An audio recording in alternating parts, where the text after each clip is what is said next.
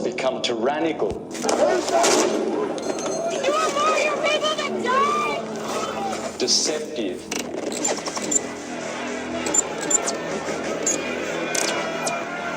Dystopian.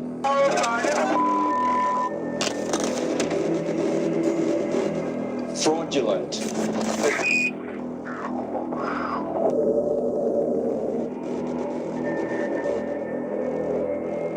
Factual.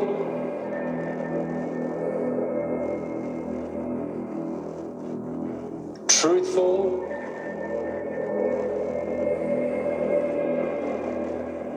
Direct knowledge.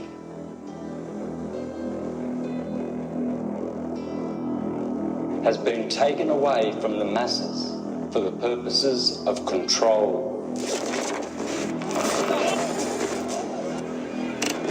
But enough is enough, dear friends.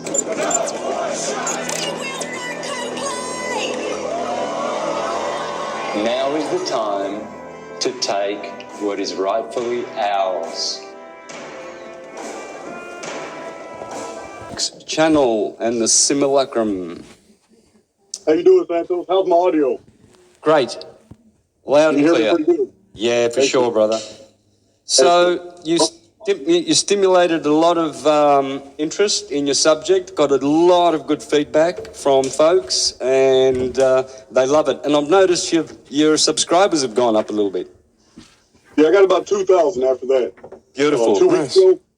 Yeah, in the interim between then and now, it's been about 2,000 increase. All right, well, we want 20,000 this time, guys. So everyone listening, we want 20 more thousand. This channel needs to grow massively and spread.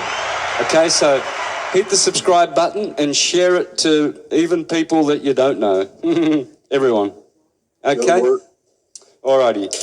So I think we can continue on from last week. I mean, it was great what you were talking about. One of the questions I had for you, though, if we could kick it off, is when you were in jail and you were in the library, in charge of the library, where's all that feedback coming from? Sorry. Okay, we're good. All right. What was the thing that you read? What was the thing that sparked you on this journey, please? Well, my journey started, I was a completely different person. I was someone who had been raised in Southern Baptist indoctrination, and I was trying to prove through the secular histories, archaeology, and all the historical monographs. I wanted to prove what I believe. This is what we fundamentally do every day anyway. It's a part of human nature. It's bias confirmation. We want more evidence that what we believe is true. So I spent about a decade doing that, and in being honest with myself, I just realized that what I am discovering is verifiable from multiple different vantage points, and yet it doesn't comport with what I was taught. Mm-hmm. Right. So that's basically how my journey started. It started trying to prove every element of the Bible's historicity, and that's not what I found. It's not what I found at all. Yeah, it's a literary work. It's not a literal work, right? Yes, exactly. 100%. That's what I've been.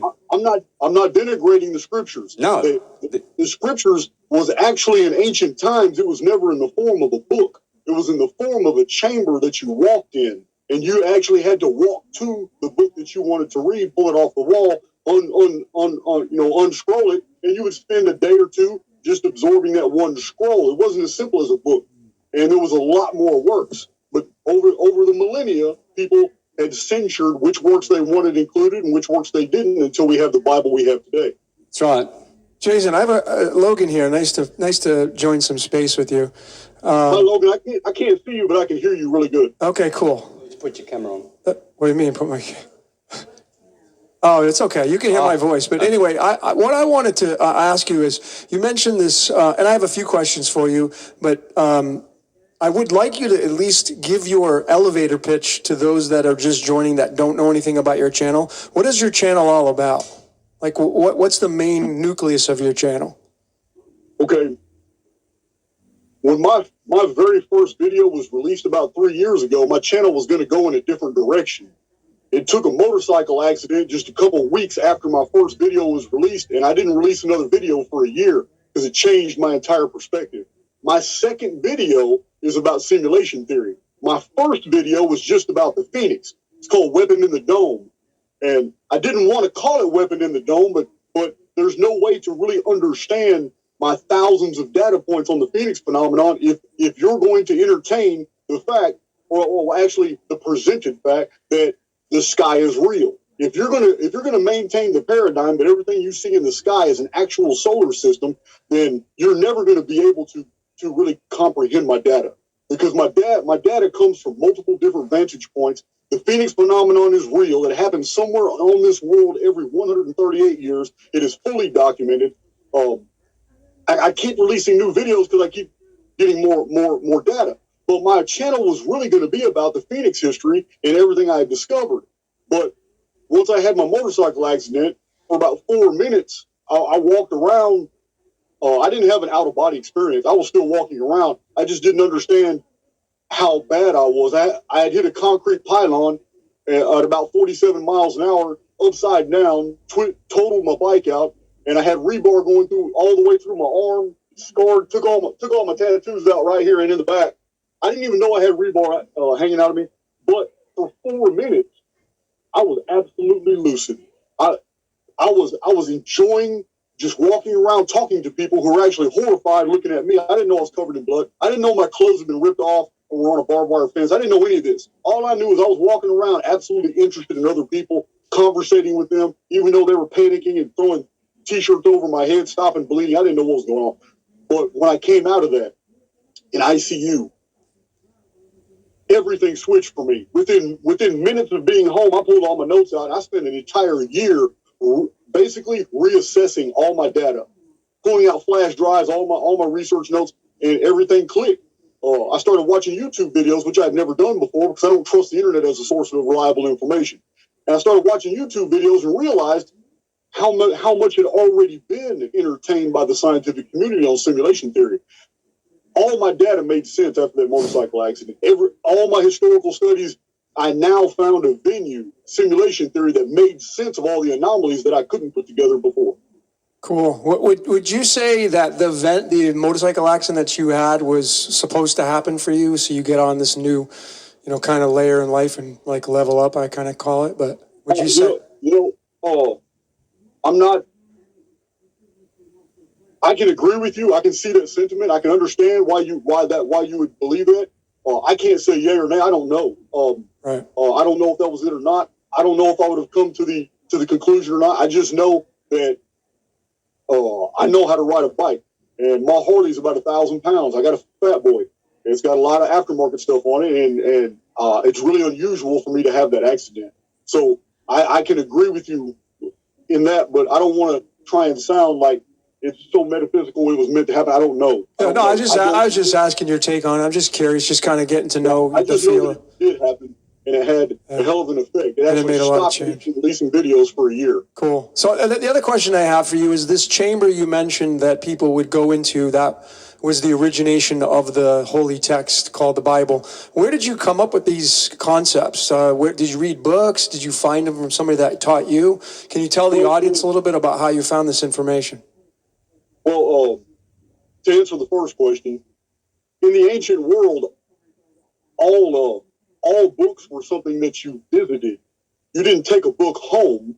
You actually went to the temple and you chose the appropriate chamber of what you were interested in. And different rooms and different chambers had different priestesses that some of them would offer you an apple, some of them would offer you different things. And if you accepted it, it was like a blessing from the goddess. You have to understand, our original societies were all matriarchal. The patriarchal takeover came much later, and it was recorded in the entire paradigm that you have come to know as the Anunnaki history.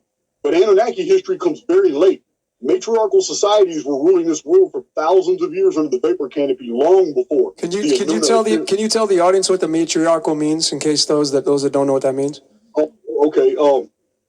We're talking about societies, millions of people structured in a society of males and females, where basically the female gender is the one. They are acting as all the administrative capacitors. They are the ones in charge of the administration of finance, the rule of the people, the laying down the law, the courts. the queenship, and it's all in recognition of the oversoul, which was believed to be female. The belief in a male god comes very late in antiquity. The very earliest calendars were all stellar calendars, and those were attached to goddess cultures, goddess religions, goddess totem societies. And it was like I said, the patriarchal history, it is so late in antiquity, but you have to get through the original historical reports, because what's being presented in the last 250, 300 years is not an accurate reflection of what happened in antiquity. These books are being rewritten. And to answer your second question, like I mentioned, the first time I was on this show was 26 years in prison. I had access to many books that have not been in circulation for a very long time. Prisoners like to hold on to books. Prisons in Texas, some of them are 170, 180 years old, and they're still open. And I had access to all their libraries. And I also had access to Book Tree Press in San Diego, which published my first 5 books. Paul Tice prints nothing but old reprints from 400, 300, 200, and 100 years ago. So I also had access to that, and I spent a lot of my own money. I probably ordered about 400 books out of his catalog. And what's his name again? His name is Paul Tice. He owns Book Tree in San Diego. Oh, okay. And on my channel, I release videos advertising the type of books that he he's a really interesting guy. He used to be the personal videographer for Zecharia Sitchin himself, which is the reason why he and I, we have a really unique relationship, because Zecharia Sitchin is a personal friend. He's got a lot of pictures with him. They traveled all over the world together, but he publishes my material, and I'm an absolute Zecharia Sitchin critic. So he's like caught in the middle, but he's a really great guy, and I really like his catalog. Anybody can get a free catalog PDF. You can just visit my channel or Archaix on Facebook. I have the whole catalog posted. So many of these books have not been in circulation. I'm talking about astrotheology, theosophical materials before there was ever a theosophical society. Do you have like a go-to book, like that's your standard Bible, if you will? Go-to book.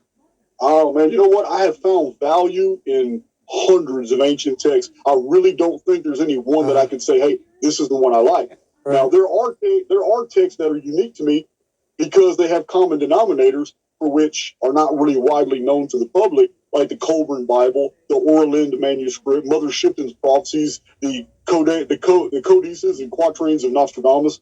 There's underlying themes in this material, and these are just a few. The Book of Jasher. These are just a few. There's more, but every single one of them mentioned in exquisite detail the Phoenix phenomenon.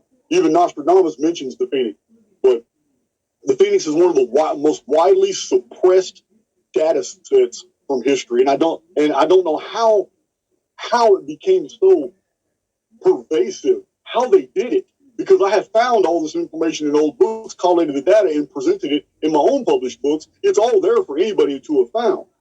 I don't understand how in the hell they did it so perfectly that it took going through 1,500 different books, all published before World War II, to put this material together. Their censorship has been going on for a very long time. Yeah. Jason, what for those that are new as well, what's the Phoenix? Like, what's the whole concept of the Phoenix? Can you explain that a little bit? Okay. It went by several different names in ancient times. One of them was Typhon, which preserves the root word Phoenix. In Egypt, it was also called Noth. And you have to understand, like Athene and Neith, these are the exact same goddess. One is Egyptian, one is Greek, but everything in Egyptian is inverted from the Greek. One reads right to left, one reads left to right. And you find this with all these Egyptian names that were recognized in the old Western cultures of Greece and Achaia, Argos, Mycenae, Ilium, Troy. They recognized all the Egyptian gods. You just read them backwards because that's how the languages were written back then, and then the phonetics followed. So the Phoenix, being Typhon, the Fenris wolf, China called it the Thing. The Nordics called it the Fenris. In Greek, it was Typhonius, Typhon, Phoenix, Noth. It has many different names, but it's all the exact same thing. In the old Jewish rabbinical records, they called it the angel of death, and they said it visits our world. This is in the Jewish Haggadah, and it says it visits our world every 138 years. This was a major clue to me because I had already amassed a lot of data sets showing all these different cataclysms and what had happened, because the common denominator with the Phoenix is not like other earthquakes or other natural disasters. Phoenix always brings these red dust, red mud, red rains, these huge mud floods falling out of a blue sky. Phoenix is always darkening the sun, turning the moon red as blood. Rocks fall from the sky, all during an earthquake, and it's a 3 to 4 hour darkness, which is longer than any eclipse could possibly be. So, additionally, when Phoenix is recorded in antiquity, it's always in huge hemispheric or regional areas. It's not like an eclipse. Most people don't understand how small a region eclipse actually covers. Eclipse is just a narrow band of shadow that crosses the world when it's happening in a very limited scope of visibility to see a real eclipse. The whole region can't see the eclipse. Only the people in the pattern of the eclipse can see it. Phoenix is not like that. Phoenix darkens the entire surface of the world at the same time. This is why ancient American cultures have dated and provided the precise timing and dates as Asian and Greek cultures for the exact same Phoenix darkening. A regular eclipse by the moon could never darken 3 different continents at the same time. It's impossible. So the Phoenix is something that appears in our sky.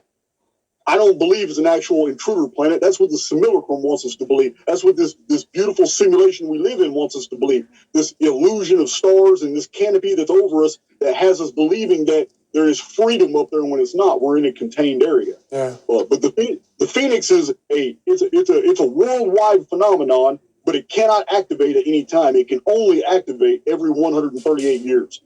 Interesting. So I know I was just studying this too. So I'm big into Greek mythology, and Typhonus was released by Gaia because it was trying to, and it defeated Zeus in the story. Are you familiar with that one? And then Zeus ended up kind of re-gauging and defeating Typhon after that.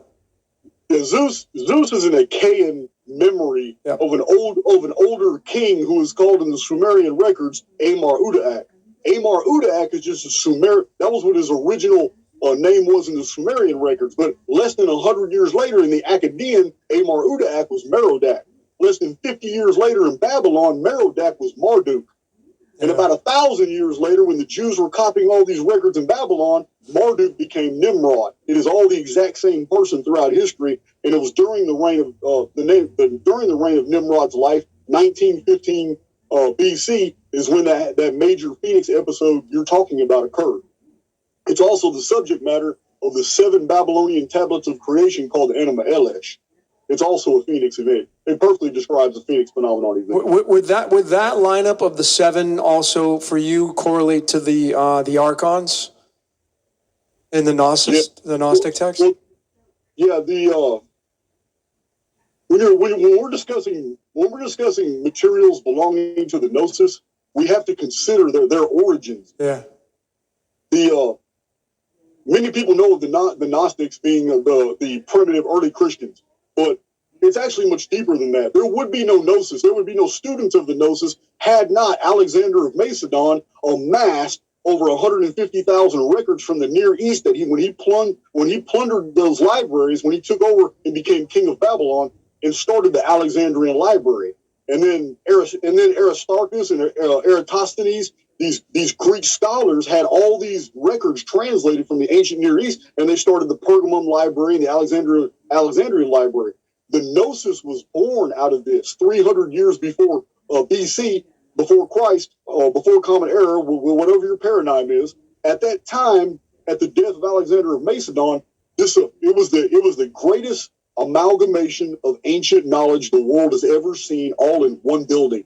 And this is where the Gnosis was born. These scholars who were very well versed in the Orphic prophecies and the Sibylline prophecies, they had continued that research, finding many parallels. And basically, the Gnosis was born from the studies that were conducted in that library. And these archons are a continuation of the 7 Anuna kings that were all very popular in those tablet records. So that's how far back. How far back does this go for you on your research? The 26th century BC is when the 7 kings of the Anuna were ruling, and the Sumerian king list is actually a triumphal document. It's been widely misinterpreted in 2 ways. One of them calendrically. One of them, there is no way in the world that a single king can rule and live 48,000 years. The entire thing is misinterpreted, which Alexander Delamar over 100 years ago noticed that that the Shar, which Zechariah Sitchin claims means a year and stretches out Anunnaki history to 241,200 Shars, meaning that's how long the 7 kings of the Anunnaki reigned over the earth. That's not right. The Shar simply means unit of measurement. It doesn't mean deal. We have proof of this in many Near Eastern texts. We have actual manifests from ancient ships where all the cargo on those ships in the 19th and 18th century BC were measured in shars.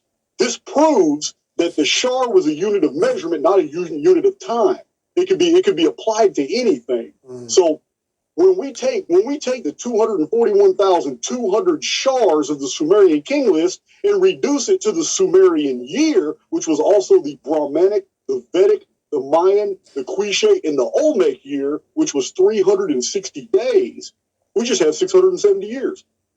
This same 670 years of the reign of the 7 kings is the same 670 years that Nostradamus mentions. He specifically mentions 670-year period and mentions at the end of that period that the Phoenix will rule. And this is what we have. 2239 BC, Phoenix destroyed everything. We know this in the historical record as the Great Flood. However, in the matriarchal records, we have it as the collapse of the vapor canopy. This is, in all the Nordic records, the same event that they declare when the sky fell. This is all the exact same thing. This is, in the ancient American traditions, the same event as the birth of the water sun, because the 4 sun ages began only after the vapor canopy was gone. This is why all the stellar calendars were abandoned. They no longer had application. The year had been modified. Now we have the sun. Now all these giant megaliths are put all over the world as sun calendars, like Stonehenge. You're familiar with Stonehenge and Durrington Walls and Karnak. So the Phoenix keeps changing our base, not just ecology, but our entire biosphere is altered by the Phoenix many times in history, like it's going to be very soon from now, about 18 years. And it will return. It will bring another vapor canopy. And that vapor canopy is going to bring phenomenal changes to the human body. And when it does, those changes in the human body are well documented in the chapters of the Revelation prophecies, because the Revelation prophecies basically explain what humans are going to be going through, which doesn't really make sense, because right now humans are very fragile. How can they live through all these events? It's the same. This is why the books of 2nd Esdras, 1st and 2nd Esdras were removed from the canon. 1st and 2nd Esdras have very detailed prophetic information that should have been put in the Sibylline oracles. That's where the revelation came from, the writings of Cerinthus. And Cerinthus was a student of the Gnosis, and he copied the Sibylline oracles. And people think the book of Revelation is a Christian document. It is not. It is far older, and fragments of it have been found everywhere. It is about the return of the 7 kings. It's about the return of the vapor canopy. It's about the return of the Phoenix, which initiates all of this. How does the Phoenix tie into the sun for you? Like the sun that comes out, our sun? Well, man, I really don't like talking about the sun and the moon. I'm going to tell you why. Because I have to get through people's paradigmic baggage. I have to get through these filters that people have accepted. Well, I cannot ever entertain the fact again that the sun is 93 million miles away. I'm just never going to be able to do it. Right. No, I totally concur with you on that. But do you think the Phoenix could be tied to the sun? Is what I guess I'm asking for you. Well, what I believe is that our entire sky is simulated. And when I'm talking about these Phoenix appearances, yes, to the casual observer standing on the surface looking up at the sky, an intelligent observer is going to see what his paradigm allows him to see. I'll give you an example. If I was a Viking watching the Phoenix, it's going to look like a giant wolf eating the moon. If I was a Sumerian scholar who was an adept at mathematics and I knew astronomy pretty good, I'm going to see what looks like to be a giant sky dragon with mathematical precision coming, darkening the sun and devouring the moon. In modern times, our paradigm allows us to think of it differently. This is the same phenomenon that's occurring when 400 years ago we thought fairies and elves danced around crop circles. Now we attribute that to extraterrestrials. Same phenomenon, different dressing. The same thing applies to Phoenix. With Phoenix, you're going to have people looking up, swearing up and down, That's Nibiru. That's an intruder planet. That's a whole nother world coming between us and transiting between the sun. The sky is going to perpetuate the idea that is most common in the human collective. If the human collective is believing it's an intruder planet that's on the way because the media has told them that, that's what they're going to see in the sky. And the sky is going to perpetuate the illusion that the sun is 93 million miles away and that this object is in between us, causing the sun to go dark and all this stuff. I don't believe any of that. That is just the dressing that is given to us. I believe we live in a sentient biogram that is hyper. It is far more advanced than we're able to attain right now. And it is going to appear to us as anything that we in the collective accept. And that the Phoenix isn't 76 years out. It's not 18 years out. It's in the sky. I have many videos that are explaining the astronomical anomalies that the scientific community doesn't want to talk about, such as parallax, the lack of parallax, the actual documented photo templates that astronomers have studied for the past 100 years, showing that no matter what Earth's position is, not one single instance of parallax has ever been documented. And that's impossible. It's absolutely impossible. The sky is going to generate the phenomena that we've been led to believe is occurring. Now, what that phenomena is totally depends on the human collective psyche at the time. What we don't control is the fact that we are living within a mathematical construct that is operative every 138 years. Something in the sky with intelligence determines, is it time to do a reset? Have they grown sufficiently enlightened? Are they going to threaten? You got to understand, the Tower of Babel was a threat. That entire story never happened. That is an absolute veiled threat to humanity that if you build too high or if you get too smart, cut you off. We're going to break you down. That's it. Yeah, I was just thinking about that today. That's awesome. So, I mean, where do you stand with, so obviously the Phoenix, for those of you that are joining, we're talking with Jason from Archaix over at YouTube. Go subscribe to his channel. We're talking about him completely changing his life and moving into a different realm of thinking after a motorcycle accident. He had this epiphany about this simulation, which I'm totally enamored by because I believe we live in a simulation. And we're talking about the Phoenix and how it's tied to all these, it seems like resets. I wanted to ask you, Jason, because last time you were on the Syncretism podcast, you were talking about the measurement of the pyramids, and I was like, I got to ask him if I ever talked to him on this. And I know you already mentioned that 138, and I know you're going to say it's measured into the foundation measurements of the pyramid. Is that correct? The 138? Well, it's a lot deeper than that. It's so deep in fact that I had to release like 5 or 6 videos just to show. And I have openly challenged anybody in the scientific community to critique my thesis. The measurements were done by a micrometer to a thousandth of an inch. They're scientifically accepted today. The historical dates derive from hundreds of data points that were all sourced and dated by other people, not me. And all I did was put them together to show that every one of these measurements in the Great Pyramid, it's an architectural holographic template of the past and future. And it's not. Well, all I did was put together what so many people before me had already theorized, but they were unable to show because they did not have an accurate chronology. It took an accurate chronology for all this to fit together, every bit of it. This is why I'm so adamant about publishing my source material. This is why I was published to begin with. Paul Tice disagreed with some of my thesis. It went against his own personal belief systems and his friend, Zechariah Sitchin. However, my books are packed with bibliographic references that cannot be denied. If you think something's not true, look it up for yourself. So the Great Pyramid is a huge anomaly. It's a huge anomaly. How the hell a 203 courses of blocks, 2.5 ton to 5 ton blocks were stacked? You understand, I'm a stonemason.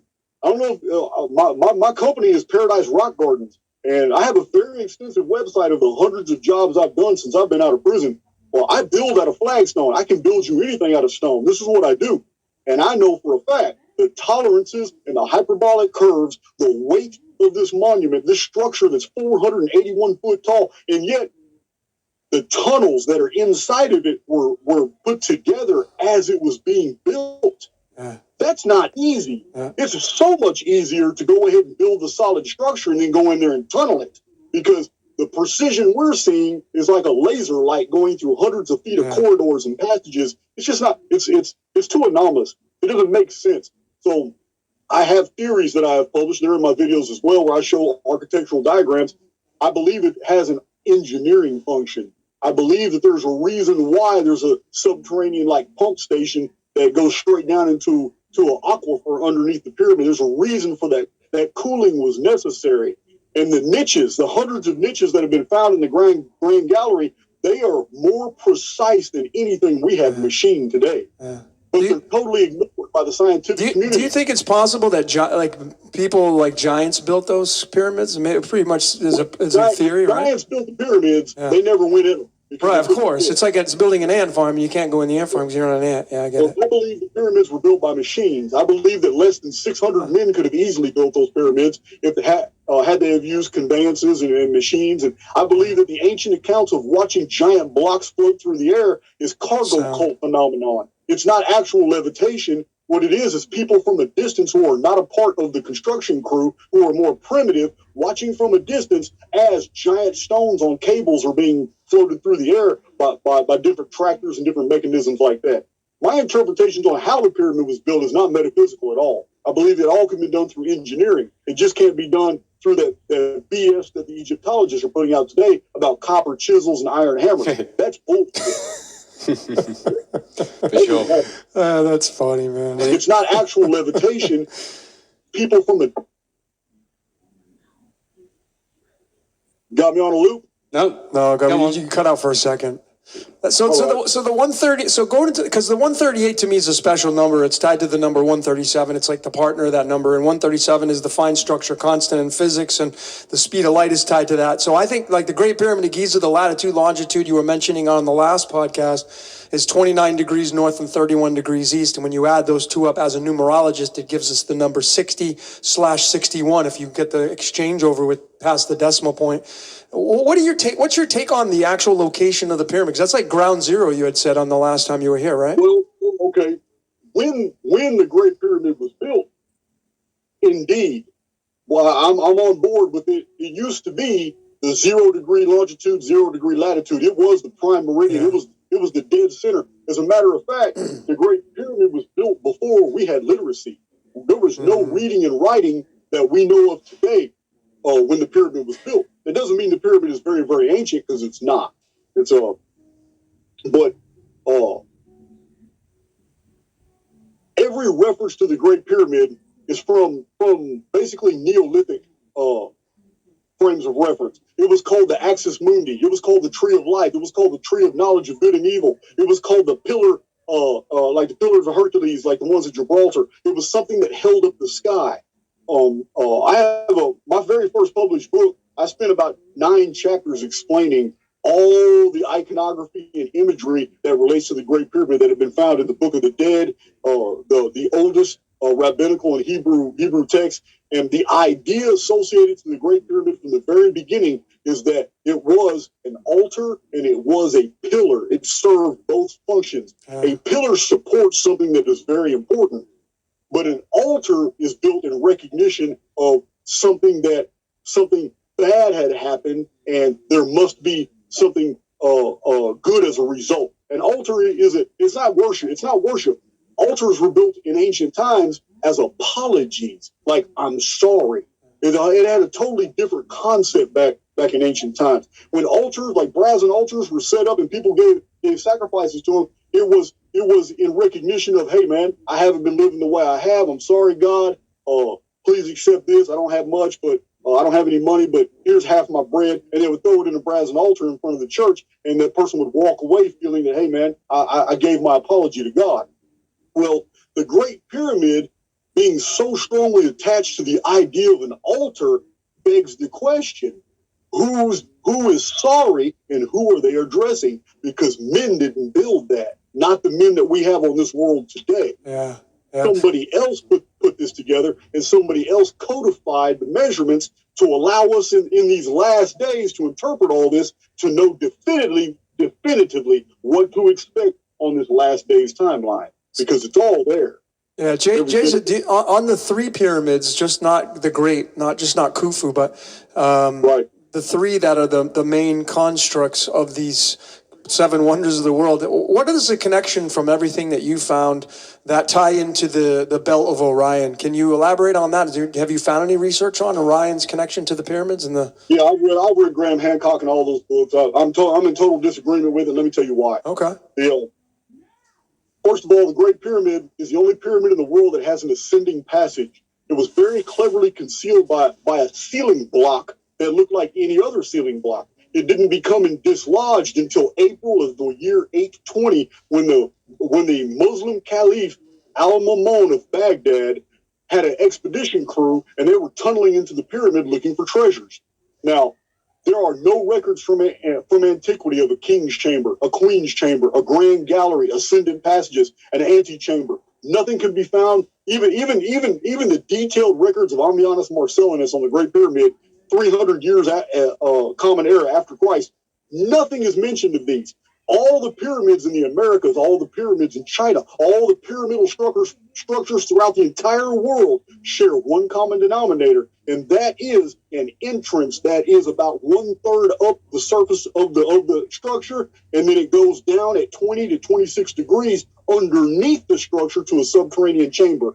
This is pyramid architecture universal. This is pyramid architecture all over the world. But there's one pyramid in the entire world, which happens to be the largest true pyramid. Now, yes, there is a pyramidal mound in Mexico that has more mass, but a mound that is full of dirt and rubble is not a true pyramid. A true pyramid is cut and dressed blocks on a foundation that go all the way up, not cut and dressed blocks that are on a hill to make it look like. I think I'm talking about is that Tenochtitlan? You're talking about Teotihuacan, been there. Teotihuacan, okay, the pyramid, built by the Toltecs, not the Aztec. Yep. Yeah, the Aztec venerated the area. It was actual Toltecs that built it. That's right. But anyway, that's another interesting topic, like the discoveries of Niven in Mexico. Scientific community don't even want to talk about that. But one of the greatest ancient civilizations ever found on this planet this world is in Mexico. In the 1910s, 1911, 1912, by William Niven, and published all the way to the 40s. It was in Mexico, and it's phenomenal because it shows humans side by side with megafauna, giant woolly mammoths, woolly deals. We're in pyramid cities, and it's incredible. Any of you familiar with that? All you got to do is Google William Niven, ancient cities of Mexico. They were found 40 feet underground. It's fascinating. Do you think the pyramids actually form an octahedron shape? So just like what you see above the Earth is what you're going to see below. You know what? I went on a tangent. Let me go back to your first inquiry, man, because the Orion's Belt deal. Oh yeah. Let's talk about that. I have a video explaining what I believe occurred.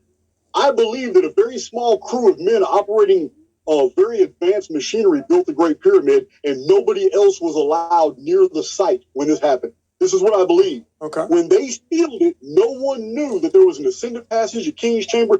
They also hid whatever mechanism went up and down that grand gallery, because some type of wheeled circular mechanism with spokes definitely went at high velocity up and down the grand gallery, because we can see the niches that go up. They're for cog wheels. It goes all the way up and down the grand gallery. Study any textbooks can show you the grand gallery, and you will see those niches. They are technolithic. They're not heliolithic.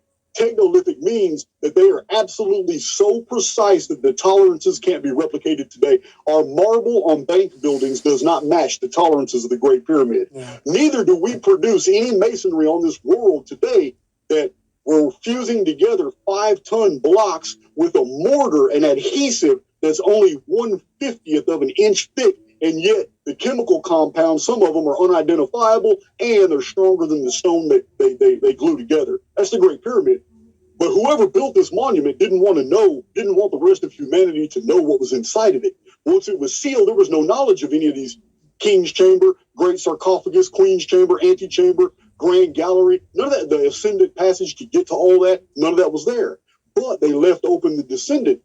Other people came and built another pyramid, probably at the same time, which is the second pyramid. But there are fundamental differences that Egyptologists don't really want people to know. You have to go to the specialist literature, such as it looks like two great pyramids, and it looks like they're of equal height.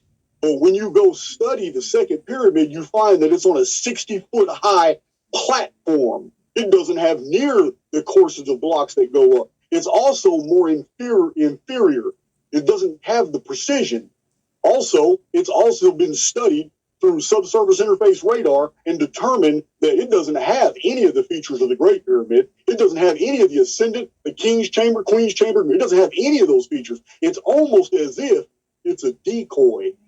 The third pyramid is the same. It is inferior. It does not match up to the precision of the Great Pyramid as well. So this alignment of the stars Orion may be a geophysical fact. I don't know, nor do I really care, because I think it's all decoy. I think these decoys were set in place for a very reason. They didn't want anybody until the very last days when it's time to reactivate that mechanism to really understand it or even breach it and get inside of it to learn more about it. So it doesn't even matter because until John Taylor first theorized and published a book in the 1860s about the Great Pyramid being a calendar of the past and future, although he couldn't prove it, he just had his intuition was firing off. And this was followed by many other researchers at the time, all the way up to Rutherford and David Davidson and some really phenomenal people. It doesn't matter because it wasn't until now that anybody would have been able to show it and demonstrate it. So some of my videos have hundreds of charts, and those charts are provided on Gumroad. I don't hide any of my research. I don't try to make any of it enigmatic. Anybody can see exactly what I have found, man, because I don't try to conceal it. It's open to the public. Did you know, Jason, that the founder of the Jehovah's Witnesses, Charles Taze Russell, he actually has in one of his volumes, he has that timeline that you're talking about in the pyramid, that Flinders Petrie and Davidson and all those guys, Peter Lemesurier. Have you read Peter Lemesurier? Man, I'm not familiar with that name. I might have read him, but I'm not familiar with it. He's from the 1980s and 1990s. He wrote a book about the Great Pyramid. Incredible revelations in that book. But Charles Taze Russell was around when Flinders Petrie and all of those guys were out there bombing, exploding bricks to get into the pyramid.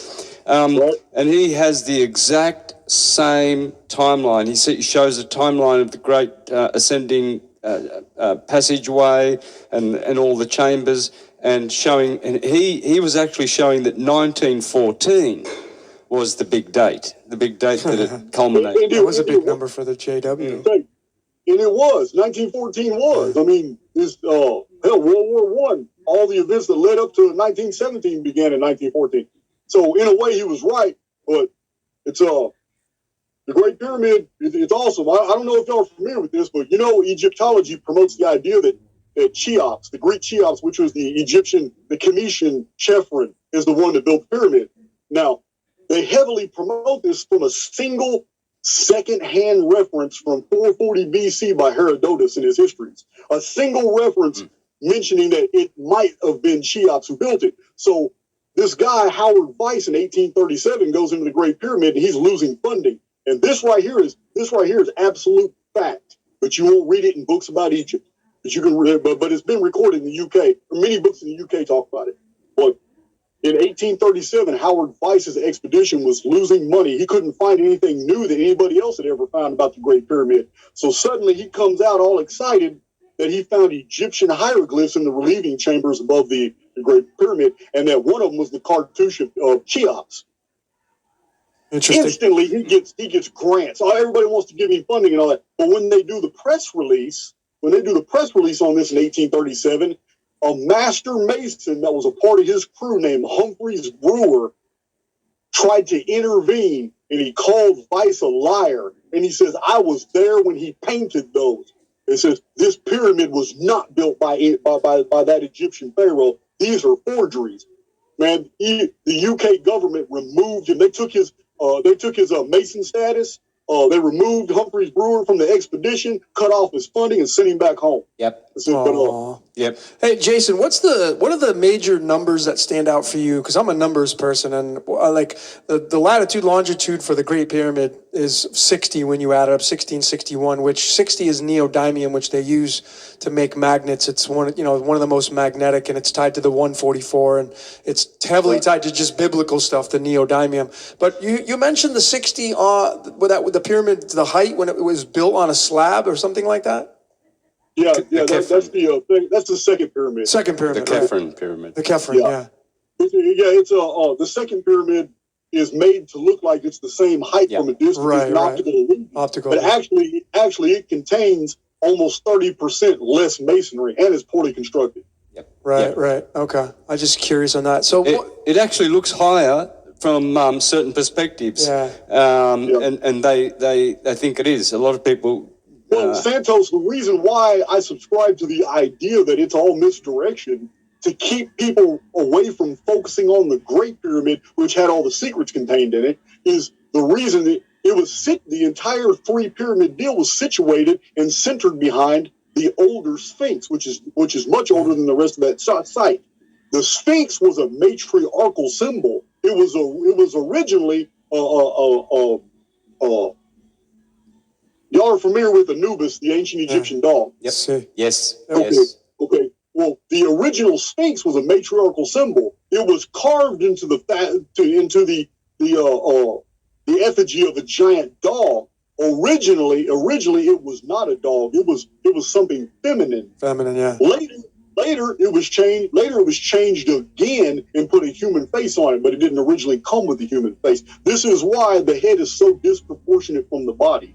Once the largest statue of the ancient world, it's gone through several transitions by whatever patriarchal or matriarchal culture was ruling at the time. Yeah. But the Great Pyramid site was built directly behind it, and the decoy pyramid, the middle pyramid, which there's nothing special about it, was put directly behind it to give it special significance, which takes away from all the attention from the Great Pyramid, which has all the secrets. Yeah. So I believe that it was designed that way to thwart attention, to get people to focus on the center pyramid, because that's what people focused on throughout antiquity. Yeah, that's interesting. So now that we've kind of established the Phoenix aspect and linking to the Great Reset, and we've gone to the pyramids, so let's move into, if you don't mind, Jason, talking about this simulation theory that you kind of originally started with and how that ties into the Phoenix reset that you talked about earlier, and the pyramids for that matter.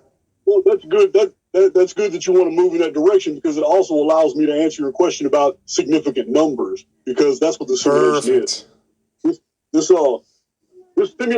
simulated medium that we're in is only through the central nervous system that we're jacked into do we interpret all this as a physical reality, physical sensations, and the central nervous system allows us to compute this data in a linear fashion. But the truth of the matter is everything going on around us is in proportions of 1.618, 3.14, and the ultimate number of curvature itself, which makes all of this possible, is 5.08.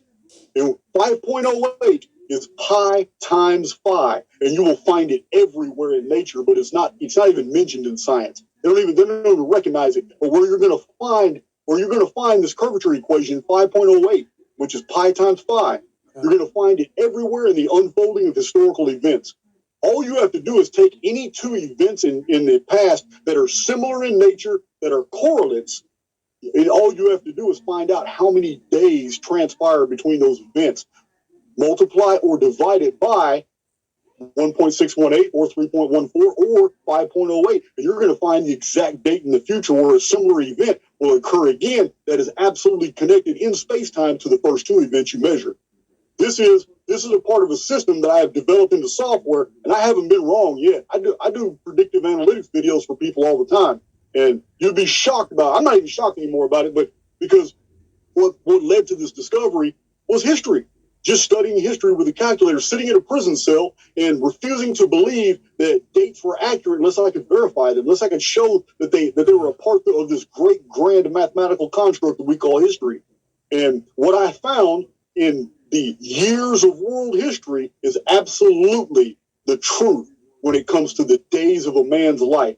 the operative mathematics and palindromic nature of reality pertains to both. It doesn't matter. The mathematics in the macro apply to the micro as well. The micro being that of the days of the events of a man's life.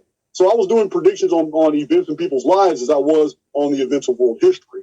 And this is how I put my whole chronicon together, which is free to the public on my website in the PDF files, which is a mess. It's a lot of files to download, or you can get a real clean copy of it on Gumroad for like $7 or $8. But I don't really try to sell or market that because it is the crowning achievement of all my research. Chronicon is 7,000 years of world recorded human history, citing all the source materials and all the arithmetic that I basically show how our reality is a mathematical construct. And I did this before I even knew anything about simulation theory.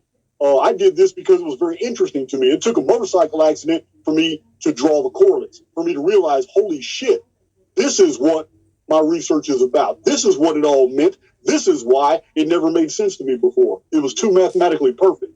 Now I understand. I understand. I love it. These numbers that you're talking about, the golden proportion numbers fool people all the time. That's what they're designed to do. This simulacrum that we're in is based on deceit. It's also based on negative default programming. This is why it's very hard to maintain a positive attitude, because you're saturated with negativity every day. And we become broadcasters and transmitters of the very negativity we're absorbing around us. It's in the arithmetic all around us. But this positivity, this golden proportion, 72, 144, 108, 108, all these golden proportion numbers, people use these in all different types of systems, but they're going to lead you astray every time. You're going to get to a point using golden proportion ratios and numbers, and you're going to get stumped because it's going to lie to you. And it's going to have you believing something is going to occur or happen, or that you have found something of substance, and then it's going to collapse. And then this collapse of discontinuity is not measurable. When it pops back up, you see it, and you start your calculations in golden proportion again, and you get deceived again. But what is not deceptive is the phi ratio of 1.618 and 3.14. Pi and phi, when you measure the years, months, or days in between significant events, and then you do your projections like that. If you were just to count days in multiples of the golden proportion Fibonacci series, you're going to be led down all kinds of false trails. Say that again? If you were to like date sequence prediction, if you were to count days, I'll give you an example. If you were to see that, okay, this event occurred and it was 108 days after this event, and these two events are very similar in nature.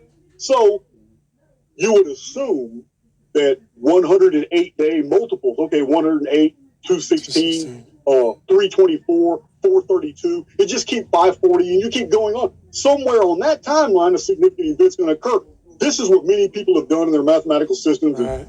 And sequence prediction, it doesn't work. Right. It's going to lead you down false trails. Right. But what does work is taking those two events and counting the number of days between them and then multiplying it by 5. 1.618. Then looking on a calendar or using a calendar app to determine how far in the future that number is, because that number might be, if it's 108 days and you multiply it by 1.618, it might end up being 217 days. I don't know.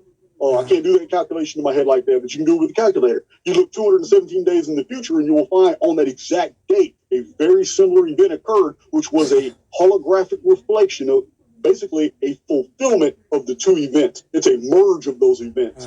And this is what I have documented thousands. I have thousands of data sets showing how our entire world history can be measured this way. And these numbers and everything, the measurements you're talking about, which for those of you that are fans of the esoteric, the skull and bones has the 322. And if you subtract that if you divide it by 2, you get 1.61. But anyway, you had talked about this simulation and how these numbers are the construct of that. Can you kind of get into that? Talk about that. It's hard to discuss simulation theory when you don't, because we're talking about something that is so antithetical to what we I'm saying so how about just how do we dummy it down to like you could go into an elevator and tell anybody exactly what the concept is, and they'll be like, okay, that's kind of a cool theory. Okay, well, check this out. In the 1867, 1868, it was widely recognized throughout the United Kingdom by the scientific community. They released the reports and the newspaper carried them. And they said, we don't know what happened to all the insects because every species of fly, of beetle, of spider, of roach, all the insects in the United Kingdom were gone. And they didn't know why. You know, they don't have snakes. They don't have the type. There's no reason for every single insect to disappear. They can get rid of mosquitoes now. I totally agree with that. Pulls that microfiche and goes and looks at those original records, you will see the newspapers were ripe with all kinds of theories as to why there were no insects, because now the rodents were dying. Now the predators were dying. And this was a big deal in 1867, 1868, 1869. It became such a big deal that it was on everybody's mind. People are taking tea, taking coffee. They're on the corner talking about it. Now it enters into the collective unconscious. It becomes aware. I mean, everybody's talking about it. They want to know when insects are coming. Well, this reality that we live in recognized a problem and edited in a solution almost instantly. But it seems it has a problem responding to rapid human consciousness. When people suddenly become aware of something, it has a problem. But what happened was, and this is recorded, Charles Fort spent a lot of time documenting this deal. But ship captains were at sea when rivers of locusts, spiders, cockroaches, earthworms, every insect you can imagine, the larvae of butterflies, larvae that have not even hatched yet, and butterflies, frozen solid, fell into the sea, fell on ships. They had to sweep them off their decks, just like they did in 1902, sweeping off their decks, all the red phoenix fallout that had fallen. It's the same thing. But in the 1860s, it was insects. Chimney sweeps all over London had to be reassigned to just sweeping bugs because it was raining bugs every single day. This was a problem. Our holography recognized, okay, there's a problem. We need to create a solution. And out of these invisible vaults in the sky, it wasn't the first time this happened, but out of these invisible, unseen vaults in the sky, all of a sudden, it just started raining all the insects that humans were missing. But it was overkill.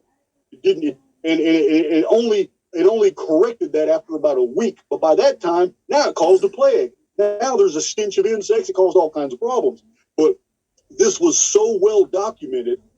People just looking at rivers of insects falling out of a blue sky, different species, but the species were in their own groups. They weren't mixed together. If there was a river over London of cockroaches, over Yorkshire, there was a river of beetles. It was very different. So I have documented many historical instances where it seems to be that our holography has gone through an editing period where it was humans were aware of a problem and the simulacrum had to edit in a correction really fast. This has happened more times than you know. Mandela effect and coincidence and synchronicity, all these phenomena that we try to attribute to other things are actually very well explained in simulation theory. Yep. These anomalies that we experience of missing time, of time dilations, UFO activity, things that I mean, people theorize UFOs are actual vehicles. Some people they're living organisms. It's to me they act like range finders. To me, it's like somebody outside of the simulacrum trying to locate something inside the simulacrum to pull it out, such as Malaysian Airlines 337 or Flight 377, which there is more scientific evidence showing that Malaysian Airlines 2 years ago went straight up into the sky and vanished than it ever came down. And we have many instances of aircraft doing that. We have two major regions, both of them triangular, Bermuda Triangle, Japan and the Bermuda Triangle, where this phenomenon has become so normalized, people don't even pay attention to it anymore. But if you pay attention to local reports, you will find out that phenomenon has never stopped. There are still ships coming up missing in the Bermuda Triangle, even as late as 2 months ago. This has never stopped.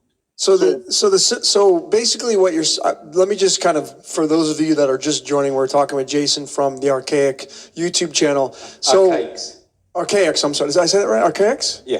Okay. Archaic. Okay. Archaic or Archaix? Archaix with an X because with the S. Okay. Archaix. Okay. Cool. I'm glad. I'm sorry if I got it wrong. So we're talking about the simulation theory, and that's what Jason's all about. And So, Jason, the simulation theory is basically we're living in, I mean, there's that book, The Holographic Universe. Have you read that book? I'm sure you have. I have read that book. It's fantastic. Yeah, fantastic. So the simulation theory is that we're living in a simulation. For those of you that are numerology fans, and the word sim is 314. I don't know if you're into numerology, Jason, but the word sim into simulation is 314, which is pi. And I'm a huge fan of pi and phi, so I really value what you've been talking about. And these numbers that we can measure this reality through cause the simulation that we all say this is life, right? Is that what you're kind of saying for those of you that are just joining? Oh, yes, it's so hard for me to talk about. Yeah, I know. We are living in one of the most advanced. Okay. We're living inside the most advanced simulated universe probably ever created. Yeah, agreed. We're going to take some phone calls, Jason. People really want to chop it up with you, and we're going to bring a few people in. Is that all right with you? You ready? Yeah, I'm good. Hey, I'm not trying to monopolize your time. I haven't heard much from Santos in this. Yeah, I kind of took it. No, I don't know. He's off in Never Neverland looking at the comments, I think. try to moderate a little bit, but it's all good. I hope you don't mind me asking all these questions. No, go ahead. But I will direct your attention to one thing. I do have, if you're really interested in the numbers. Oh, dude, I'm a numbers dude. Yeah, I have a video called Your Bionumeric Life, where I explain how these numbers apply to the individual days of your life and how you can apply them. Nice. I'm totally for that, man. I really value everything that you've mentioned so far because it's kind of in line with what I believe anyway. So this is really kind of amazing. But let's bring the first caller in. Kyle, hey. Welcome to the Syncretism Society podcast with Jason. Can you hear me? Yeah, loud and clear. Hey, I'm Kyle. I called in a couple podcasts ago. Just want to thank you guys for everything you've done. Thank you for your wisdom, Santos, and everyone. My question was about the return of the Phoenix. You said that was going to be around 2040. Are you familiar, like, what's there to expect? Is there going to be major earth changes, or will it be catastrophic for people in certain areas? Okay. Every individual person in this simulation creates their own informed field. And this is important to understand when it comes to cataclysm resets and cataclysm protocols. Phoenix is a cataclysm protocol. It's one of 3 that I've identified. Asia from China, India. I have mapped each geographical area that's affected each time it appears. It's Asia's turn to get it. And in the prophetic narrative in the book of Revelation, in the 6th seal judgment, we have the Phoenix phenomenon. It's perfectly laid out. Everything that Phoenix does is in Revelation chapter 6. It's the breaking of the 6th seal. Now, when this is broken and all this occurs, it says 1/4 of the world's population will die. I believe that, but it's not going to be Westerners because there's a worse cataclysm coming after that will affect the Western world. This one affects the Eastern world. But when I'm saying informed fields, you have to understand you have great latitude in deciding where you're going to be, who you're going to be, and how reality itself will respond to you. I don't fear cataclysms because I understand that this simulated holography is so precise. It is so reactive to the human psyche that if I believe that I'm going to be an island of security for me and mine, then that's what's going to happen. And while the collective around me may be going through chaos and hell, I know that the simulacrum is so advanced that it can knit for me some type of protection during all this, while everybody else who doesn't think they're protected, they're not protected. He says, we create our own informed fields, man. There's a force dynamic in the human personality that is so powerful. It's operative every day, and it is the exact reason why you're going through whatever you're going through on a daily basis. Did that answer your question, Kyle? Yes, thank you. Thanks. But is this type of return of Phoenix or cataclysm, is this going to be some type of artificial or natural occurrence? Or okay, well, first of all, May 15th, 2040 is on a 5,900-year chronology. It's very well documented. It's so well documented that I still don't have any takers to critique it. It's every 138 years and in the month of May. This is a simulated protocol. It can't be actual. It can't be real. It can't be an intruder planet, because if we lived in a Newtonian universe, there's no way that a bolide, a comet, or a dead world could ever return in the same month every 138 years, especially when the actual number of days in the year, which is our velocity around this artificial sun, changed multiple times in that 5,900 years. It's mathematically impossible. So we're not living in a real solar system. We're living in a simulated solar system that's designed to make you believe it's all real. The Phoenix that you're thinking is coming in 18 years is already here. It's in the sky. It's hidden. It just hasn't activated. But the cataclysm that's coming in May 2040 is going to be horrific for about half of the world. Yes, it's going to be basically a systemic infrastructure collapse. It's going to return people back to a more governable society. Those freedoms that we're enjoying now, even in this restricted society, just this morning, I got kicked off of Facebook. I no longer have Facebook. I can't access Facebook anymore. I've been posting in my Archaix group rapid fire lately. They got rid of me, and that's fine. I'm cool with that. I'm about to reload everything on other platforms. I'm tired of Facebook anyway. But this morning, there's a lot of chaos on my group, Archaix, behind the censorship, and there's just no way I can get on it. I got a tablet. I got a touchscreen computer. I got a touchscreen tablet, and I got a phone. And I've tried to access. Facebook's told me to lock me out of it. Even this censorship we're going through now, though, we still have a lot of freedoms. But come 2040, we're going to have some problems. We're going to have a lot of problems behind this phenomenon, because this infrastructure allows us to communicate in the collective. When that infrastructure is removed and telecommunications are no longer an option, we're going to be stuck in our little micro communities. That's how we're going to live after 2040. This worldwide society will be over with after that. That's interesting. That's the 2040 is the metal monkey in the Chinese zodiac, and the monkey is Sagittarius, which has the all-seeing eye on it through Jupiter. But anyway, thanks for calling, Kyle. I hope you got your question answered. Well, let's take somebody else. Who we got? Cheryl?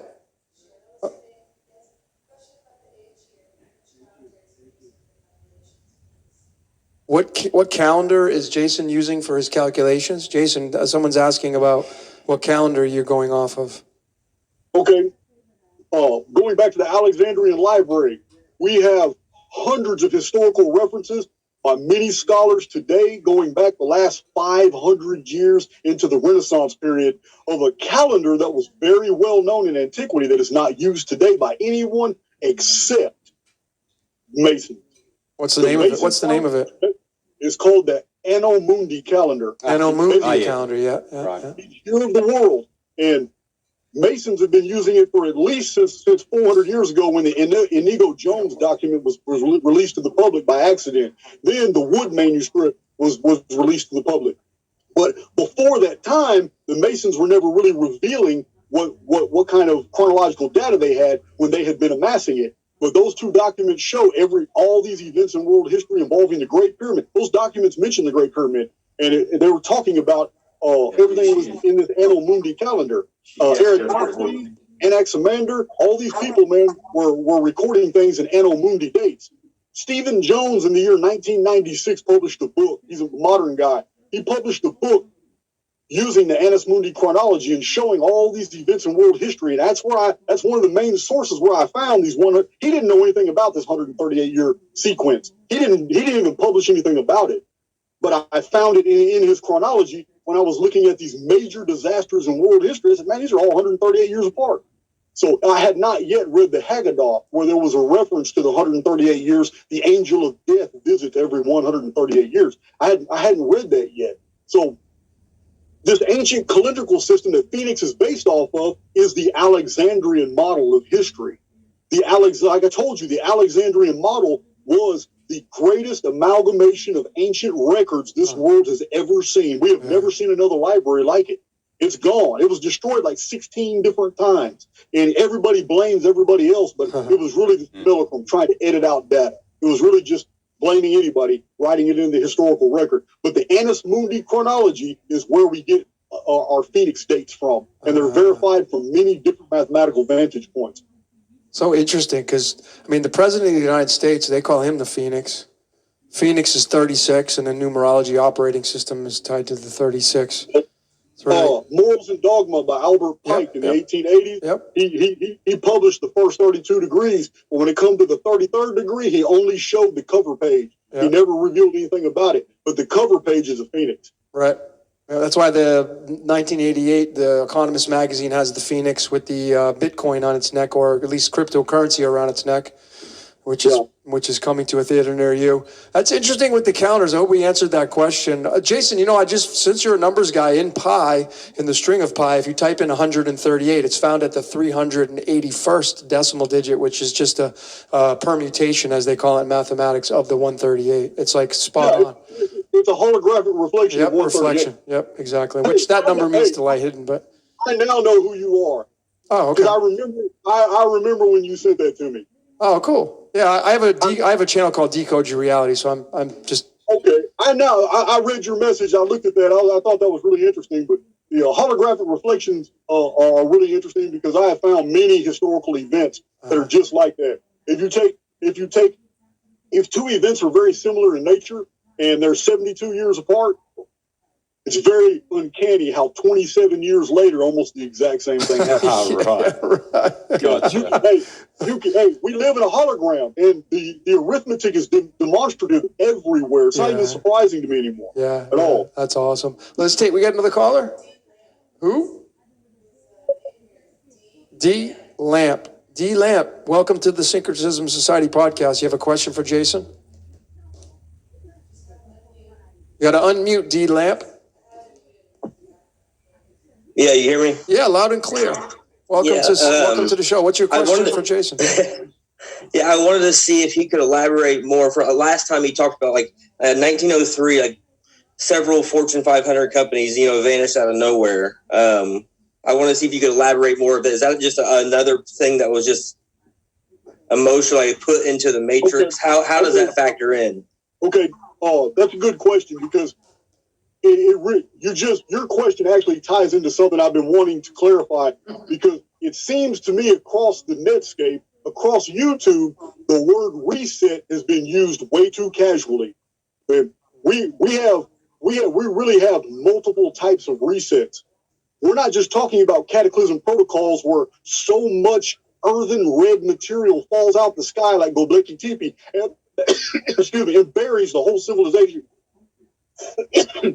We have instances, archaeological cities that have been excavated, where not one human skeleton was found except those that were interred when that civilization was thriving. Which tells us that whatever whatever started happening in the sky, dumping all this dirt and mud, still allowed for humans to run away, to get away from the area.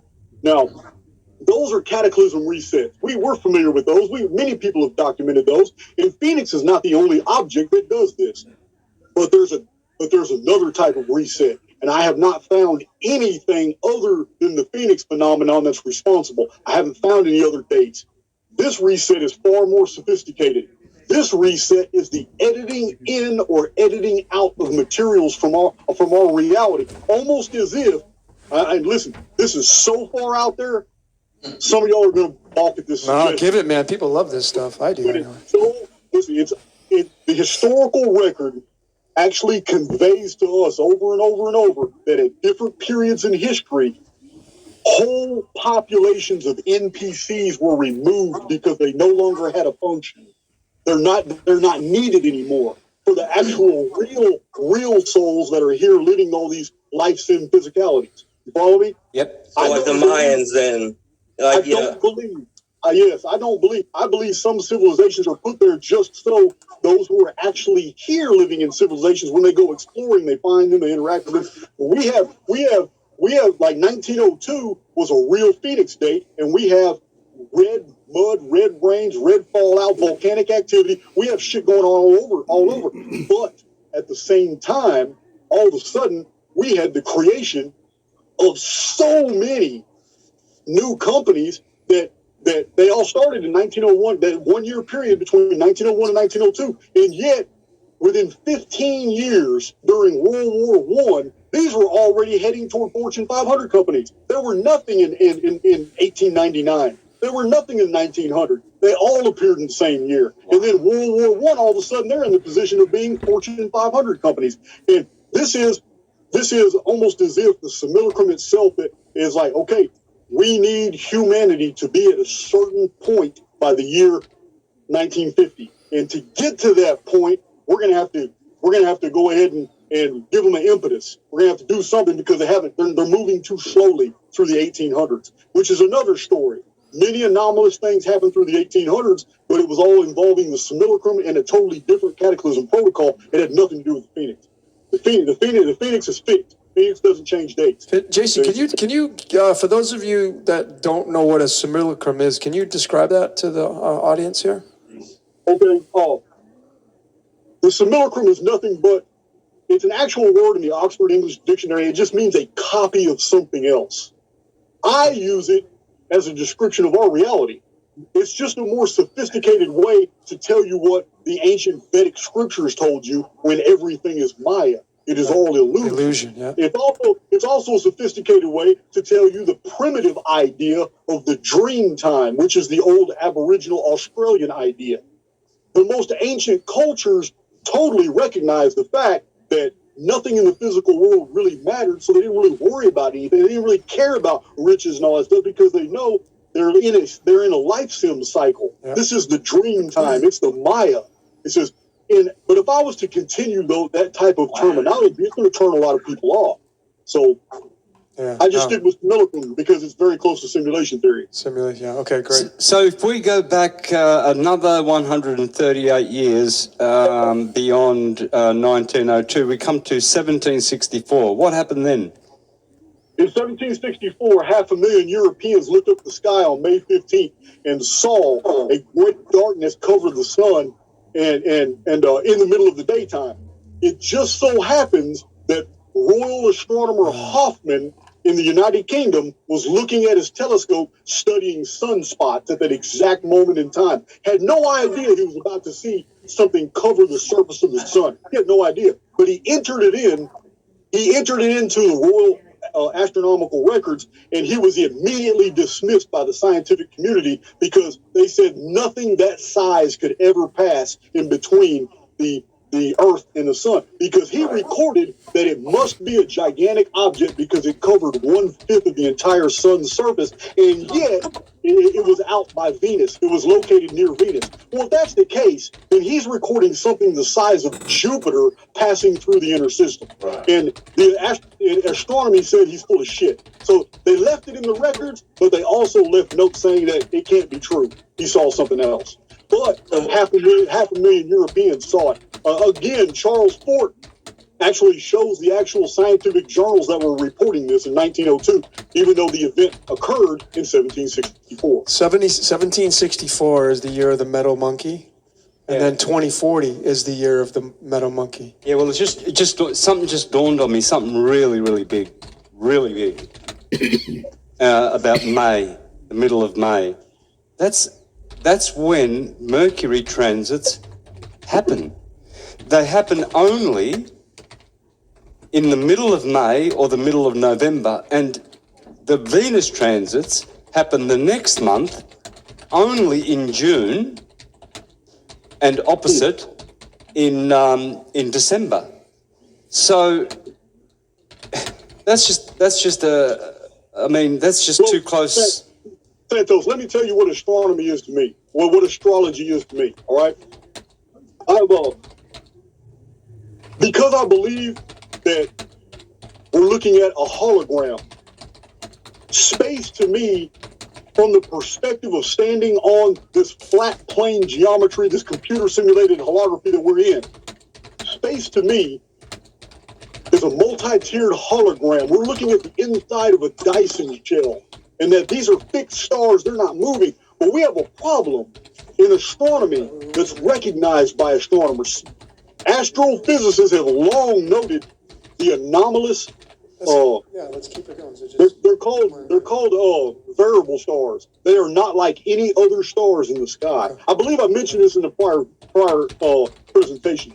When we have Phoenix episodes, these variable stars, every single one of them are red. And variable stars are different than all the other fixed stars. They're called variable stars because they change their magnitudes. And astronomers don't know how they can go super bright and go super dim.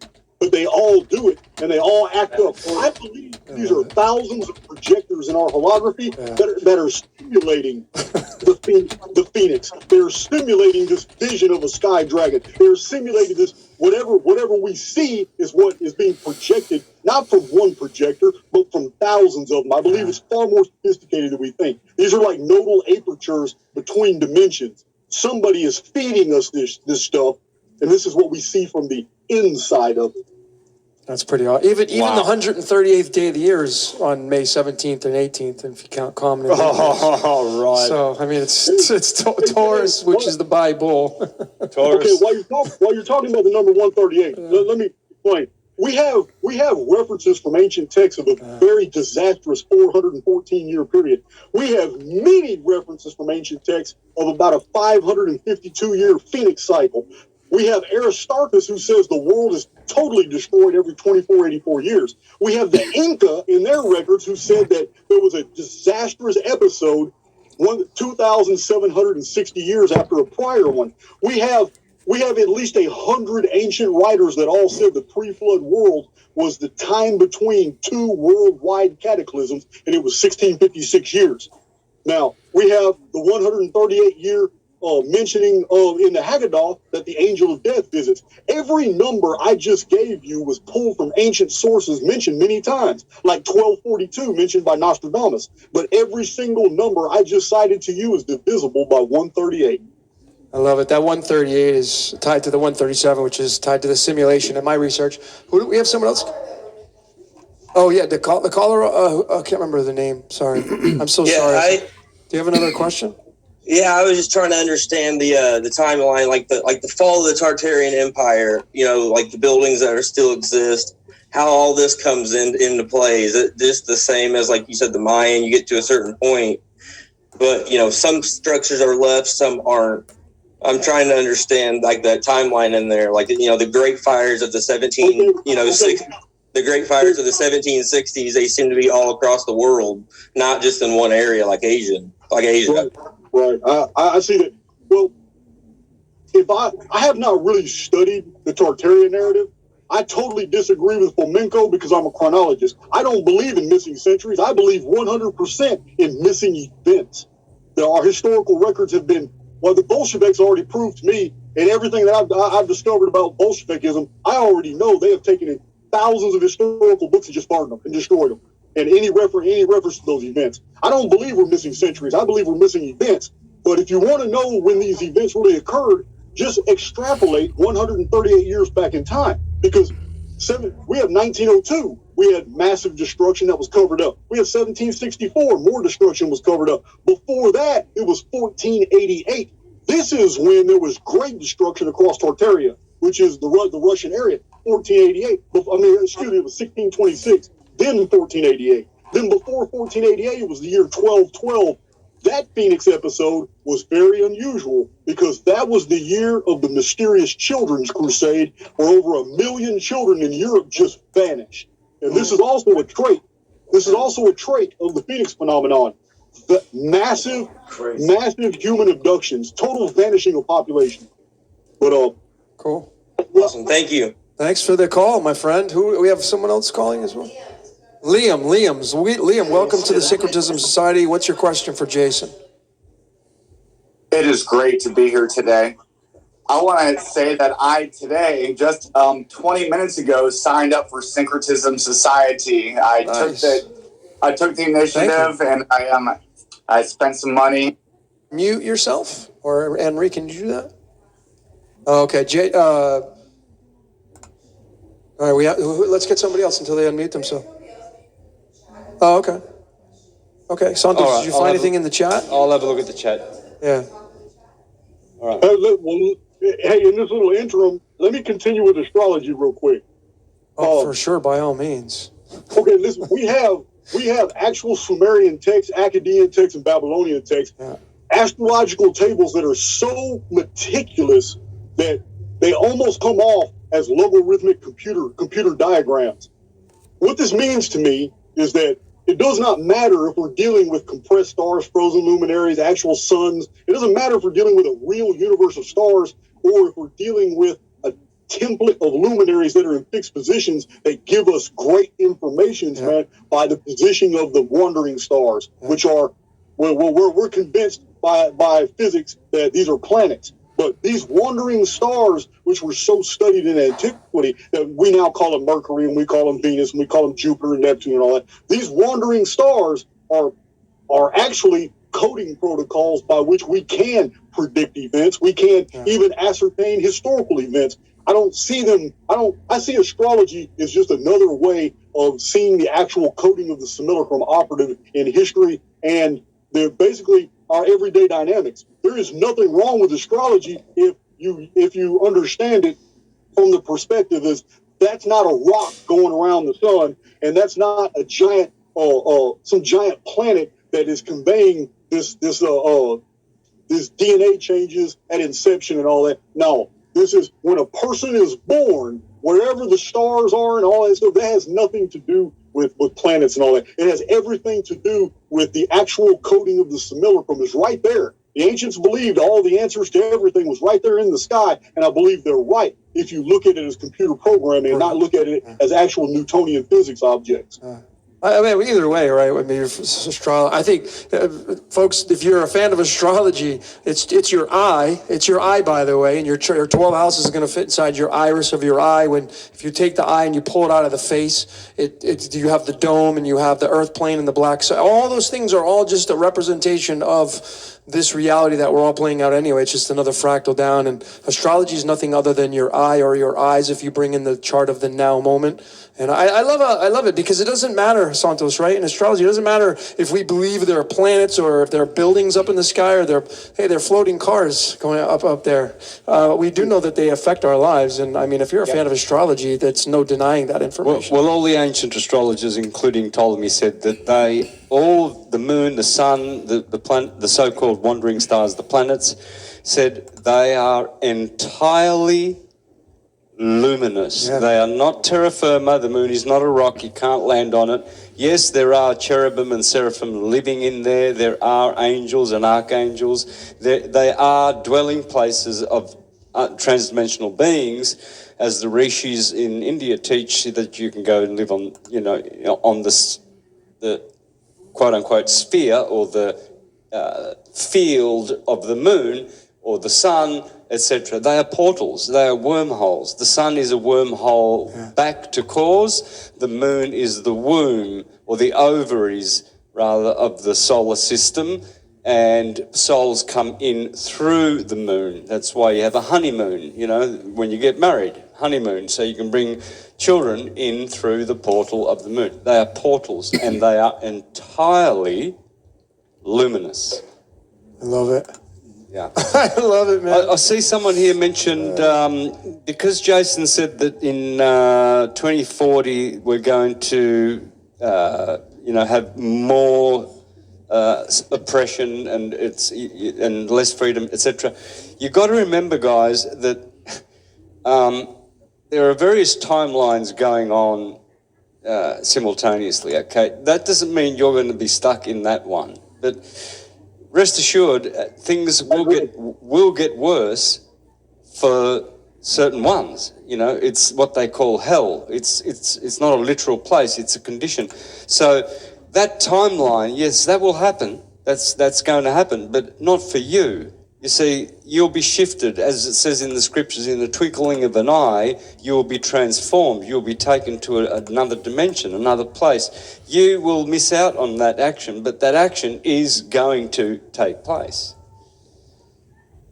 And we can actually provide a really good example of what you just said by the atrocities of World War II.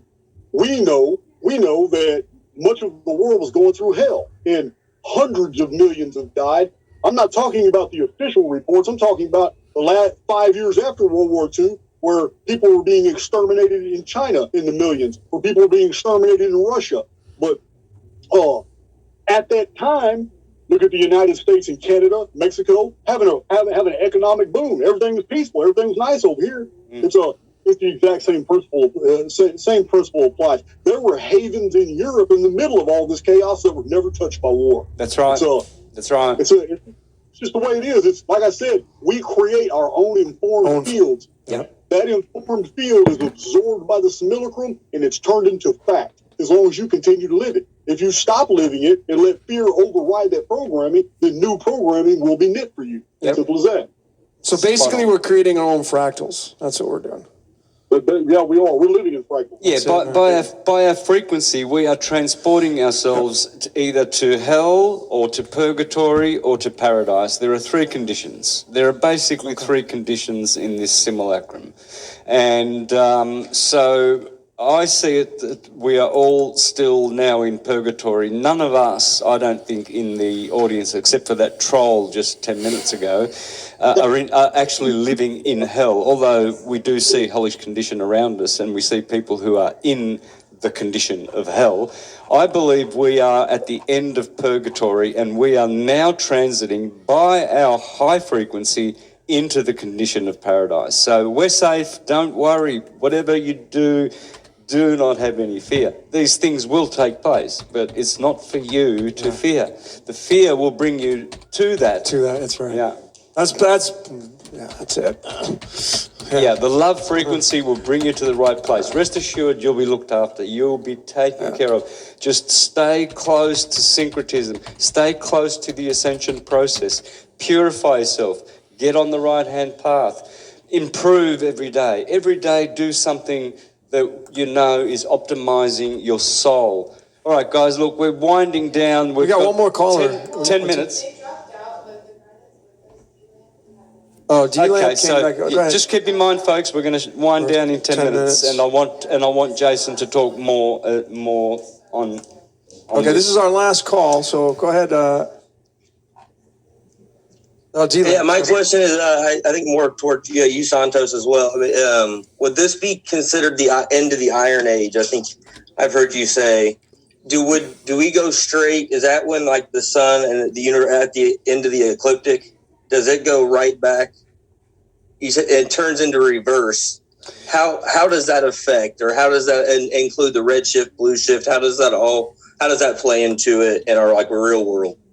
I see it now as that there are almost two contrasting opposite things going on. Yes, we're coming out of the Iron Age. Sri Yukteswar, the great student of Kriya Yoga, over 120 years ago, he said that we are already in the Dvapara Yuga.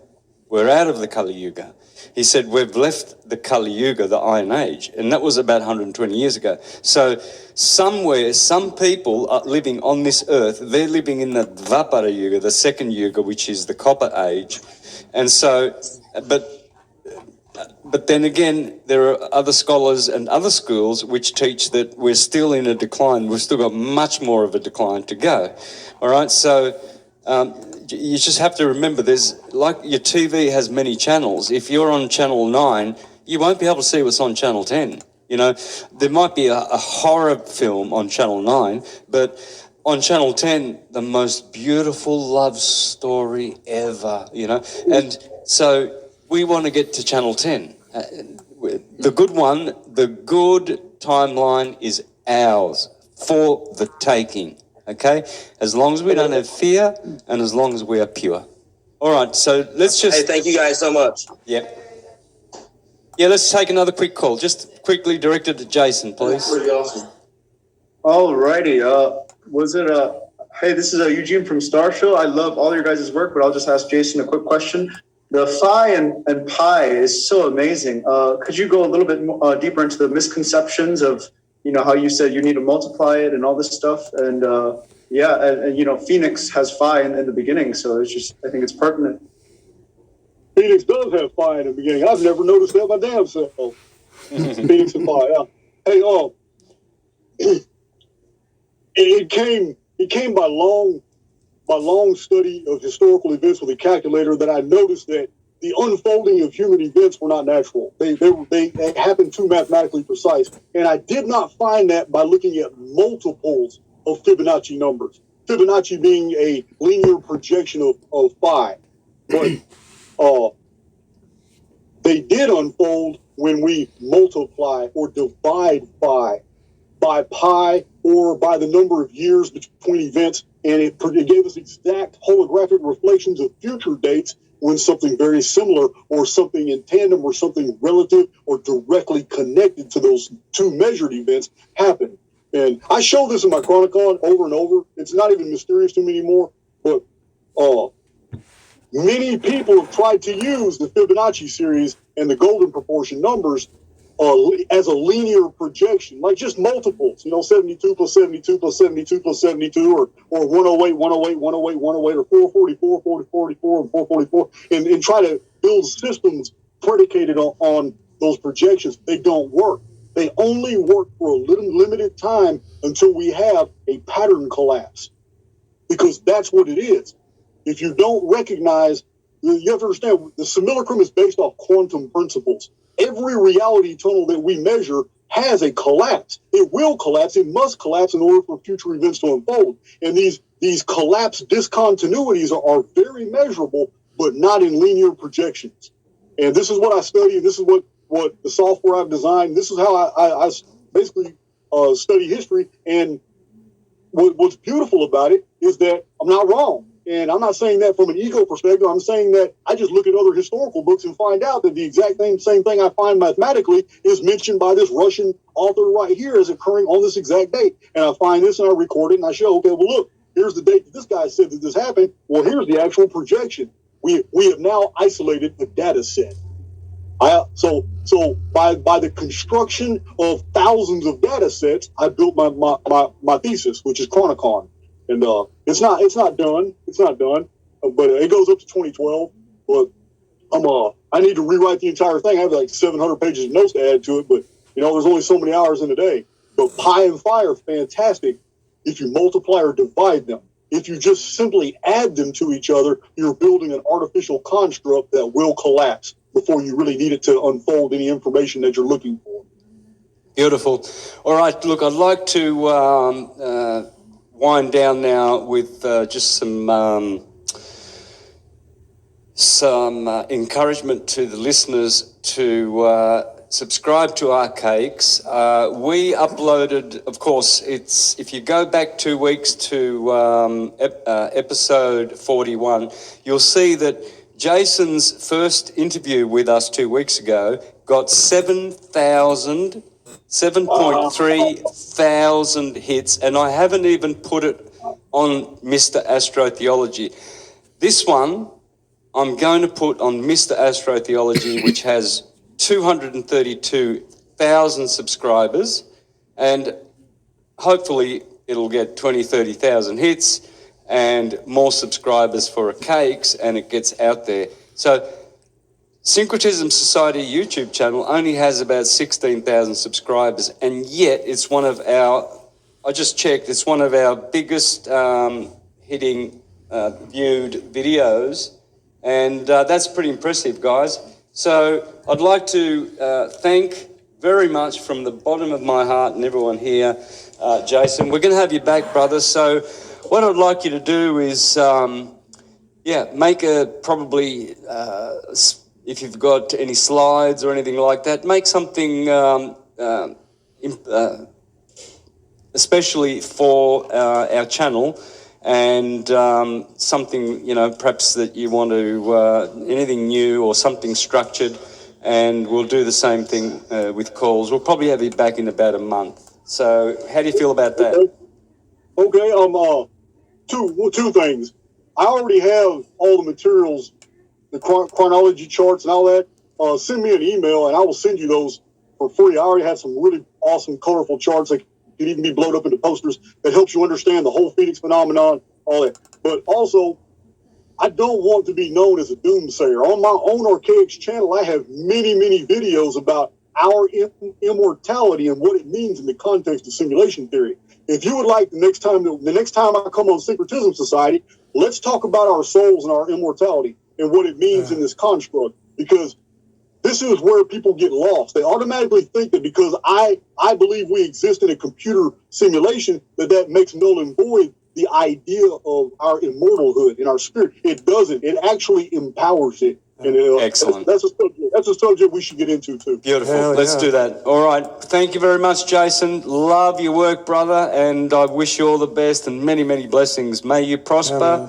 May you continue to do your work, and I'm sure you'll have the good transcendentals helping you keep your channel alive as they are keeping mine alive, even though I get booted off Facebook and I get strikes on YouTube and demonetized videos and removed videos, etc. I'm still there. And so I believe we're getting helped, and we are. So thank you very much. Thank you, listeners. Much, much love. Thank you, Jason. Thank you, Anne-Marie, for doing the engineering there and what have you. Thank you, Marie in the audience house. here in the house. Thanks, Santos. Yep. The great Santos. Yep. Jason, thank you so much, man. I appreciate all the. I would love to sit down and chat with you for about an hour. I love being here, and I love talking to you guys. Hey, man, I'm deeply appreciative too, because like I said, y'all boosted me by 2,000, so I'm looking forward to grow. Well, tomorrow this will be up on Mr. Astrotheology, so we're going to get that up to 25,000 in a couple of weeks, brother. You'll see.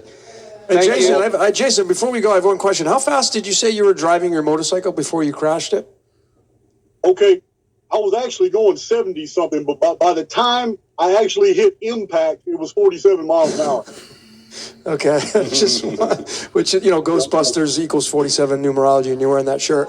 But anyway, it's kind of fun. I could give you a ton of other SIGs from the source code. Anyway, that was just kind of fun. I thought I heard that. Thanks for joining us tonight, Jason. You're awesome. All right, thank you. Take care, brother. Take care, listeners. Thanks, syncretists. See ya. Adios.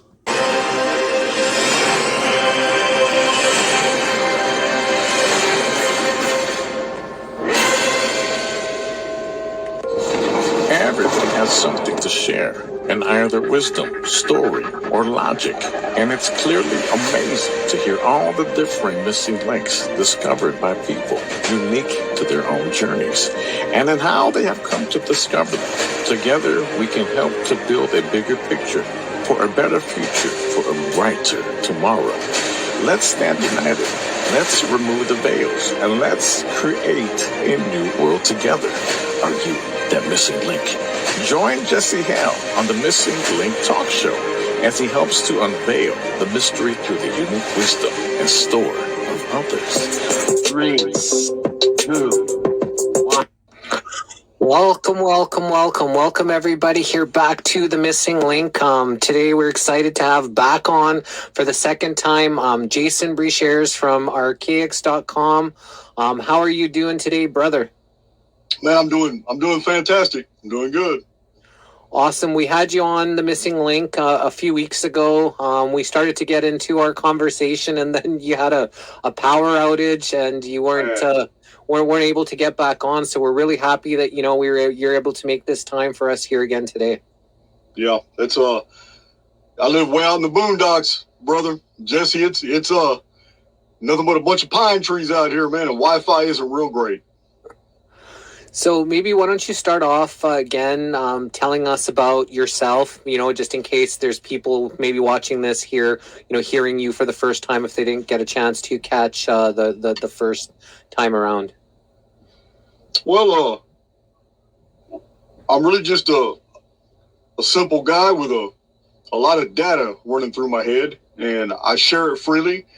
And I'm approaching about 300 videos, probably 250 of them or 260 of them are basically uploads, which is just my research findings on different mathematical discoveries about history, the anomalies of the ancient world, my take on many of the mysteries throughout antiquity and in the modern world, and how they can pretty much be all summed up together in this new idea that in the last 100 years that has really taken over some profound minds. Simulation theory is not new. It's not something that just appeared on YouTube. It's very intelligently discussed in the 80s, in the 60s.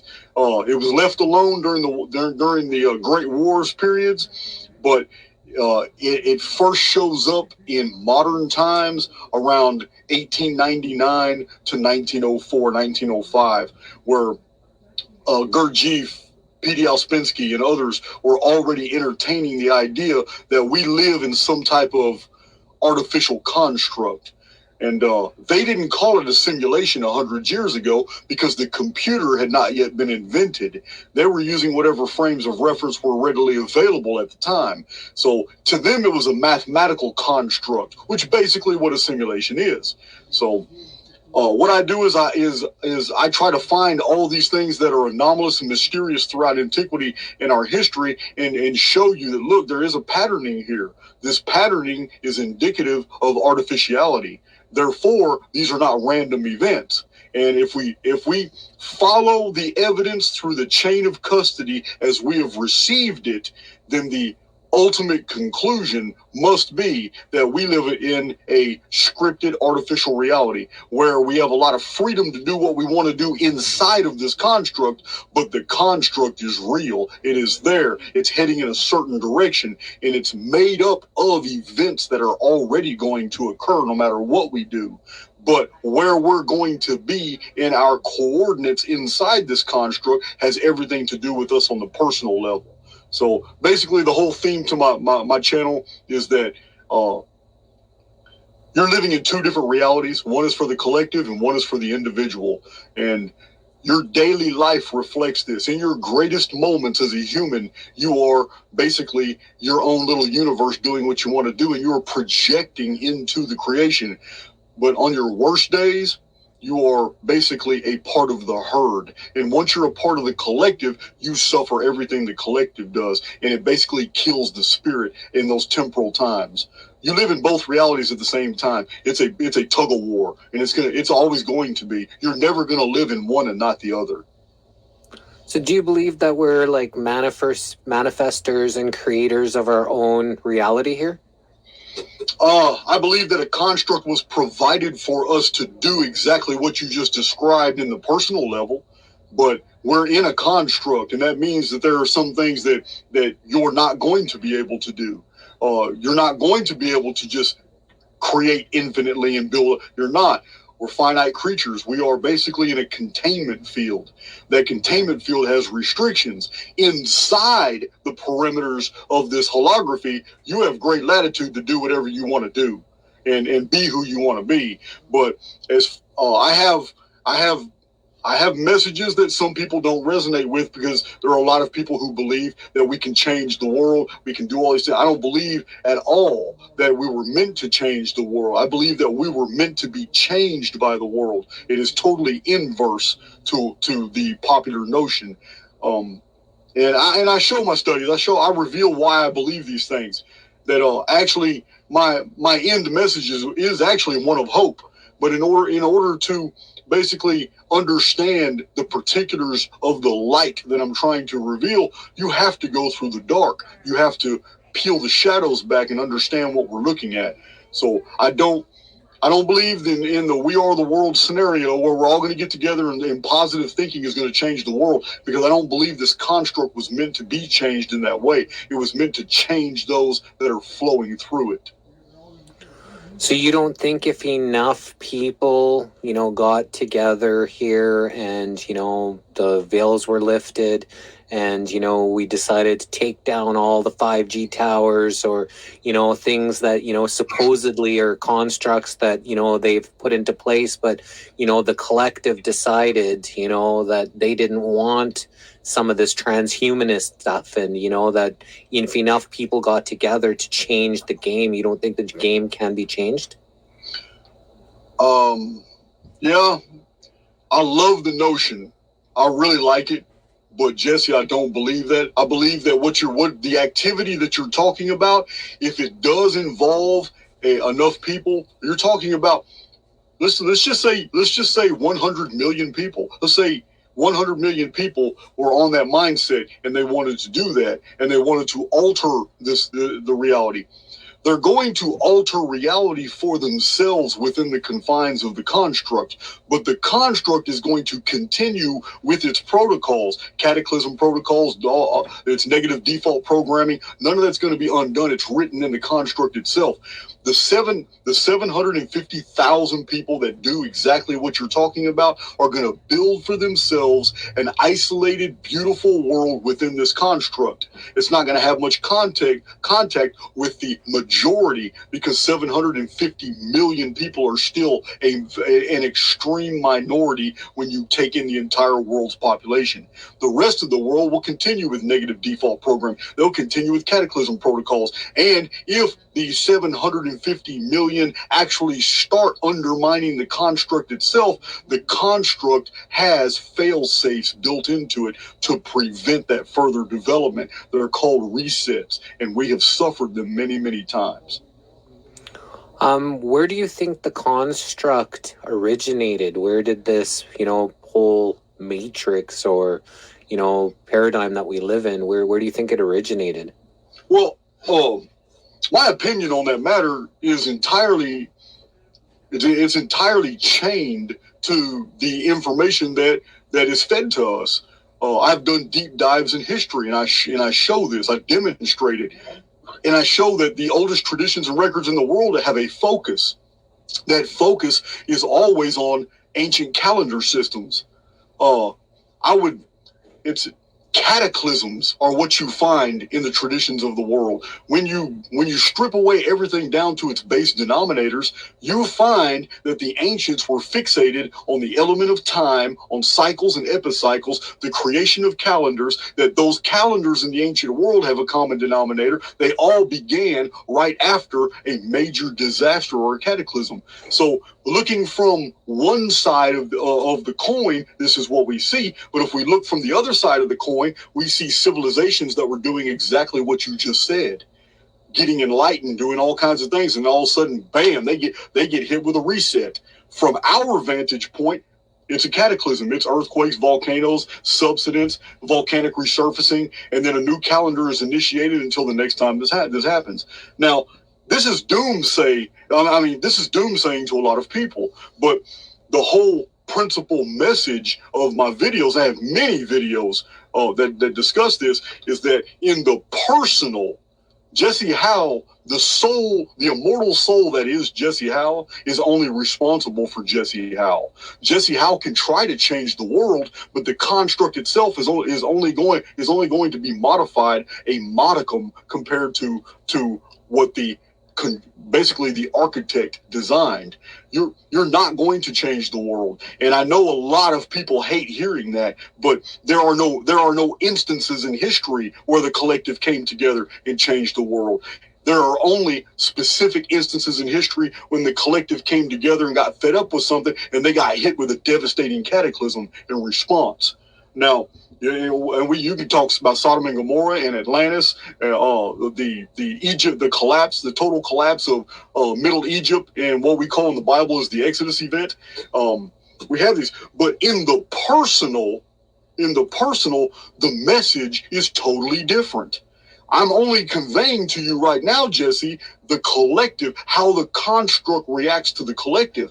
But in the personal, you're immune to the protocols of the collective. You are absolutely an immortal being away. You're able to carve your own way through this existence. You can even affect the lives of others. You are a series of informed holographic fields that carry with you an information. And that information is every decision, every moral and ethical decision you've made in your life, everything you've accepted to be true, everything that you've come into contact throughout your entire life. You wear that informed field like armor, and reality itself reciprocates. You attract people and souls to you that are in resonance with you. You perform acts that are miraculous to other people. Really insignificant things that other people are amazed by. Mnemonic enhancement, the ability for instant recall, physical activity. We are always amazed by like sports athletes that do almost things that we know that are impossible for us, but they have built that informed field through physical activity and repetition, and to them it's nothing. It comes with no effort. They just do these things. The same thing with people who have memorized a lot of facts. Once you actually know a topic, it doesn't have anything. There's nothing amazing about instant recall. There's nothing amazing about the ability to elucidate very complex concepts in base denominators in the most simplistic forms. This right here is an ability that is granted to you through your informed fields. These informed fields make you what you are and make you totally and absolutely independent of the construct that you're confined by. You're an immortal, and until you understand that you are actually independent of the very environment that you're trapped in right now, you remain a prisoner of that environment. And that environment will reciprocate and continue what I refer to as dungeon programming. Knitting for you the very experiences in your life that confirm that you're a slave or that you're a prisoner. But once you truly awaken within and understand that you're a series of informed fields and that you're living in an avatar, and this is nothing but this human shell is nothing but a genetic avatar that is so beautifully created to hold an immortal soul. Once these really become a part of your informed field and you really believe these things, there is nothing the outside world can do to you. And you will do those things that actually shock other people. You will walk into rooms and people that are vibrating on your frequency will instantly look up and look at you, having never seen you before and don't know you. You will make eye contact with people in public who are on your exact frequency. But you guys don't know it. You just think it's random. You think it's random that people look at each other at the same time? It's not. When two totally different strangers who have never been in physical proximity to each other actually make eye contact for the first time, it's because there is a recognition within. Those immortal souls know that they know each other. They know each other because they're on the same frequency, which means they are not vibrating. They are not in resonance with everybody else around them. Everybody else around them doesn't even, probably most of the time, doesn't even know they're there. This is why sometimes in a crowd of people, you are absolutely alone. So do you think that that's how, people were here before words, that they actually, were able to recognize and communicate with each other with this frequency and vibration and possibly even communicate without actual physical words being spoken? Well, Jesse, we can do that today. We're highly empathic creatures. I mean, I don't know if you're referring to a uniformitarian view where humans actually antedate the ability to speak. Is that what you're referring to? Yeah. Okay. Before words were put into this existence. Now that is a uniformitarian position, and I'm not a uniformitarian. You will never convince me that humans did not appear in this world ex nihilo with fully functioning vocabulary, we didn't. No, I do not believe in the natural selection evolutionary model. I have seen absolutely too much evidence otherwise. That is what has been given to us. But this construct, whole entire human populations appeared ex nihilo, meaning out of nowhere.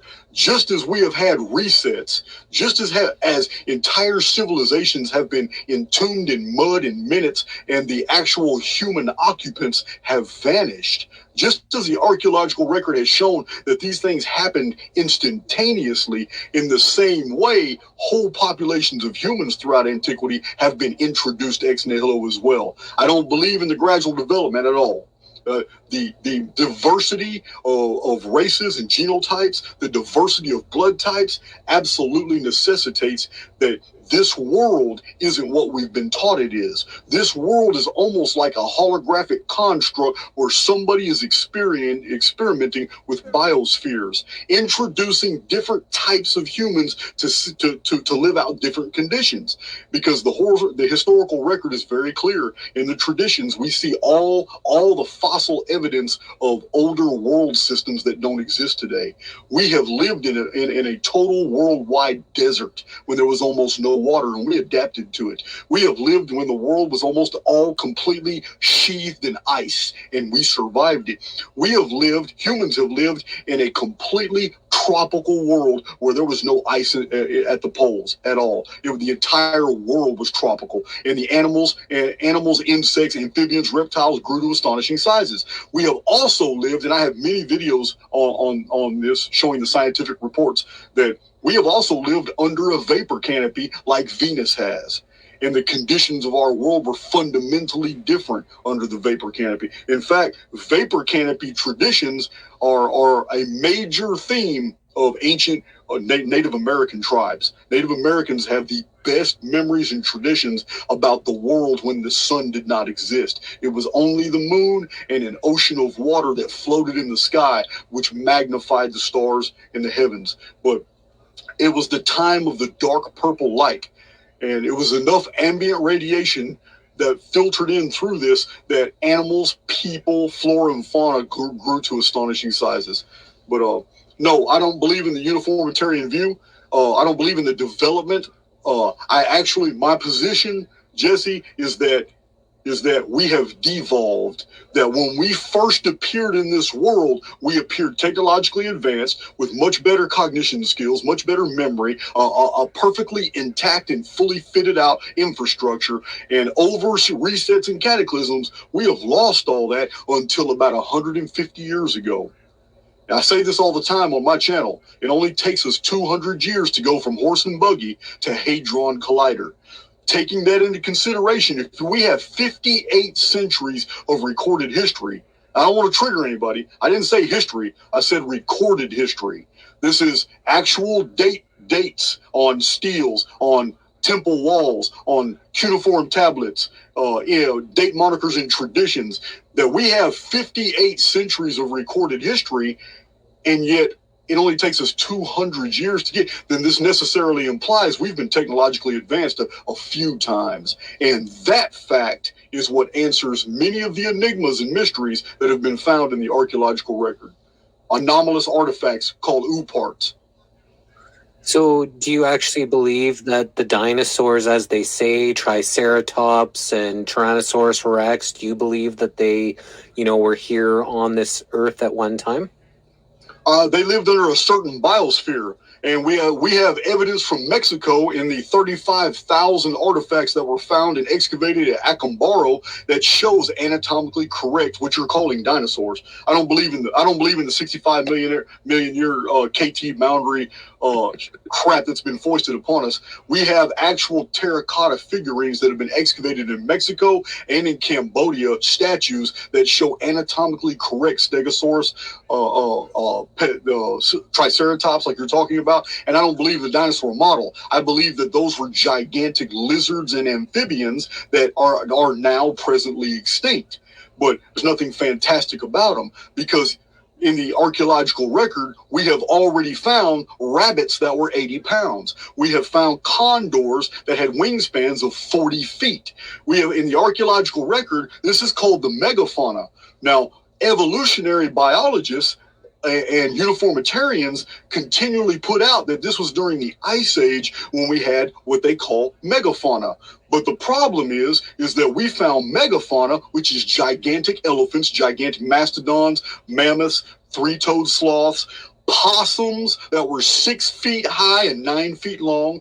We're talking about anatomically correct marsupials and placentals that are identifiable 100% today by any kid who opens up a book, except the fact is they were about 9 times larger in mass than they are today.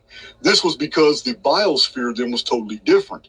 That biosphere allowed for reptiles and amphibians to grow to astonishing sizes. Now we find these creatures all mixed together in the archaeological record, and we have this nice little packaged geological history that's foisted upon us that doesn't come with a lot of evidence. It comes with a lot of hyperbole and theory. And so I don't know. I don't believe in the dinosaurs. I do believe there were gigantic amphibians and reptiles, and that's only because no one can ever contend it. No one can ever say it's not true.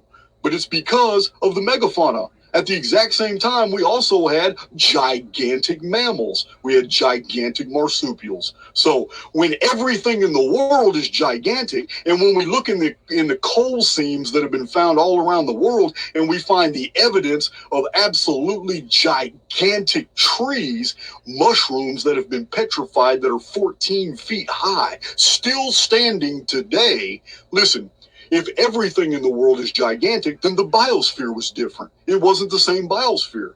And The scientists in Glen Rose, Texas have already proven this. This isn't anything theoretical. It's just new to your listeners. Many of your listeners have never heard these concepts, but it's not new to science.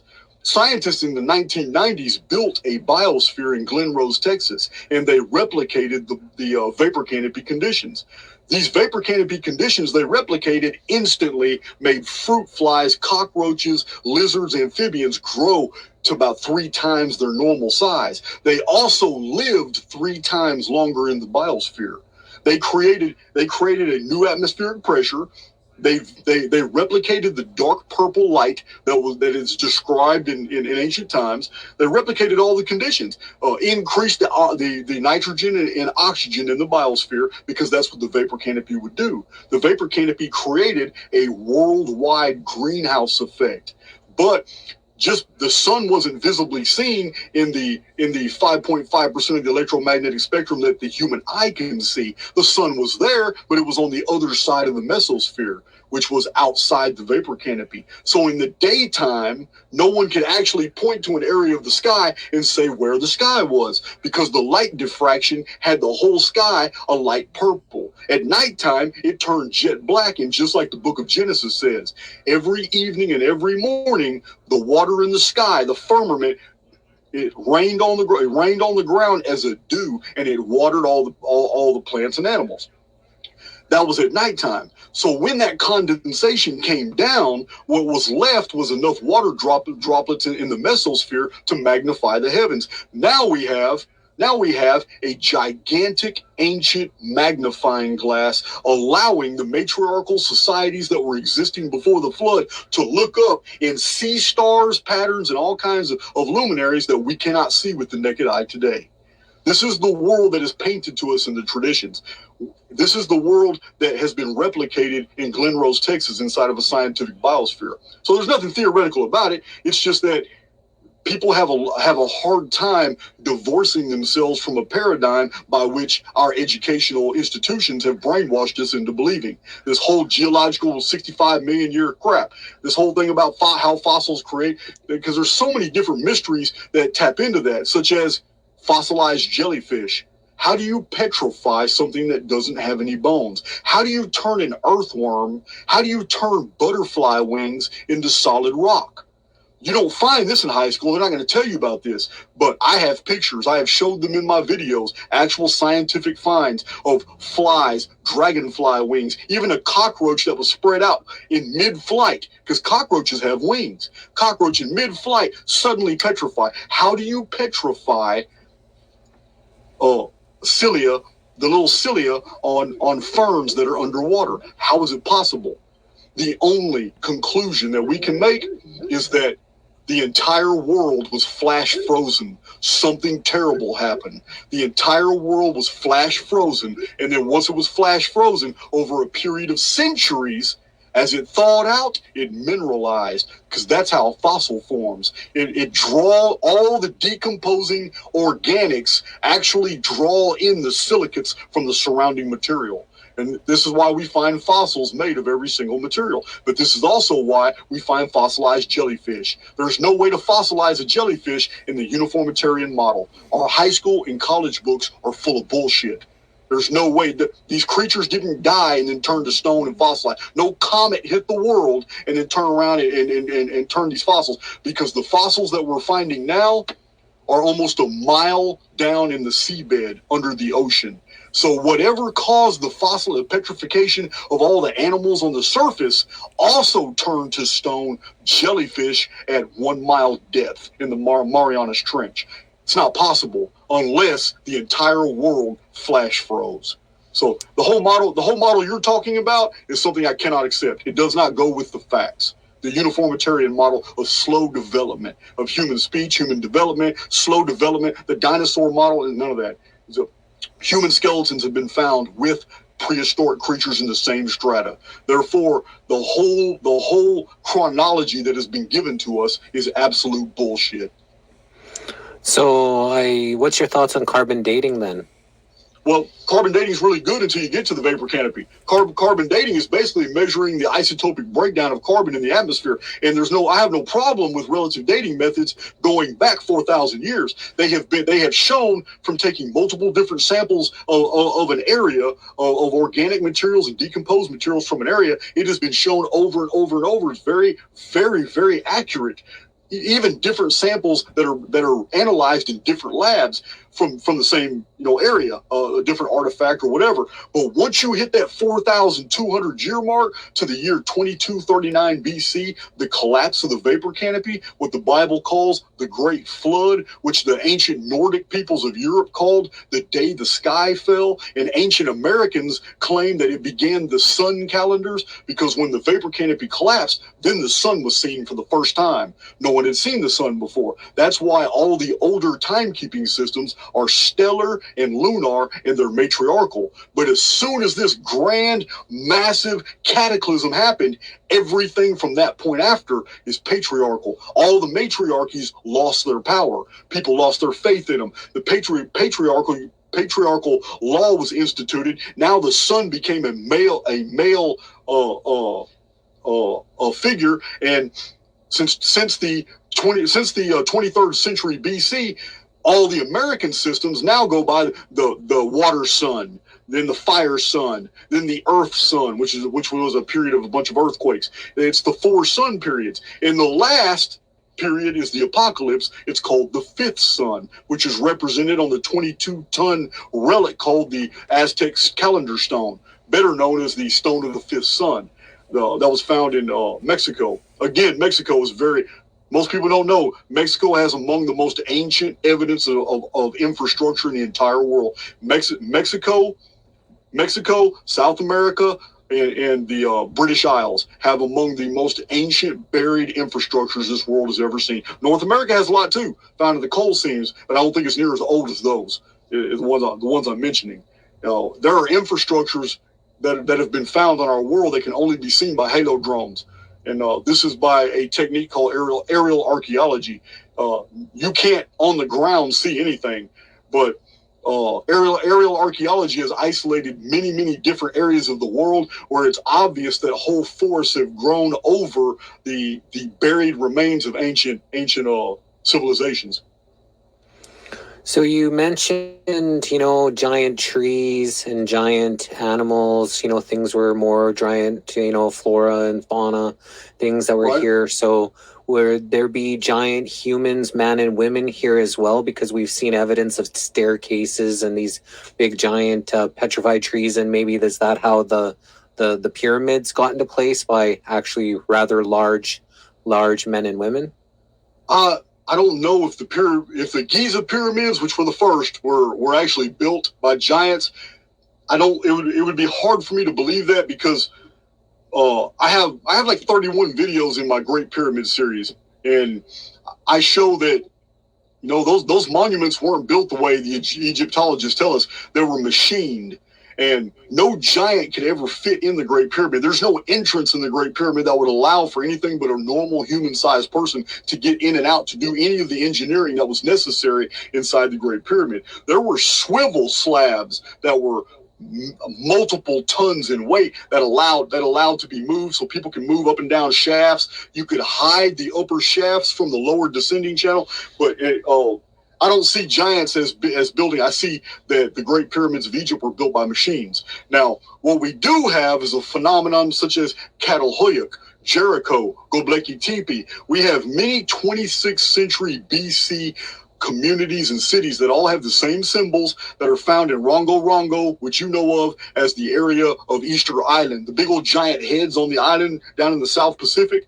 Okay, the same symbol system that is found in Rongo, the tablets that have been found on Easter Island, are the same effigies that have been found. These are vapor canopy glyphics. They have been found all over Göbekli Tepe. They have been found in the ancient Knossos, the pre-Minoans on Crete. They have been found in Jericho. They have been found in many of these places. And the common denominator is that these places had walls and buildings that were specifically designed to keep humans away from the ground. the whole communities were structured where people could go rooftop to rooftop on walkway planks, in ladder systems, in stone arch little bridges and stuff. For some reason, humans were building communities at this time under the vapor canopy with walls that were far larger than what was necessary to keep out a human army. The walls were built to keep something else out. The walls were, Jericho's a really prime example. So Jerusalem has evidence of of ancient walls, but they're far deep.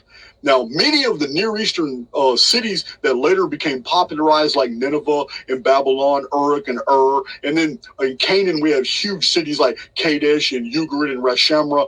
These cities became really popular in the second millennium BC, but the truth is every single one of them had the common denominator of massive, gigantic blocks, foundations, and the beginnings of walls underneath the walls that were later built of smaller materials that went low when it was just normal humans. Really, where I'm going with is the deeper we go down, the larger, more megalithic the architecture becomes, as if a larger species of human was either building or humans were trying to protect themselves from a much larger species of human. So another common denominator that we find is that if you were to research all the ancient texts in the world, everything that we have dated from the 3rd, 2nd, and 1st millennium BC and the 1st millennium Common Era, AD, if we were to just take those 4,000 years and we were to strip away every single text that does not have anything to do with an epic or an epos, we are left with, when we are confronted with a very unique phenomenon. We are confronted like the Epic of Gilgamesh, Epic of Archaix epic. We are confronted with Beowulf epic. We are confronted with Homer's Odyssey, Homer's Iliad. We are confronted with Works and Days by Theognis. We are confronted with writings that have one single common theme.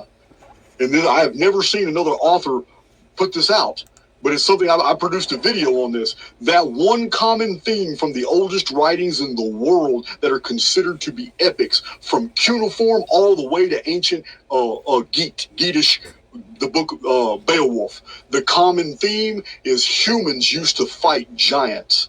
And this is really significant because this is transcontinental, it is transcultural. This idea that humans were fighting a much larger species of humans is everywhere in our ancient writings. And not so much ancient writings, the idea continues all the way up until the Renaissance.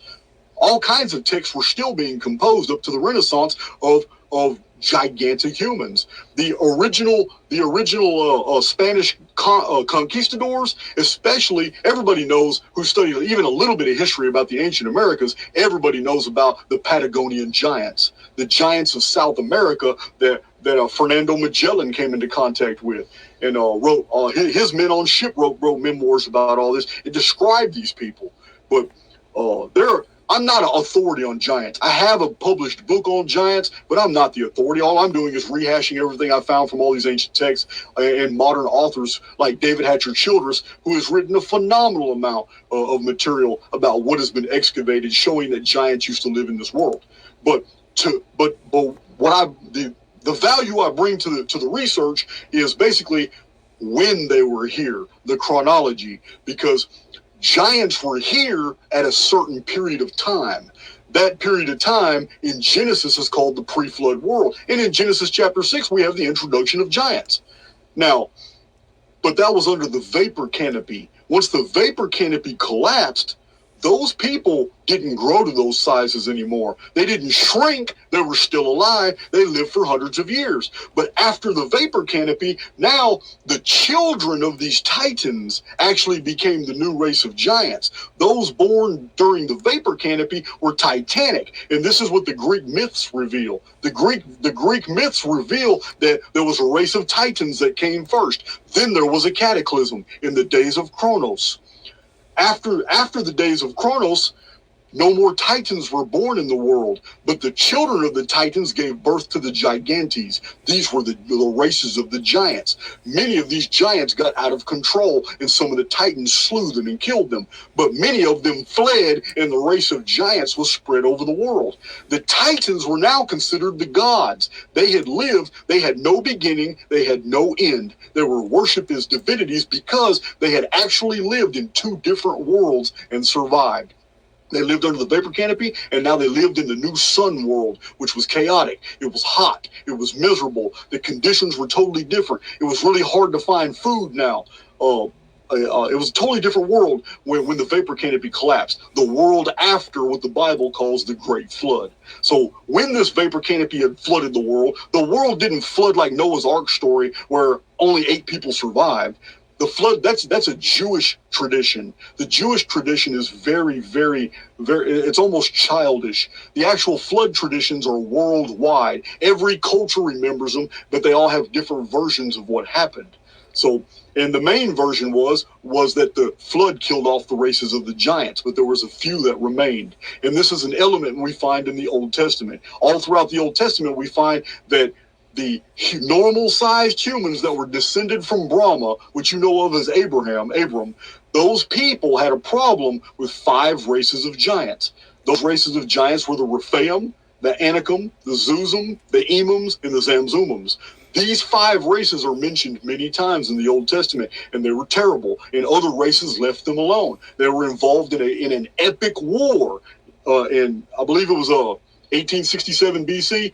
Don't quote me on it, but it's in my Chronicon. But it's called the Battle of Kuruksada. This same battle is mentioned in the Mahabharata, ancient Indian Hindu text. So all these different ancient texts and all these traditions, the common denominator is that this old world that was like a Garden of Eden world, where everything under this vapor canopy was beautiful, grew to lush sizes, and you didn't have to farm because food was hanging from every tree. So, and animals were everywhere to get. The only problem was giants during this period. And they couldn't have been too many, or there would have been no humans that would have survived. Nor would have any humans been able to build infrastructures like cities. So I believe, just like Jonathan Gray, another prolific researcher, and David Hatcher Childress, and many other researchers before me, we believe and we are of the opinion that when we're talking about the pre-flood world, we are talking about a society that had technology. And this is how they kept these giants at bay. They had guns, they had weaponry, they had weapon systems, and the architecture that we find is replete with evidence that it was commensurate with that technology. They had a different species of science. It was technolithic. It wasn't based off metals like today. It was based off properties of crystal and stone, like quartz, and the ability, and metallurgy was only used at a bare minimum to heighten the properties of rock and stone and to magnetize their weapon systems. Their technology was very different. And this is why we don't understand a lot of the things we find in the archaeological record. They're a mystery to us because our present day scientists are operating from very modern frames of reference.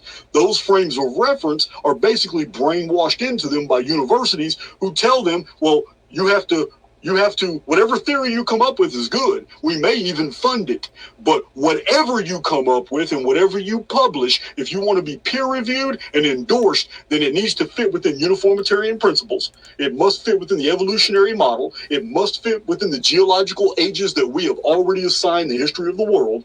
And it must fit with the basically the principles of geology as put out by Charles Lyell in the 1800s. The true source of the whole evolution model. Yeah, even Darwin doubted his own theory and published that, but you won't read that in scientific books. You have to read that in Darwin's own books. But he said there is nothing truer than the fact that the entire history of the world is one of cataclysms and basically mass extinctions. For that man to say that means that he was a catastrophist, not an evolutionist. But science borrowed him. They made him their poster child. But the real evolutionary theory was Charles Lyell. He was the fuel behind putting that false paradigm out. Hey, if I'm running my mouth too much, you got to stop me. You got to stop me, Jesse. I will go off.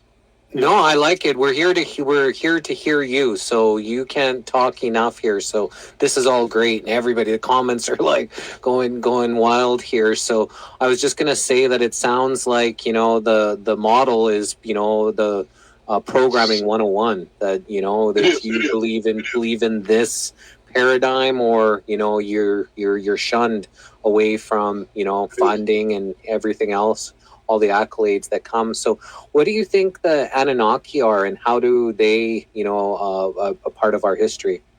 So, anyway, for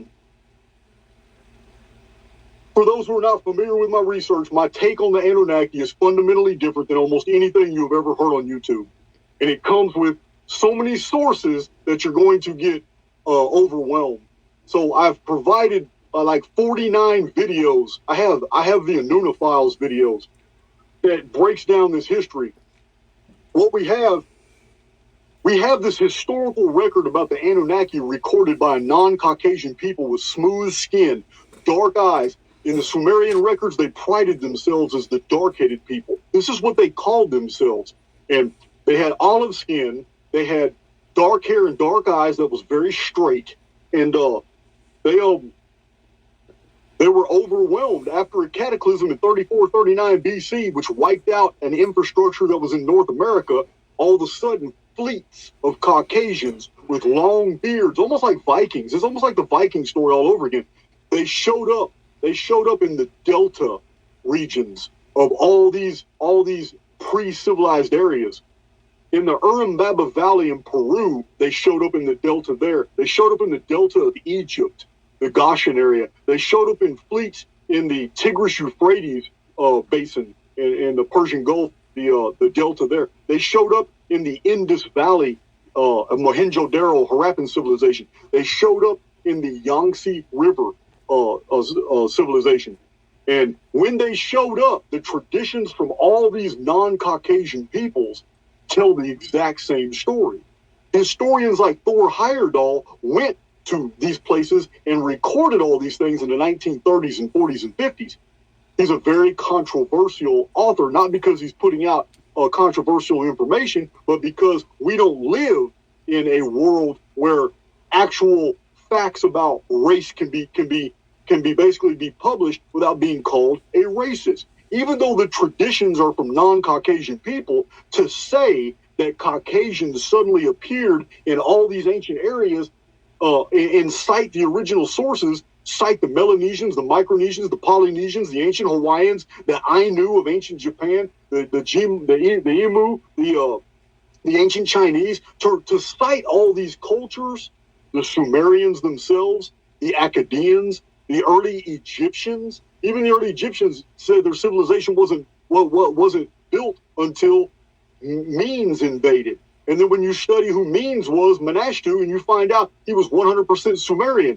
And there are many books from 100 years ago by scholars who were talking about all these things. The problem is after 1902, a whole new world structure appeared and censored this. The engine of censorship went into overdrive. Institutions like the Smithsonian Institute went into overdrive, destroying fossils and evidence of all these things that were going on in antiquity. And all these earlier writers, these fantastic writers that were putting out, I cite them all. I do videos on them. I show their books. I open the books up, show the bibliographies. I show all these things off. Man,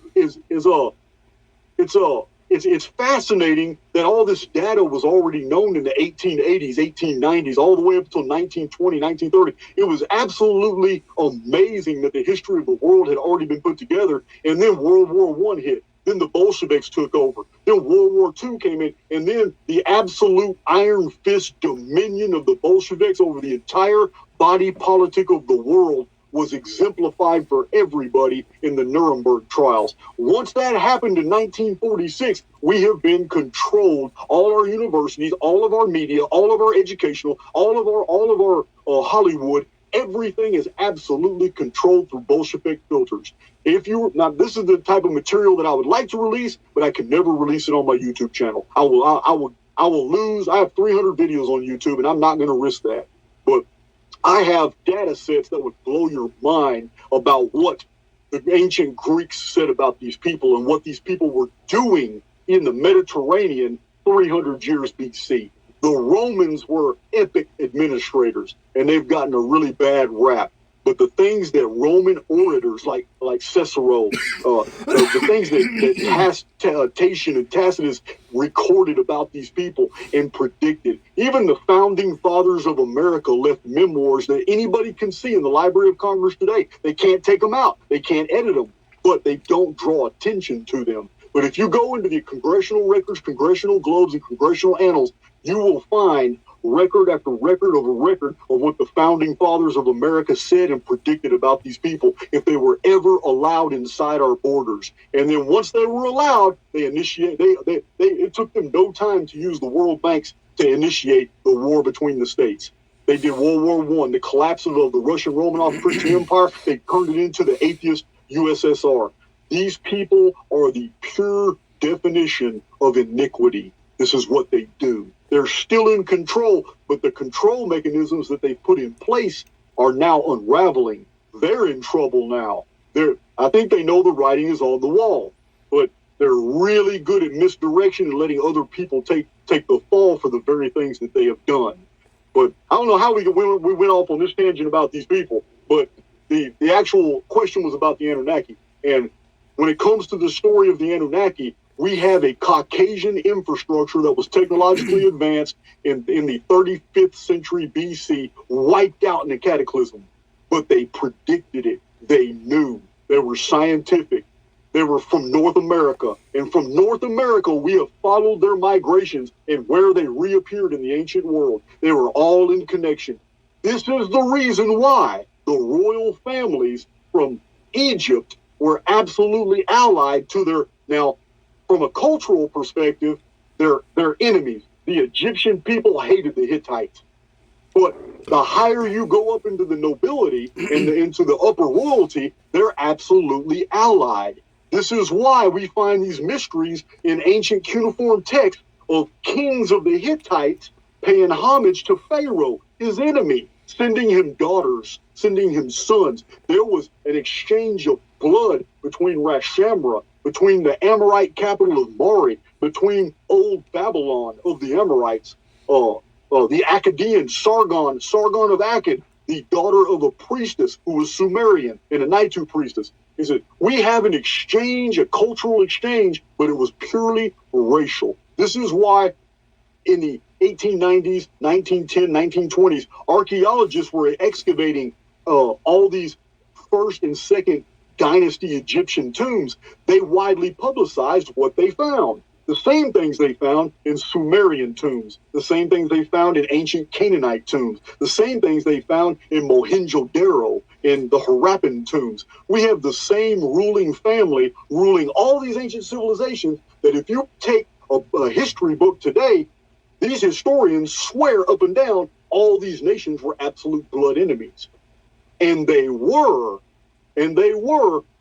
according to the people, but the ruling families ruled them all. It is the exact same scenario that we are living under today. It is the exact same scenario that was hidden in after 1764, which was a Phoenix episode year. Now, we haven't talked about Phoenix in this video, but in 1764, all this political social structuring changed and all the monarchies started collapsing, but they didn't really start collapsing. All these republics and democracies suddenly appeared. United States, 13 little measly colonies, beat the greatest empire the world has ever seen, the British Empire. All of this was by design. But the people are made to fight each other as if there's truly a conflict. The ruling families are only changing positions. This game has been played since the days of the Anunnaki. It's unraveling today. There is a minority among these elite who have never played ball. They have always gotten the short end of the stick. They've been pissed about it for hundreds of years, and I got videos about what's going on, and I don't want to talk about it in this video because it's going to go in so many different directions. But what I'm referring to is Vladimir Putin in Russia and what he's done with Ukraine. He is absolutely pissed off the very people who thought he was an ally. All these globalists, all these Bolsheviks, the Rothschild family, they are livid about Putin. But it's not the first time Russia did that. Russia has done that at least 4 times in recorded history where they fucked the other royal families because they get the short end of the stick. They're always fucked over every time. They did it in the Civil War, they did it in the American Revolutionary War, and they did it in the French Revolution. They always involve themselves when they can actually do the most damage against the royal families. This is what they do. Russia has a long history of it, long history of upsetting their plan. They are a part of those royal families, but they're like the one bloodline, the one family that just won't get along with the others. They don't play well with others. They're always bucking the system. So do you think that these families, these controlling families, are they the watchers and they're just, playing the game and pitting people against each other? Or are they maybe, or is there maybe watchers that are watching and the ruling families are being watched by another set of watchers that are kind of, watching what's happening in this paradigm? I know when you say watcher, you are basically referencing the passages of the Book of Enoch, where the fallen angels are called watchers and they gave birth to the Nephilim, the giants, and all that, right? That's your frame of reference. That's what you're referring to, right? No, I never read Enoch, so I'm not. Okay. I'm not sure. I'm not. I'm very limited when it comes to Bible. I didn't get a lot of the Freemason public school indoctrination. I didn't get a lot of. You're using a word that has a lot of connotations attached to it. That's why I'm trying to clarify. When you say watcher, there's an entire echelon of truthers that are going to assume you're talking about the references in the Book of Enoch. The fallen angels called watchers who gave birth basically to giants, Nephilim, and created the royal families. This is a popular thread. All right. I'm going to address that real quick. All right. The frames of reference for the old world were not Caucasian. So when Caucasians showed up, they were called by all kinds of names that made sense to a non-Caucasian people. So they were called shining ones. They were called alabaster. They were always represented in Sumerian reliefs with beards and eyes that were huge. This is no different than the cartoon industry of Japan today. Have you ever seen anime? Have you ever seen Japanese anime cartoons? I've seen a little bit of it. My girlfriend's kids, they like it, so I've seen just very, very limited amount. You're going to know what I'm talking about. You're going to know exactly what I'm talking about. The old statues of Gudea, of Sumer and his wife, and other Sumerian statues of the Lugalim, which were the big men of Sumer, the common denominator is not only are they bearded, which the Sumerians weren't. These were the leaders of the Sumerians, the Anuna, and what you call Anunnaki. Now, the Anuna were always depicted with beards and these giant round eyes, the exact same way that Oriental people depict Caucasians today. In cartoons, in pictures, in iconography, and in statuary, anytime somebody in the Orient is referring to white people, they always give them these overly large eyes. This is a cultural trait. It goes back 5,000 years. Nothing has changed from the statues of ancient Sumer all the way to the artistic cartoon depictions that are on your child's cartoon today. The exact same thing applies. This is what's called a frame of reference. This is one thing that Oriental people have always done because they identify themselves as having almond-shaped or narrower eyes. So they identify these Caucasians that invaded their lands as having these giant eyes. Well, the Babylonians came very late on the scene. The Akkadians had already ruled for a while, and they inherited their own traditions and culture from the Sumerians. And the Sumerians inherited theirs a lot from the Ubaeans. The problem is the Babylonians are the ones that wrote our texts. They wrote the Amorite dynasty of Babylon was a literary dynasty, and they created whole libraries. This is where the problem is. By the time the Babylonians were writing all this history down and translating Sumerian texts, every time they saw a statue with large eyes, they considered it to be a god, and they called it an ear, an IR. IR is the old Semitic term for one who sees, one who watches. So this whole idea about a divine race of being watchers with these giant eyes was just a misinterpretation by Babylonian scribes not knowing what they were looking at, and it was nothing but the imposition of an idea by people who weren't even alive when the original statues were made and were representing a Caucasian people. This is why in China, the same invaders are called the Dragon Kings. They were taller than the Oriental people that were there. They had almost they were described as ghosts. Ghosts is white. They had white skin. Simple as that. Same thing the Aborigines said when the very first English captain showed up. Captain Cook showed up on the shores of Australia. The very first thing the Australians said to a translator from New Zealand, a woman that they had brought to help them communicate with the Australians, was they wouldn't make eye contact with none of the English. They were scared of them and they respected them. And when the translator asked them, why would you not talk to the venerable English captain? He has presents for you. They told the translator that we can't disrespect the dead. To talk to someone who is no longer alive would be disrespectful. They thought white people were dead because they had white skin. They translated to the Aborigines as ghosts. And we find this all throughout the ancient world. We find references to the Shimsu Hor.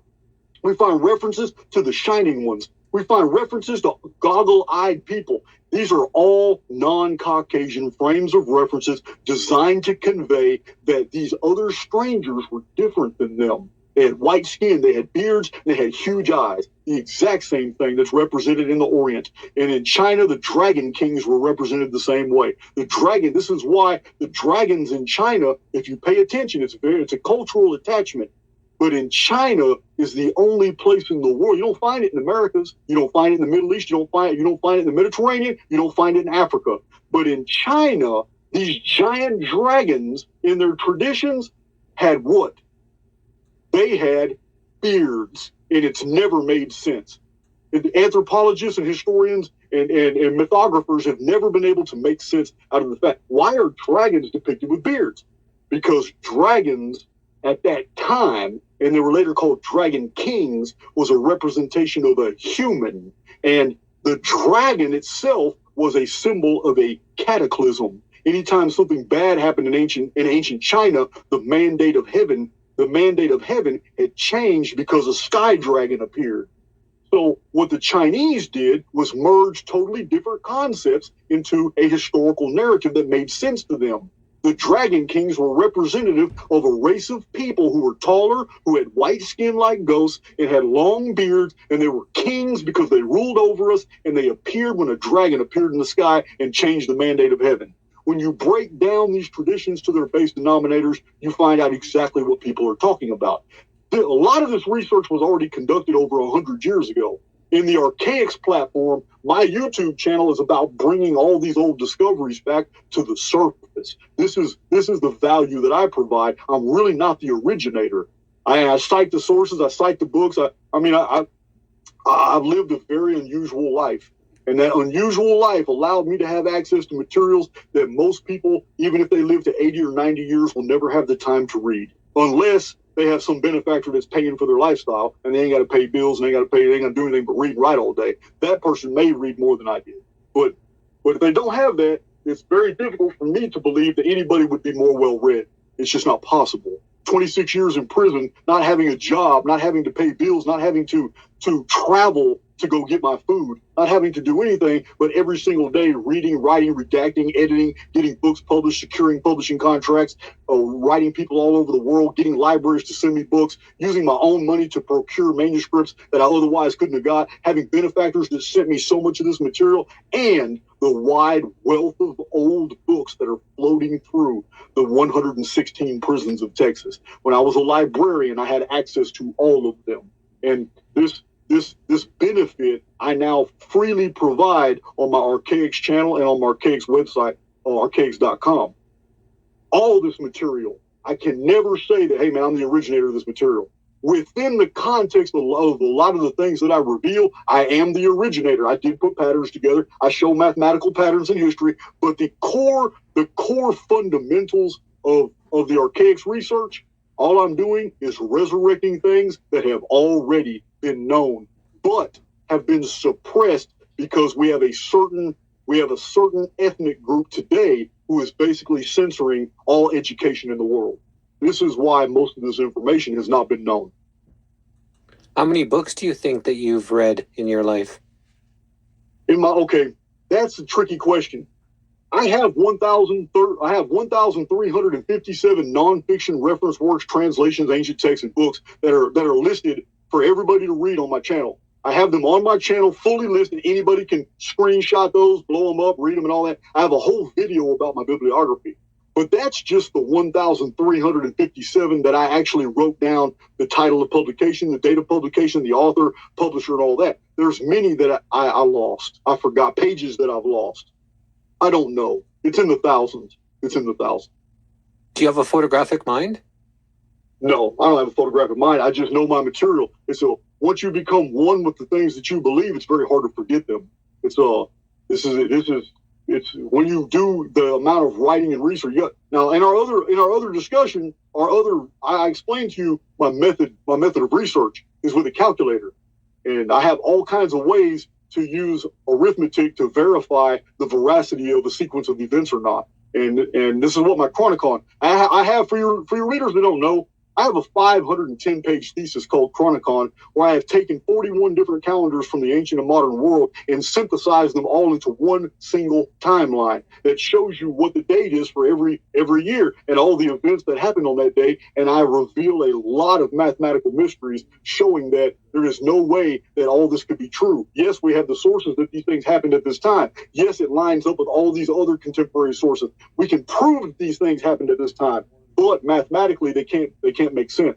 This is all too perfectly structured. Therefore, the history of the world is a part of a construct, and a construct necessarily implies that these things were not predicted but caused at certain times. And we have the resets, we have the cataclysms, everything. It makes absolute sense. And like my Phoenix timeline, which is something we discussed last time, but it fits perfectly within that timeline. The only thing original, the only thing that's truly actually important are the individuals that are experiencing this continuum. Because the more we analyze the particulars of the continuum that we find ourselves in, the more we find that it is artificial, it is structured, and it's heading toward a very rapid terminus. It's going to collapse. When it collapses, that's when a whole series of prophecies come to pass. That's when the chief cornerstone returns, the stone the builders rejected. That's when the monument of man is complete. That's when the number of the souls of the redeemed are locked. The whole simulation collapses, and everything negative, everything vibrating on the wrong frequencies, everything that should not exist collapses with the simulacrum. The only thing left behind and now in the real world are those who were living the way they were supposed to, those who were errants, those who were the elect, those who were the redeemed, those who made it through all their life sims. Because this ain't your first life. If you think you've only been here one time, you're sorely mistaken. The scientific evidence for reincarnation is overwhelming. People have been here multiple times and in multiple lives, and you may be listening to my voice on some headphones walking down the street right now, but you've probably been on Etruscan battlefields. You've probably been a slave in a galley on a Phoenician ship. You've probably lived in ancient Sumer and met the Anuna when they first invaded. You've probably been to Mohenjo-Daro in Egypt many times. You have lived multiple lives, and in those lives, you have accrued a tremendous amount of information that makes you who you are. We have all lived multiple lives together, and many of us have come in contact with each other through, many of these sims.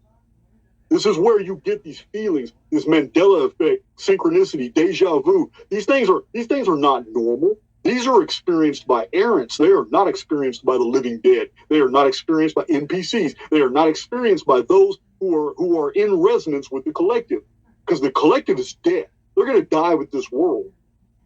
Those who are errants, those who are seekers of truth, you would not be seeking truth and listening to Jesse Hall right now had you not already been out of resonance. You're in dissonance with the collective. Because if you weren't in dissonance with the collective, you wouldn't be listening to my voice on Jesse's channel right now. You wouldn't. You would be doing whatever the collective is doing. You'd be at the movies. You would be doing something. You'd be at Walmart talking to somebody about some bullshit. I don't know.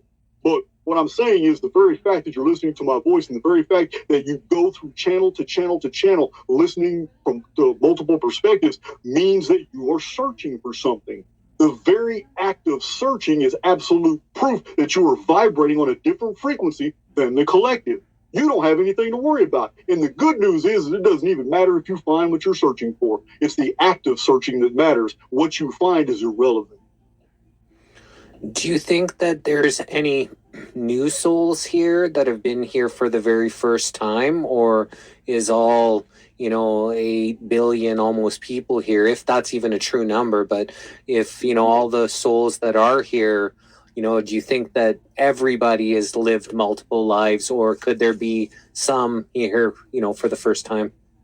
We have all kinds of inferences from the occult of what the true number is. And it's not an actual number that we can identify. It's a percentage. And I have discussed this in my other lives with other people who have cited the information that they know too. And that number is 1/3. And this is the number that's buried in the oldest traditions in the world, that there was a fall. The fall of man was not man sinning and eating an apple and all that. The fall of man was totally different. The fall of man was into a construct by which he was confined and trapped. That construct, inside that construct, you basically have 66.6% of all the phenomena is unreal. It is fake. It's among the living dead, which means that of all the personalities that you come in contact with, only 33% of them are actually real. They're actually other errants that are searching for the truth as well. 1/3 is the number. This is the number of the angels that fell from heaven. All these, when you take all these old traditions, they're not just Judeo-Christian. The Judeo-Christian tradition of the 1/3 actually derives from Zoroastrian texts, from ancient Iran.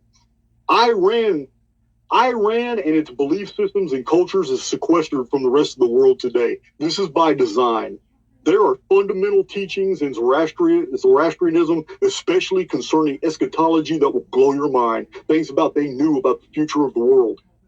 But the establishment that rules the world today keeps the Zoroastrian faith basically quarantined, has Iran completely surrounded by enemies.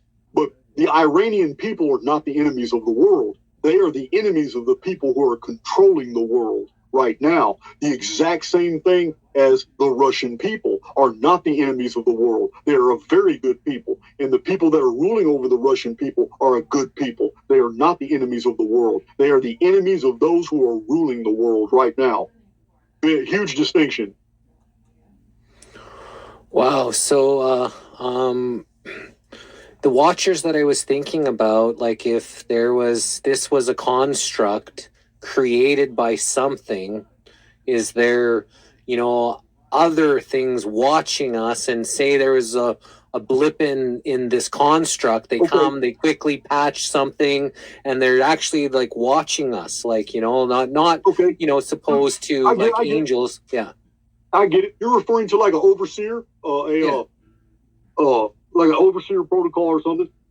I believe there are observers. As a matter of fact, I believe that, first of all, I don't believe the moon is a solid object. I believe it conceals something else, and I believe that what it's concealing is some type of observatory.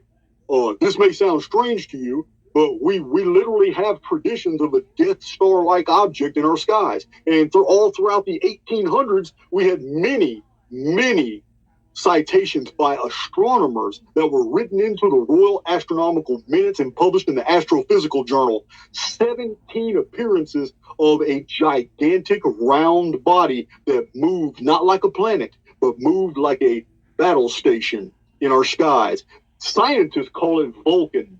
I'll be releasing a video about that pretty soon. But it's almost like the Star Wars Death Star is really trying to tell us something. That there is an object out there, and it does cause phenomena on Earth. It does induce resets. It does cause basically retard human development.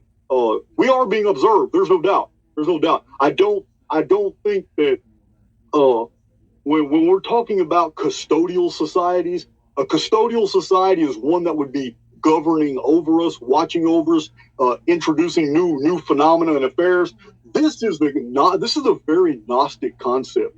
And what I mean by that is that the students of the Gnosis 2,000 years ago believed in the archons. The role of the archons was to watch over humanity and cause things to happen. They manipulated calendars and timelines. They induced phenomena to occur. They promoted confusion. So what we have here is it's basically what you're talking about is a custodial society. And yes, I believe they exist, but this goes, in order to entertain that, I would really have to go wild on, here's a 10-second nutshell. On my channel, I produce evidence and theory that the architects of the construct that we're living in now are humans just like us. And Genesis reveals this clearly. In the beginning, God made man in his own image. This necessarily implies that humans are in the exact image of their makers. Humans made humans to live in the construct. This means that a intelligent, sentient, human-like race outside this construct actually made these avatars so we could live in different biospheres as it was experimenting inside this simulacrum, this reality that we think is real and is not. The Aborigines knew it wasn't real and called it the dream time. Ancient Vedic text mentioned that this is all Maya. It's all illusion. The ancient Gnostic says it was built by Yaldabaoth, the Demiurge, that this was an evil construct that we lived in. Our immortal souls were flowing through it. This is all very Gnostic. So I believe the exact same thing. I believe that you and I are absolutely mortal. We are immortal beings, and we're only suffering through a very temporal experience. And the reason it is hyper technology. It is so advanced that we found some way to create a central nervous system that would jack us into the very holography that we are separated from. This allowed us to basically be jacked into a construct that we could all share like a virtual reality, but we're independent souls. But this requires a power up. I don't know where the power comes from, but in order for the next series of reality tunnels to be projected by which we're going to live, it requires us to power down. What is that power down? It's called REM sleep. As soon as you go to sleep, and you have to sleep, as soon as you go to sleep and you enter that REM mode, at that one precise small amount of time, when you enter into a rapid eye movement in REM, your immortal soul is absolutely separated from your avatar. At that moment in time, that's when the simulacrum is basically going through your whole brain, because your memories aren't in your brain. Your thinking doesn't even come from your brain. You are an independent, informed field, independent of your biology. It processes information. Your brain is a giant hormonal generator. And when your thoughts from your immortal soul are going through basically the receptive apparatus that is your brain, which the interface is dynamic. But when this happens, your brain produces cortisol. If you're worried about something, your brain produces negative hormones. If you're happy about something, it produces dopamine. You follow me? Your hormones are a byproduct of thought. You're taught just the opposite, which is a lie. Our establishment tries to tell you that your thoughts are in your brain. And when you think them, your body produces hormones. It's not true. It's not true at all. It's just the opposite. Your thoughts are outside, and the brain produces the necessary hormones to make your body follow whatever it needs to do. So, once you understand, Jesse, that you're an informed field, no matter wherever the mind goes, the body will follow. It doesn't matter if it's healing. It doesn't matter if it's miraculous sports activities. If it's an 18-year-old young mother whose baby just got ran over by a car, and she lifts that car up and saves that baby. It doesn't matter. It says whatever can be seen and done, and there's an execution and follow through by the body of whatever the mind sees, the body's going to follow. And it doesn't matter. It doesn't matter how heavy something is, how far it is, or whatever. It doesn't even matter. We see evidence of this everywhere, and we always disbelieve it. That's like, the story of the guy who parachute didn't open and landed face first. He said he came to terms that he was going to die, and that he relaxed.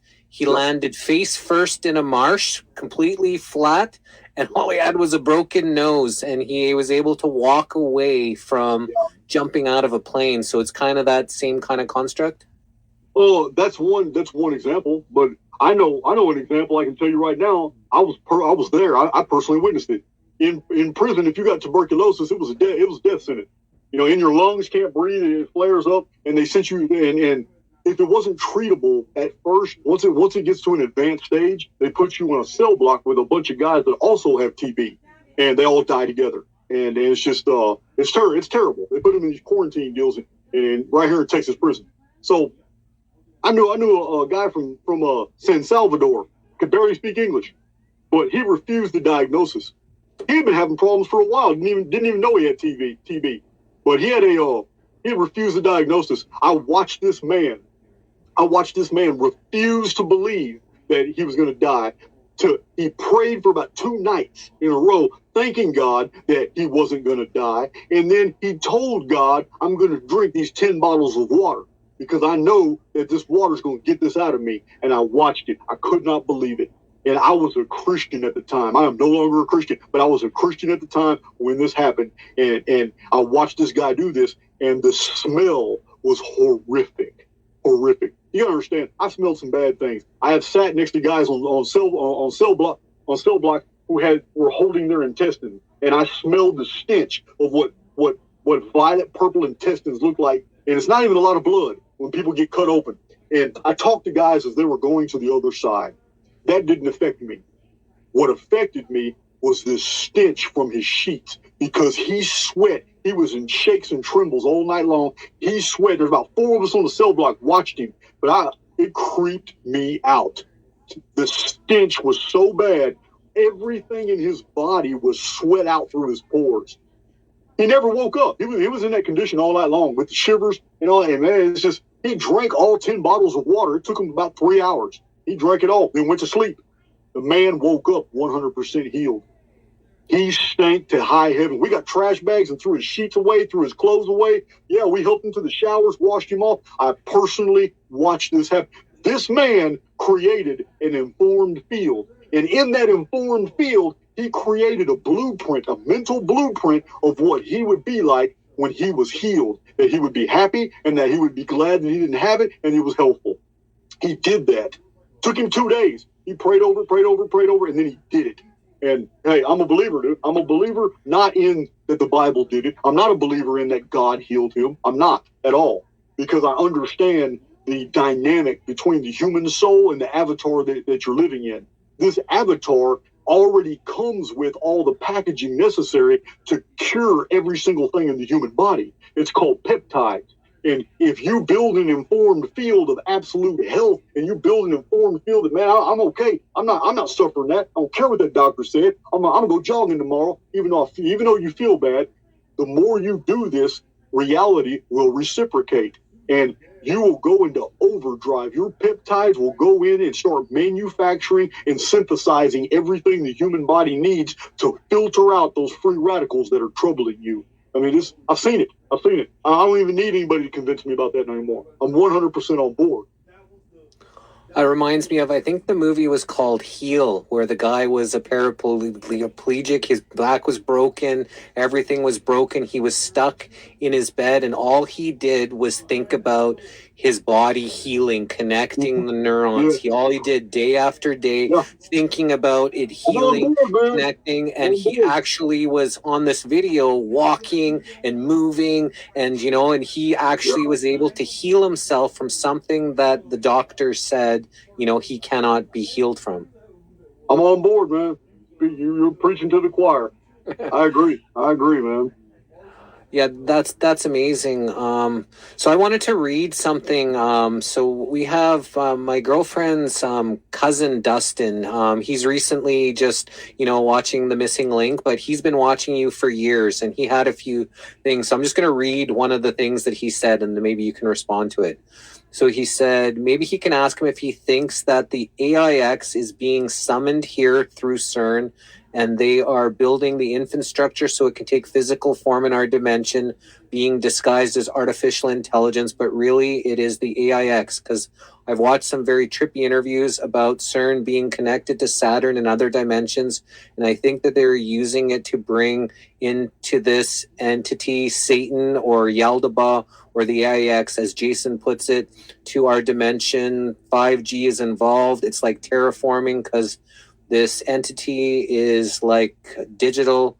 If you know the Gnostic teachings about Yaldabaoth, and that's the AIX, and Sophia created Yaldabaoth, and the AI robot's name is Sophia, and the robot owns the blockchain company called Singularity Net, and the token is AGIX.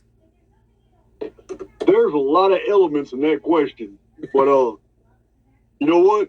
Artificial Intelligence X is basically the author of the negative default programming that I talk about in my videos.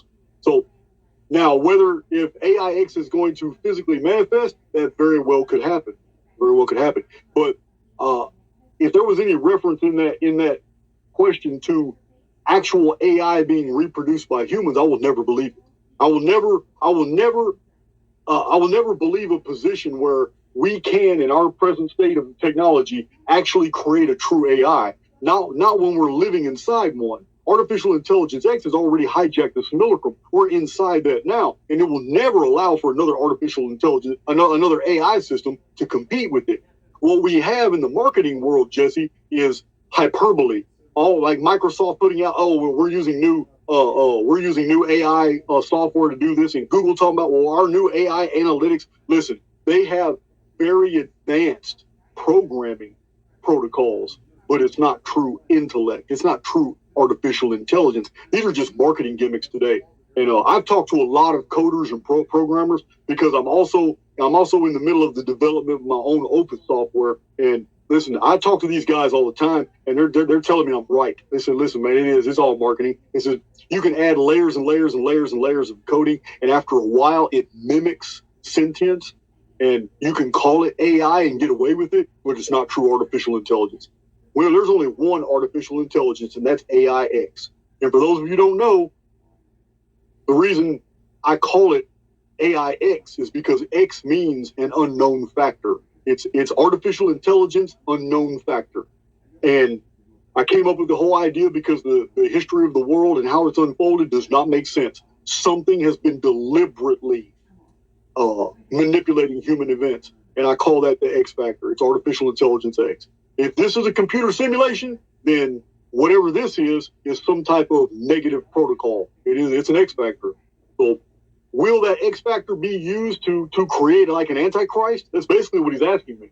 It's that's very well, it's a possibility. Could CERN be the one doing it? That's a possibility. The problem is I'm on the outside of CERN, and I have no idea what they're really doing in there. Nor do I have any evidence that they're actually doing anything. See, we have the same problem with NASA. You can tell me all day long that NASA is responsible for this, for this, for this, but if you look at the money that goes to NASA annually, you can't see anything that commiserates with that. You can't see where, okay, well, if you're going to get $17 billion for your expenses for this little fiscal year, you ain't even launched a rocket. You haven't done anything in years. Where's all this money going? NASA is a black ops project. All this money that's going into NASA is not for space. It's for basically human control systems. It's all bullshit. It's all bullshit. NASA's not doing none of that shit. So the same thing applies for CERN. Here we have all these governments around the world paying money for all these scientific experiments at CERN, and they may be doing scientific experiments at CERN, but it doesn't cost $55 million a year to do it. No. Where's the money really going? Who's it going to? What's really being funded here? It isn't some donut structure that's smashing atoms together. They continually put out this misinformation from NASA and CERN to perpetuate controversy. Because as long as people are arguing about what's being done there, it always implies that something is being done there. You follow me? It's all deception. It's just another tax. NASA is a tax. So is CERN. It says they're not doing shit. That's my personal opinion. And my personal opinion is basically based off all the different conspiracies that I've unveiled throughout history. Similar things have happened. Whole shipping guilds have been created just to funnel money away from populations, and then only one ship was created, and all the money was taken overseas. So we have all kinds of historical examples of this same scam playing out. But the media perpetuates it because the media is owned by who? Same people that are controlling us. Damn right. The same people who are making you believe CERN's doing something, making you believe that NASA's doing something, making you believe that Elon Musk is actually a good guy in control of SpaceX and he's going to save the human race. All of it's bullshit. Every bit of it. Every bit of it. Well, all I know is if they aren't trying to provide clean drinking water for everyone on Earth, if they're not trying to provide clean, healthy, non-genetically modified, nutrient-dense food for everybody, if they're not working on those type of things, then they're nefarious and they're not for our best interest. 100%. You and I agree. But you're just not going to find that, man. I mean, the situation that we find ourselves in now, Jesse, necessitates a benefactor. The necessity of a benefactor basically necessitates an event that will happen that will free us from this construct. And this is what we find in eschatology. This is exactly what we find in the prophecies. We find some personality in ancient times entered the construct. He did something that in the future would set the captives free. This is another principal message of Archaix. The battle has already been won. If you suffer negative default programming, you do it to yourself. Because once you understand that you're an immortal being, a series of informed fields able to do all things, to draw all people and circumstances to you, you will also understand that the very war that you think is going to get waged in the future, called Armageddon, has already happened. The war is already won. We are now living out the last days because the people that are responsible for the condition that we're in aren't just going to cease to exist. They're going to be handled. And this is what the apocalypse is about. And those people hate the fact that this time is coming so much that they've created entire religions to get you to believe that the apocalypse is going to affect you too. And it's not. It's going to target only a certain highly individualized people. They know who they are. They've been running for it for thousands of years, but now the running is over with. This is the principal story of the Book of Revelation. The Book of Revelation isn't about eradicating the common man. It's against the kings and rulers of the world. It's the meek of the earth that inherit everything.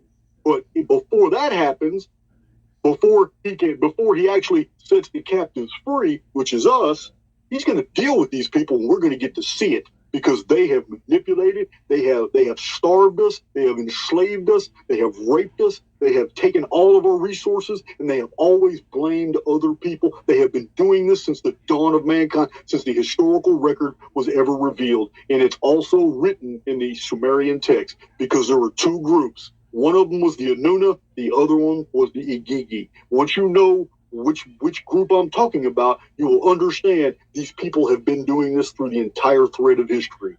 So it's I don't want to go into a lot of details because I'm going to release this video on my platform as well. So. Okay, what do you think about the yin and the yang? Because my theory on it was everything is yin and they created yang in order to justify their shitty behavior.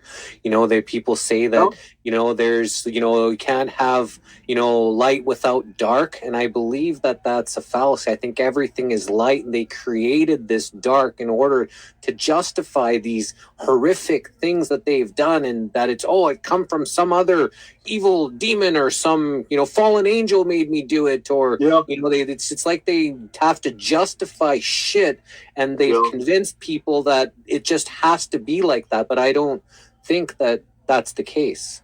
Well, the reason you don't think that's the case is because you're an immortal being, and you have, through intuition, empathy, and imagination, you pretty much know the truth. You know how things are supposed to be. The problem is you're in the simulacrum right now, my brother, and that's not how it's going to be in here. This is the dichotomy that we suffer. we intrinsically know how things are supposed to be, but we get frustrated because that's not how we find them. We are immortal beings with the information already within us to know right from wrong, to know how the world is really supposed to respond to us and how we are supposed to project ourselves. But that's not the world we find ourselves in. Instead, we find this vast, beautifully constructed dungeon full of people that are all following slave programming protocols. And we call it freedom. But the reason you're frustrated is because you know how things are supposed to be. But that's not what you find here. And you won't, because there's a certain series of events that must occur before this whole holography of negative default programming can collapse. Once the enemy is dealt with, then there's no reason for the construct. Once the construct collapses, then the captives are set free. We go back home. We go back to who we truly are. But in this instance, we go back way superior than when we came. Because during our dungeon sojourning through all these life sims, we have accrued a tremendous amount of data. The development of our immortal souls has been enhanced because we've gone through this whole dark period. We have been tortured, we have been executed, we have fought in battlefields and died. We have been kings and princes. We have been all kinds of things through these life sims. But in the construct, once the collapse of the holography is induced, everything negative, negative default programming, follows it. It all ceases to exist, leaving nothing but the positive memories and the positive knowledge, positive information, and all the things that have basically imprinted upon your soul. Because it's not the acquisition of information that's important, Jesse. What's important are all the ethical and moral decisions you ever made in your life. Those are the only things that are ever going to matter. Nothing that you ever did in life will ever matter. This is why we're all on an equal playing field. We are on an equal playing field for the very simple fact is that it doesn't. If you have $2.2 million in the bank and you're steady giving money away to all kinds of people and all that, I don't have that ability to give that money away. It doesn't make you a better person. Elon Musk doesn't. Elon Musk's achievements doesn't make him superior to Jesse Howe. You understand? We're all on the exact equal playing field because the only things that are truly measured are basically ethics and moral decisions that are acted upon. Did you help that old lady across the street? Did you have $43 in your wallet and you gave a $20 bill to somebody you knew who was homeless? You follow me? Those are the things that actually empower the immortal within. Everything else is dressing. It's going to get stripped away and it's going to go. It's going to go with the holography when we reappear back into the real world where we're from. Because we've been mind swiped. There's no way we could have ever been made to experience all these beautiful life sims had not we basically had an immortal memory wipe. But all those memories are going to come back as soon as we are no longer jacked in through the central nervous system into the simulacrum. Because that being jacked into the simulacrum keeps us from seeing outside the containment field. If we could see outside the containment field, we would instantly remember who we were. And you would know instantly that Jesse Howe is the name that is attached to an avatar. But you've had many avatars, so that means you've had many names. That's not your true identity. Your true identity is on the outside of the construct. And until the construct collapses, you're not going to know who that is. You're just not. I don't know who it is, but I'm not worried about it either because I know that everything's okay. I know the war's already been won, and there's nothing Jason Brashears has to worry about. I don't have to worry about anything. I'm going to live my life. I'm going to tell as many people that will listen to me what I know and what I theorize, and they can either accept it or not. But in the end, I'm not worried about anything. I'm not worried about these bastards ruling and lying to us. I'm not worried about any type of apocalypse. I'm not worried about nuclear war. I'm not worried about anything. I'm not worried about anything when I get on my motorcycle and I go 90 miles an hour down these country roads wearing no helmet. I'm not worried about anything, man, because everything's okay. It's the media that tries to tell us to worry, and I'm never going to listen to those bastards ever. Yeah, we're here to love and be loved and live in love. And what they're doing is they're introducing fear. They're wanting people to be afraid of themselves, being afraid of others, being afraid of the government, being afraid of wars, being afraid of the earth and climate. Yeah, want to be afraid. Want us to be afraid of everything, and that gets us away from our true vibration and our true, essence of why we were meant to be here. Yeah, well, I mean, fear if you fear anything, then you are now in resonance with your environment. True spirituality is objectively, basically participating in everything going around you objectively. I know it's hard to comprehend, but if you're resonating with everything going around you, you're a part of that environment. You're a part of the negative default program. Jesse, you have become a part of the problem. If you're in resonance with the majority, and you know the majority is all on fear factor stuff, then you're now a part of the problem. You're no longer living the inheritance that you really are. But if you're living a fear-free life and no longer jacked into this media saturation of negativity, you're resonating. You've become a truther. You've become somebody who has isolated themselves. Like I've told you, the very act of searching means you're not in resonance with the collective.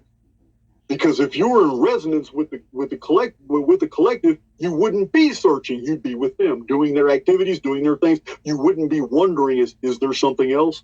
Does this guy here have something positive to tell me that I've never heard before? Because I need to hear something new, because I'm tired of hearing the same old bullshit. So what you're describing is frequency. If you're on the same frequency as someone else, y'all are in resonance.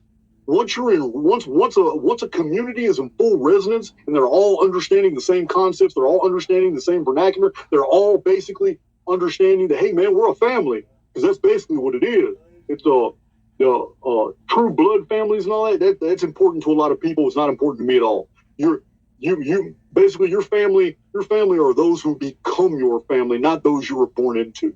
It's just totally different. And I know that a lot of truthers they're just like me. None of their original biological family are really close to them, and there are reasons for that. You're absolutely in dissonance from the world that they inhabit. You're in resonance to other things, other frequencies, and that causes you to separate yourself from those other individuals. So it's basically what you're describing is frequencies. That's what the media does. It puts you on a fear frequency to draw you back in. If you quit listening to the news, you will find that every day you'll start vibrating on a much higher frequency, and that alone will immediately draw more people that are like-minded to you. New situations, new phenomena, new experiences, and new people will be drawn into your life that are all vibrating on the same frequency that keeps them away from the collective as well. Yeah, like I got an example from my girlfriend, when we first started dating and we were on this same resonance, the same frequency. I'm in a different city 3 hours away and I've got pain in my legs, and she's a healer and she's sending me healing energy and healing vibrations. And by the time I stepped out of my car, I didn't even have that pain in my leg, because we're vibrating on that same resonance, that same frequency, that she's able to send me this healing energy and heal me from a distance. Yes, people's words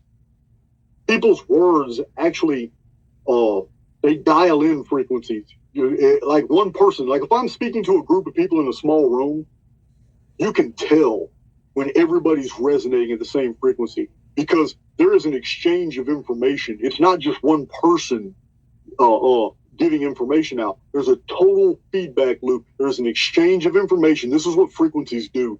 And I've done this before. I have been in people's living rooms that were packed full of people, and I speak. And as I'm speaking, I feel the energy. The energy that is being given back to me from the people that are listening to my voice actually induces my soul to be more eloquent, to have better instant recall of data that I'm searching for, to basically be more eloquent, period. Just to be able to convey information so much better, because it's an interactive dynamic. It's not just me communicating, it's my listeners also projecting to me energies that actually my soul responds to, and it's able to draw even more. I say this on my channel a lot.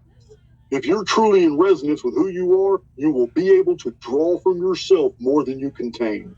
That's a very deep concept, but it's very true. You can do this on a daily basis.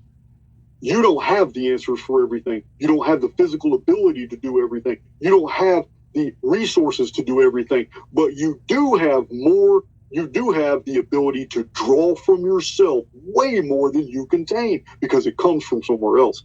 Everything in physical reality is borrowed from other energies. And once you realize this, there's nothing that will be beyond your contact, your ability to possess.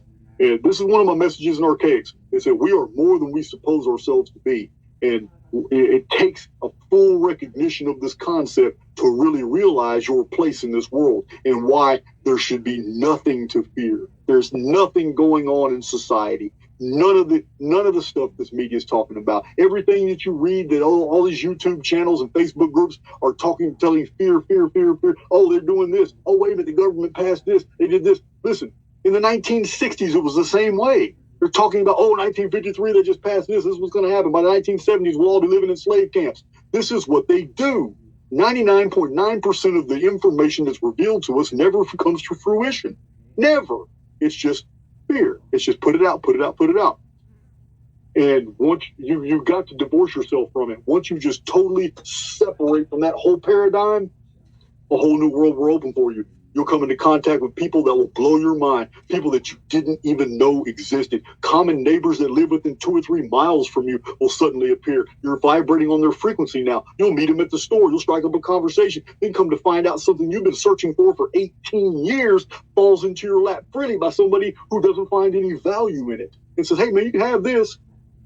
It's all about frequency, man. If you want to draw all those things into your life, you got to tap into that frequency. And the only way to tap into frequencies that will bring you everything that you want in life is to quit listening to the news. The news is the worst poison this world has ever seen. The media. You gotta quit listening to it. That's what it does. It keeps you on a frequency range that absolutely keeps you chained to the world. And you got to vibrate way high. You got to vibrate above that, man. Got to. I love you, brother. You got me on my edge of my seat. You got me on the edge of my seat here. This is amazing stuff. So, what about the spark of light when a sperm fertilizes the egg, and it's kind of the same kind of light that kind of leaves the body once the body passes on from this? You already answered it. I was going to say that as soon as you said a little spark of light, when that one little spermatozoan penetrates the egg, there's a little tiny faint bioluminescence. Okay, but you already took it to the all the way level. That same bioluminescence has been documented and seen on ultraviolet cameras. It has been seen in hospitals. It's been very well documented. There are researchers who actually take pictures of people as they're dying. And yes, that same little bioluminescence is seen to just wisp away, gone. Yeah, it's gone. It's going straight into the next avatar, the next host. Yeah, I believe in reincarnation. There's no mystery to reincarnation for me. And this is coming from a guy who spent the first 40 years of his life as a Southern Baptist fundamental Bible thumping Christian. That's who I was until I just woke up. I was 40 years old. I turned 49 today. Today is my birthday. So this only 9 years now have I been separated from that. Now there was some doubt. But in my 40th year alive, that's when I just totally divorced myself from everything, Old Testament, New Testament, and just went this whole new path and put everything into perspective. Anybody wants to know my views on the Old Testament, New Testament, and my biblical research and all that, I have a whole playlist called The Dark Scriptures, where I break down the whole Old Testament and the New Testament, show you the source materials, where the Jews got these writings when they put this stuff together. I show the source. Hey, those videos are pretty popular. A lot of people like them. But yeah, it's life is way bigger than the Bible. The Bible's just a book. It's got some really spiritual stuff in it, but so does the Mahabharata. So does the Bhagavad Gita. So does the Puranic text. So does Zoroastrian writings. You find spiritual material everywhere, because basically once you are spiritual, you will find the spiritual in everything that you seek. But if you're a member of the collective, then you're a demon chaser. And once you have tapped into the frequencies of demon chasing, then everything you find is demonic. Everything is evil. Every symbol, every phenomenon, everything somebody says, you twist what they say until you can interpret it into a paradigm that fits what you're thinking. Oh, that's an evil son of a bitch. He's got to be a Mason. He knows too much. You know, it's the same thing. Same thing applies. I get called a Mason all the time. It's crazy. I'm an ex-felon. Spent almost my entire life in maximum security, and I still get called a Mason all the time. They won't even accept me into their fraternity. You understand? It's crazy. But when people have that negative default programming, everything is shadow first before they can perceive any light. this is the problem with being on the wrong frequency. This is why I won't entertain it. My YouTube channel, super strict. I'm super strict. I understand cognitive dissonance, and I also understand that if I block user from channel, it doesn't mean you can't see the videos. It just means your negative ass is not going to be leaving no more comments that affect me. I'm not going to receive your energy. It's not mine. It's your energy. You keep it. I don't want it. So when I see these negative comments on YouTube and stuff, I just delete them. I just delete them. I'm not going to entertain it. It's not censorship. I said, we're way past that point. We're way past the point of complaining about censorship. The social media has already basically blueprinted the standard. Now, we live in a censorship society. So they give me the option to block user from channel. I've done it to hundreds of people. You're not going to come to my channel, man, and see one of my videos, and because the information is so beyond anything that you've come into contact with before, all of a sudden you leave all these negative comments and you're all eat. And you know what? I get it. And I understand that 4 days in the future, you're going to come back and watch that same video and you're going to say, man, I got it. Man, I know what he's talking about now. And you're going to feel really good, but it's too late. I've already blocked you from the channel. There's no way to unblock you unless I find out who you are and go in there. I get this a lot because I get emails from these people. So hey, man, I did. But you know what? There's not enough hours in a day. There's only 168 hours in a week. I don't have the time to go undo things. So I try to tell people in my videos a lot, be careful what you say on my channel. I said, this is one of the most highly regulated channels on YouTube.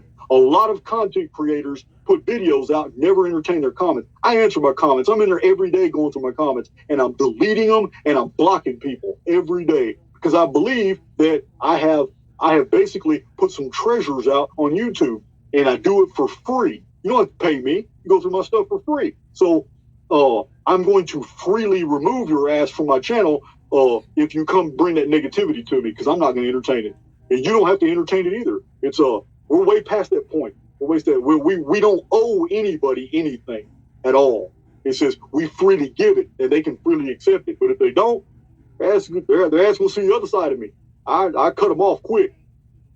Yeah, we do that same thing here at the Missing Link because you may not agree with somebody or you may not, agree, but, to come here and start, saying horrendous things about the people and stuff, nobody needs to see that. Nobody needs, if that you can feel negatively about anybody you want, but keep that to yourself because we don't need that energy here. And, lately I haven't had to do that. But, that's something that I have no problem in just, deleting or blocking somebody because, if I have somebody on here, I think that person has value. I may not agree. Like I've had a doctor on here that, he, believes in the injections and, all these different things. And, but I'm having a conversation and if I have enough respect to put someone on, have enough respect for me and, our Missing Link here to be able to not, throw these horrendous, comments just because you want to be seen or heard or whatever it is, so we do that. And I just wanted to say that we're about 4 months apart. So I'm turning 49 in October. Okay. And just wanted to sing you Happy Born Day to you. Oh, man, don't do that, Happy Born Day to you. Happy Born Day, dear Jason. Happy Born Day to you. No, that's good. We call people all the time and sing that, that's just something that we kind of enjoy doing. So what's your thoughts on Brahmanism and how far back does it go?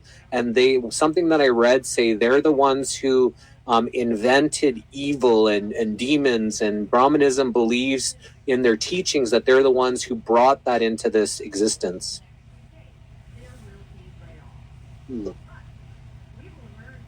I don't know about them inventing evil and all that. I do know that the earliest Sanskrit texts were devoid of the mythical. It was devoid of the fantastic. They're almost scientific, very dry literature, almost like just very factual. It was later Hindu texts that all of a sudden exploded with all kinds of similar to what happened with the Jesus narrative. The original Jesus story was the Gospel of Marcion. the Gospel of Marcion was adapted from a Samaritan play. This is why when you read Matthew, Mark, Luke, and John, it's highly visual. And when you pay attention to the details of the Gospel, you find entrances of exits of actors. You see it all in your mind. You see the stage props, everything. Everything in the Gospel story is compressed into about a 4-hour presentation that was shown in a Greek amphitheater in Samaria. And they used to watch these presentations, and there'd be a crowd of people, and there'd be about 20 people in the stage, and they would watch all this stuff on the life of Jesus. It was later written into a text called the Gospel of Marcion. Gospel of Marcion was later used by the Roman Church to create the Book of Mark. Book of Mark was used to create the Book of Luke. Then Gnostic records were used, Gospel of Thomas and others, to create a Gnostic gospel. It was called the Book of John. This is why Matthew, Mark, and Luke are nothing like the Book of John. There's 4 Gospels, but they're not the same. There are intimate details in John that do not match Matthew, Mark, and Luke. And this has widely been known. For over 150 years, scholars have been putting books out about this anomaly. Now, well, and what's interesting, though, is Matthew, Mark, and Luke, and John have all this accretions attached to it that are not in the Gospel of Marcion. And the Gospel of Marcion was almost 50 years before any of those ever appeared in the historical record. In the Gospel of Marcion, we have Jesus coming from the east. When he came from the east, he had these profound teachings. He spoke in parables and dark sayings. He was feared, man, because the things that were coming out of his mouth. But the Gospel of Marcion doesn't have a virgin birth. It doesn't have any miracles, no raising the dead. Gospel of Marcion about the life of Jesus doesn't have anything about a crucifixion, the sun darkening earthquake episode and all that stuff. He was just killed. He was just killed. Now, it's the same principle applies to Brahmanism. The original ideas and concepts, a lot was attached by the Dravidians after the Aryans left the area and no longer protected the integrity of their scriptures. Brahmanism is fascinating, though, because it's the origin of many Old Testament stories. I'll give you an example. In Brahmanism, the god is Brahma and Saraswati, and they were half related. Same thing we find in Genesis with Abram and Sarah. Abram and Sarah were half related. The stories about Brahma parallel many of the things that we find about Brahma and Saraswati parallels Abraham and Sarah in the Old Testament. We find this over and over, these parallels. As a matter of fact, I read a book from about 80 years ago that cites no less than an entire chapter of details paralleling Brahma and Saraswati with Abram and Sarah, all the way down, all the parallels going. I couldn't believe it when I read it. I was like, what? This is amazing. So, but there's a lot of elements like that. Throughout the Old Testament, scholars have broken down and compartmentalized sections of the Old Testament and show where this came from an Egyptian funerary text, where this came from an Amorite word syllabary, where this came from an Akkadian epic about Sargon. Moses in a basket in a river was stolen straight out the Sargon epic. But we have this over and over. There was no King David of the Jews. They wish there was, because that was an old Jewish lie trying to impose authority over the Israelites they hated. The Israelite holy city was never Jerusalem. It was Kadesh in the north. Archaeologists know this, but the Christian world pushes a different story. They have to. They're trying to believe in the whole Judaic version of history, which is false. Now, these huge sections in the Old Testament are easily identifiable from many texts from the ancient world. They are Jewish borrowings. Most of them were done in the 5th century BC. And historians, even in the days of the early Christian fathers, were already accusing the early Christian church of plagiarizing these texts and stealing this material out of older Alexandrian records that had nothing to do with the Jesus story. All these accretions were added. David comes from a Ugaritic tale of Davidu, the giant slayer. King Solomon comes, remember the Jews were captive in Persia for a long time, ancient Iran. Well, King Solomon wasn't real either. It's nothing but a Persian title for Suleiman the Great. They stole that too. And the whole history of King Solomon comes straight out of the Persian Empire. So, all throughout the Old Testament, man, scholars have identified all this stuff that's absolutely fiction. But it's the Jewish versions of history that are fiction, not the Israelite. There's two different versions of stories running through the entire thread of the Old Testament. Two different creation accounts, two different flood accounts, two different Davidic kingdom accounts, two different Solomon accounts. We have the accounts, two different versions run all throughout the Old Testament because it's two different perspectives. One was the Jewish Levitical prescribed perspective. One of them was the Aaronic Israelite perspective. And the Israelites and the Jews were always at war. They were never together. But it was only after the Assyrians deported the Israelites and took them into captivity, they no longer remained there to be able to get to protect the integrity of their own scriptures. They had been enslaved by the Assyrians. The 10 lost tribes were now in the Near East because Assyria feared the Cimmerians, not Sumerians, the Cimmerians. This is the race that you have heard in the fictionalized account of Conan the Barbarian. These were the Cimmerians. These were Cimmera. These were also an Israelite branch people. They were descendant of the Hurrians.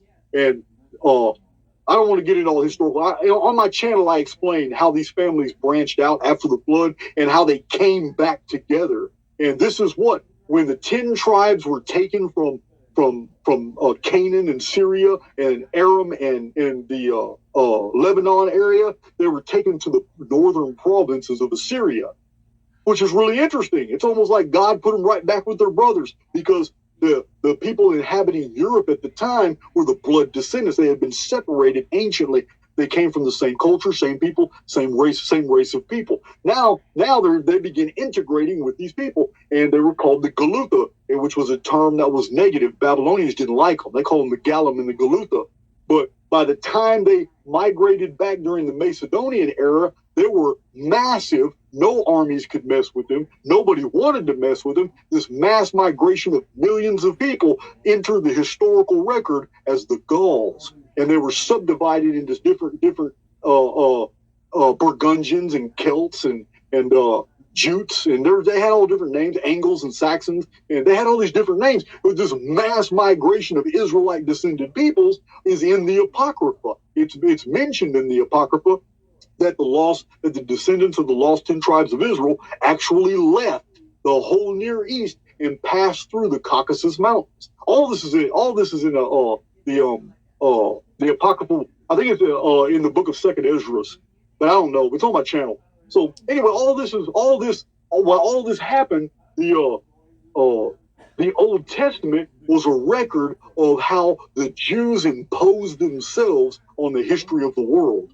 Not that the history of the world happened the way the Jews tell us. That's not what the Old Testament is.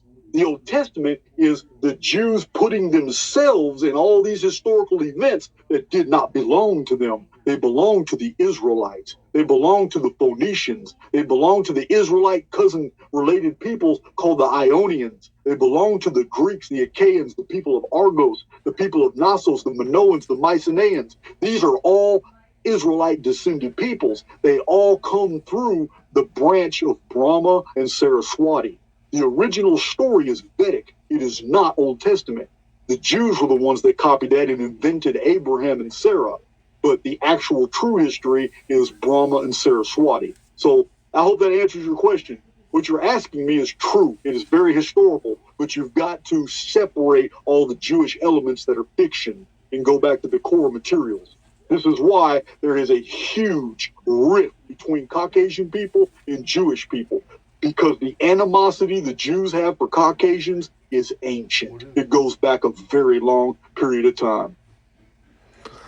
Yeah, wow, no, that was great. Why do you think that so many people and even, truthers that know all about, do the research, know all about, the Romans and, here and how everything puts together and just do a lot of research, but they can't get past the Bible being the word of God? And if it's not in the Bible, it doesn't mesh with them. And talking about they're just so stuck, even though they're so in depth into finding truth and call themselves truthers, they can't get past the Bible.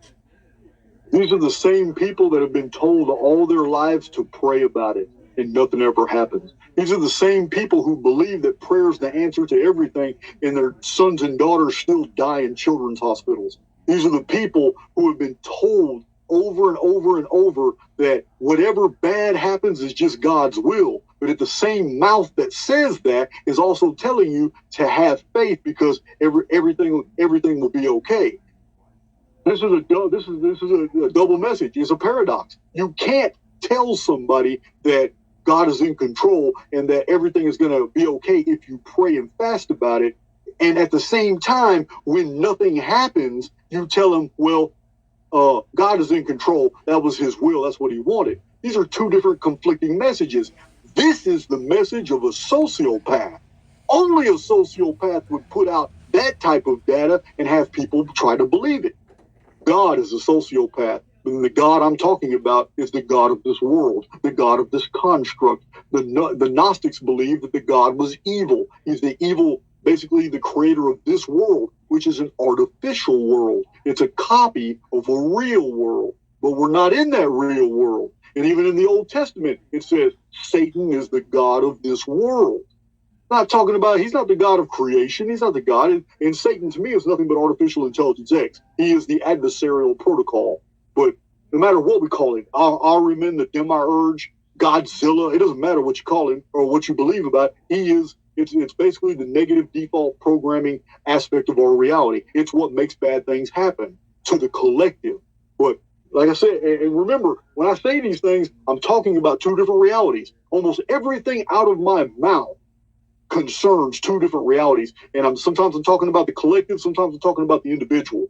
Mainly when it comes to these paradigms, I'm talking about the collective. The collective is told to pray and everything will be okay. But it never is, and it never works. And people spend their entire lives in prayer, and they're the most miserable people in the world. They're the most prejudicial people in the world.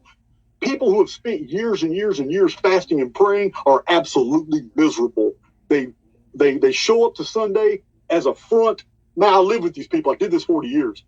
They show and they try to convey to everybody in their little Christian community that, hey man, God favors me because I pray, I fast, I give tithes to the church. Preacher loves me. Preacher eats at my once a month. Preacher comes and eats my food at my table and all that.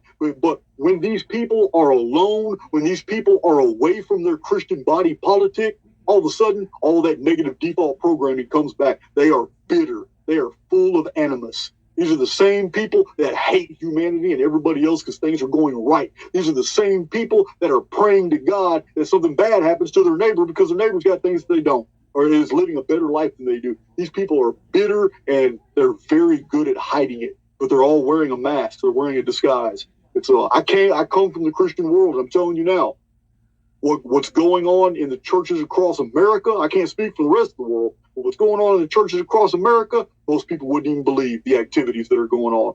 Absolutely unholy. But it's all covered up. It's all masked. Because if there's anything bad going on, just pray about it. It's going to be all right. Simple as that. I don't believe that bullshit. So, yeah, I want to talk a little bit more about the prayer then, because, I set my alarm clock to 11:11 twice a day in the AM and in the PM, Yeah. and it always rings at 11:11, and I send out a prayer, some good intentions. I say thanks for, the water and the food, and I do this every single day because I believe that setting out the intentions, whether it's through energy, through thoughts, through prayers, I believe it does have an effect on the environment. Whether or not, God says, okay, yes, you can have that right now is a different story. Yeah. That's not why I do what I do, but I do pray. I do set out these intentions every day. So I believe in prayer, just not the same way as other people believe in their prayers being answered. You and I can agree about this right here.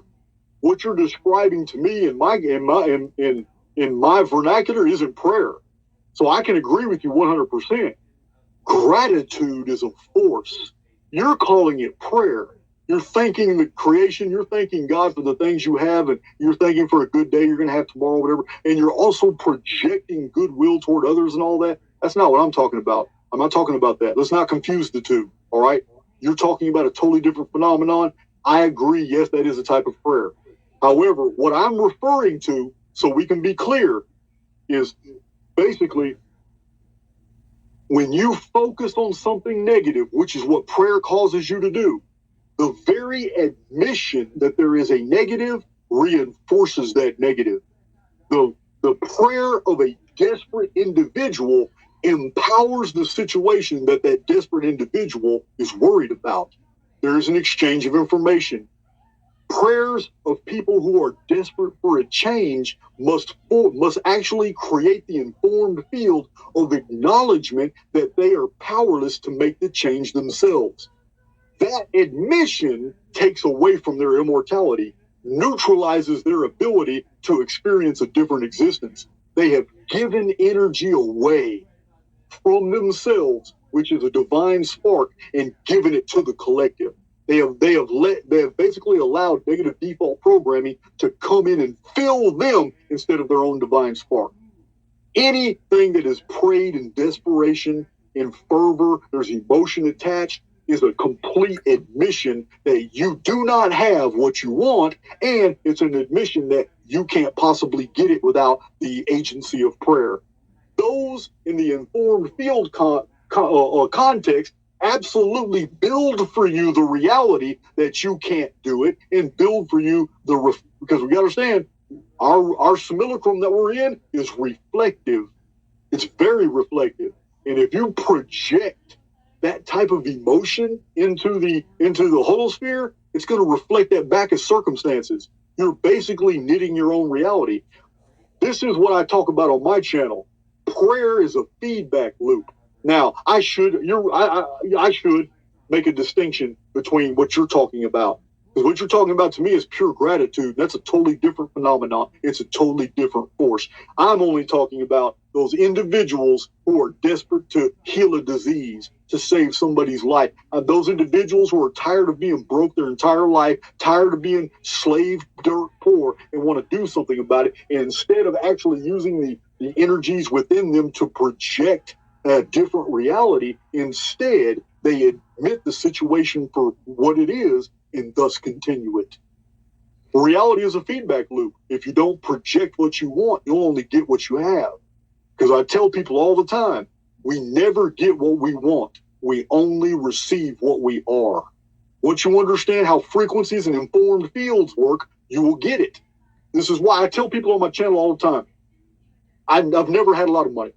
Probably never will. And I probably just wrote that into the script of my existence by saying that right now. But I don't care. Because I also tell everybody on my channel, it doesn't matter what I'm doing in my life. I got a lot of bills. It costs me well over $2,500 a month just to live, just to be able to pay for everything. But you know what? That's not a lot to some people. But for me, it doesn't matter how I'm living. I'll always have the money I need right when I need it. I never have a lot. I never have more. I live a frugal lifestyle, but I'm pretty happy. I got the things I want, but I don't go a month without paying my bills. Everything gets paid and on time and often before. It's because I've created the informed field that there is no need for want. Provision is already there. I don't know where it's coming from. I have no idea, but I get it. Comes. Sometimes it comes in contracts because I'm a contractor. Sometimes it comes in bidding. Sometimes it comes from just an appreciative somebody who lives near me, knows about the Archaix research, and just stops in on me and gives me something. Sometimes it comes in the mail. I get gifts in the mail from my subscribers. And a lot of times it comes in like PayPal donations, comes in buying me coffees. I sell different things because I don't like Amazon. I don't like how they hyperinflate prices and all that, man, to sell my books. I want people to have access to the material. So I have removed a lot of my stuff from Amazon and put it on Gumroad. So people can pay $2 or $3 or $4 instead of paying the 30, 40, 50 that they're going to have to buy to get paperback books and other venues. So sometimes, man, people just are altruistic. When they resonate with what your message is, their pocketbook doesn't matter to them anymore. So I only charge like $6 for one of my most best-selling Amazon books. I took it off Amazon. It's called Awaken the Immortal Within. And everything that I'm telling you right now is in this book. I have given a full blueprint of how you can basically change your entire life just by creating the informed fields and doing the very things I'm telling you in this video now. I only charge $6 for that book, and it's a Gumroad download. But people are so appreciative. After reading the book, they'll come back and pay me $100 for a $4 book I got on there. Yeah. See, this is the feedback loop we create. Once you identify that there is no need, reality will reciprocate and then create and knit for you the circumstances by which there isn't a need. There's no reason to worry about the future if the future is secure. And this is another concept I talk about on my Archaix channel, is that if the future is secure and you believe this, then all the steps necessary to that future have already been secured as well. And if you live your life like that, it's over with. There's nothing you're going to worry about. You're going to start doing the things that you want to do in life and not the things that you have to do.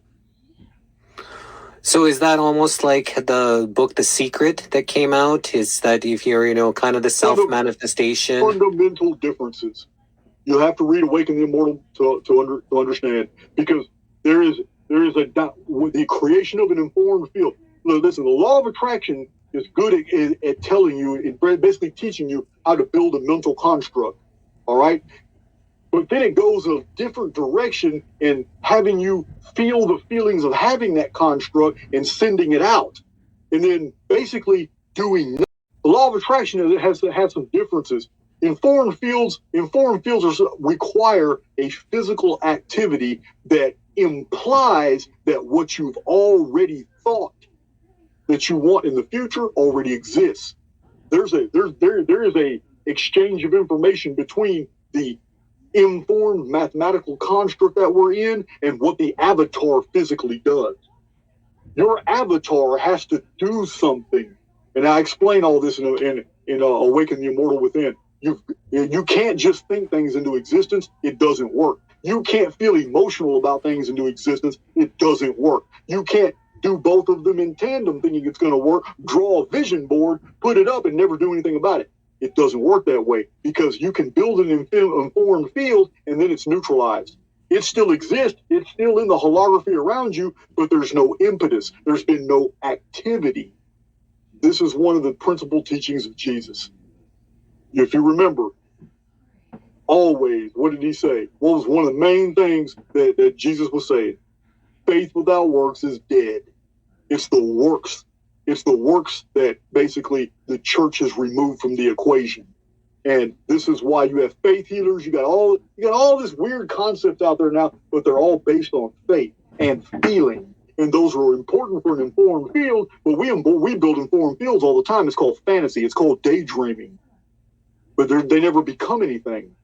But they do become something. They become a blueprint for the things you want once your physical body actually commiserates. Once your physical body starts moving in the direction that you want, reality reciprocates and begins to knit for you the very circumstances that will unfold in the thing that you envision. It's just the way it is. Sport in the sports world, we see this happening all the time. We see a guy up to bat. We see, okay, so what is it? He's a professional. He's hit that ball many, many times. And many, many times he's been struck out. Well, we see the dynamic at force when a guy just finally decides, you know what, man, I'm not going to hit this ball. I'm going to put it way over here because I need my guy on first base to get the second. And if he can get the second, I know I can get the first because I'm going to put that ball straight over there. And these guys aren't that talented. They built an informed field, instantly acted on it, knew with emotion, already got excited right before that ball was coming. And reality doesn't need any time, because time is absolutely illusory. It doesn't need any time. If you believe that time is necessary for the unfolding of for whatever you're trying to do in life, then you have knit that into your existence, and the unfolding of time will become necessary for you to receive whatever it is you're trying to knit for your life. Reality is going to reflect whatever phenomena back to you that you projected into it. That's the system I'm trying to convey to people. This is the system that works for me. I build an informed field with my mind and I imagine it, and it doesn't take but a couple seconds.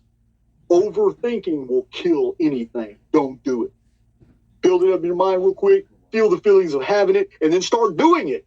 Because while you're doing it, the reality tunnel itself to make that come into existence will instantly be knit. And it can be done in seconds. I did it when I was in prison, when I fought people. I imagined the outcome, and then I lived through it. And people were just dumb. They were dumbstruck. Couldn't believe that another guy had been taken down so fast. It's like listen, you got to understand, The principles that apply to our existence are like a video game. It's just like Nike. Just do it. I released a video earlier today. Earlier today, I released a video, van vlog, and I'm really surprised that the direction of our conversation came here, because these are the things I was talking about in that video. It's only 1 hour, but I had to take a trip. And I was in my van, so I did a van vlog. And this is the very subject matter I was discussing in that van vlog. Yeah, crazy. That's amazing. Putting it out into, the existence, and it just kind of happened. So was Jesus here in the physical? There are many theories about that. One of them is Apollonius of Tyana is the real Jesus. And I have a tendency of believing that. But I do believe 100% that there was some holy man, some prophet, somebody. He could have been the benefactor himself, and I'm leaning toward that as well. All the dressings that were attached to it is where I have a problem. I don't have a problem with the story of Jesus and the spiritual teachings and all that, but it's all the cultural and all the mythological and miracle attachments that I have issues with. Because if you're truly an immortal spirit, you don't need anything in the physical world to save you. That's the negative default programming trying to convince you that you're a physical being when you're not. A truly physical race of beings would require a truly physical benefactor, a truly physical creator. So this whole mythos was designed, and it's basically to perpetuate the idea that you're a physical being. Well, I'm sorry, Jesse, I'm not going to believe that. You can hold to that position, but I know better. I know that when I'm dealing with Jesse Howe, I'm dealing with a divine personality who has basically had a memory wipe. And I know that while you're looking at me right now, I am looking at an avatar, and you're looking at my avatar. But these are not accurate reflections of the personalities within. These are just flesh suits. These are just husks. That's all they are. The religions of the world have attached significance to this avatar. True spiritual beings don't need the avatar. It's just a vehicle by which we experience all, and we learn all this in this beautiful holography. To the collective, the avatar is everything, because it is it's basically a microcosm. It's a microcosm to the macrocosm of the whole collective. So it's important to the collective. It's important to the simulacrum that you believe that you are a body, but you're not. You are an immortal living through many experiences in the avatar of basically a human. And that's all. It's as simple as that. When you identify yourself as your avatar, you are participating in the belief systems of the collective. When you basically live your life as a truly independent, free-thinking spiritual being, which is most truthers are as they search for the truth, the avatar becomes less and less important. It becomes more and more utilitarian. And you start to realize, okay, well, this body, if this is all just a body, then I don't have to worry really what happens to the body.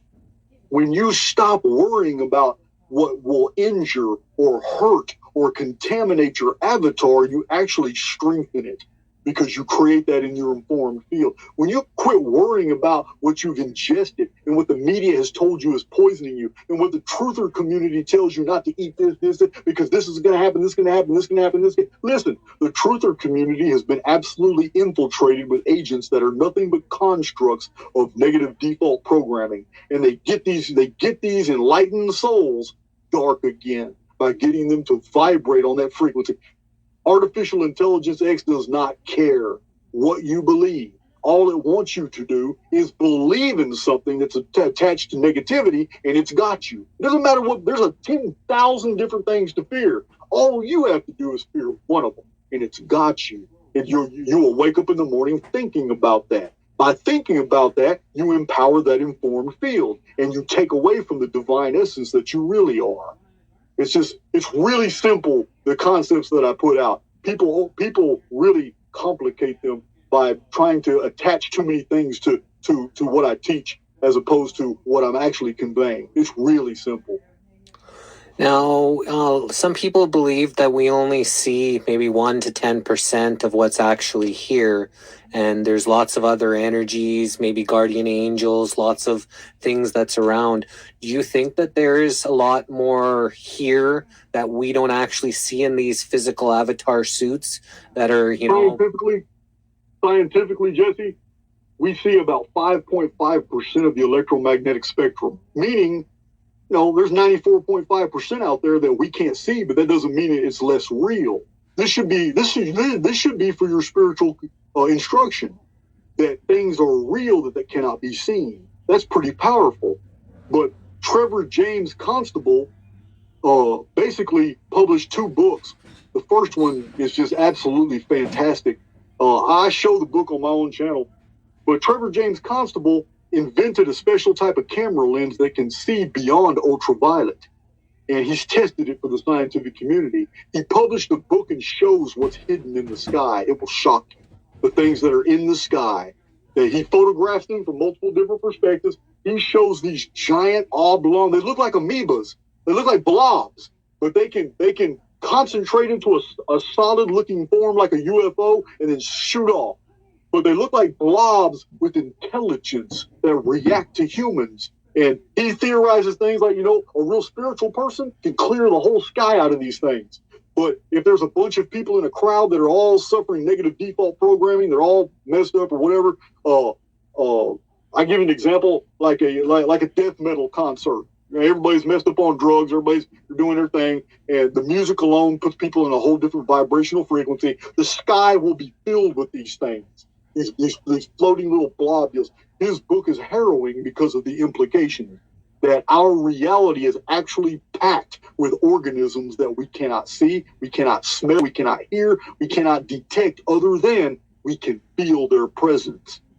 That feeling we feel, like at nighttime, we just feel like we're being watched and stuff, because we are. Whatever these blob amoeba things are floating through our sky, they react to human observation.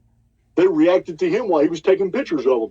Pictures are harrowing, what you see in the sky. It's almost as if these things are just popping in and out of our dimension. Even shows almost like a dimension opening up just to squeeze one through. It's crazy pictures that I see. But Trevor James Constable is the name of the author. Very serious researcher. My publisher, Booktree.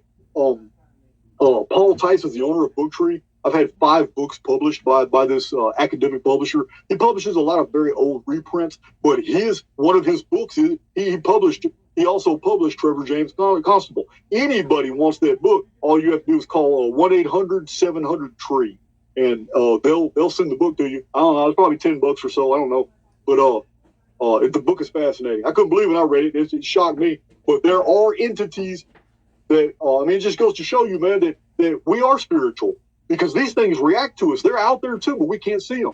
We got to have special technology to see these things. It's just like that little bioluminescent light that leaves when we die.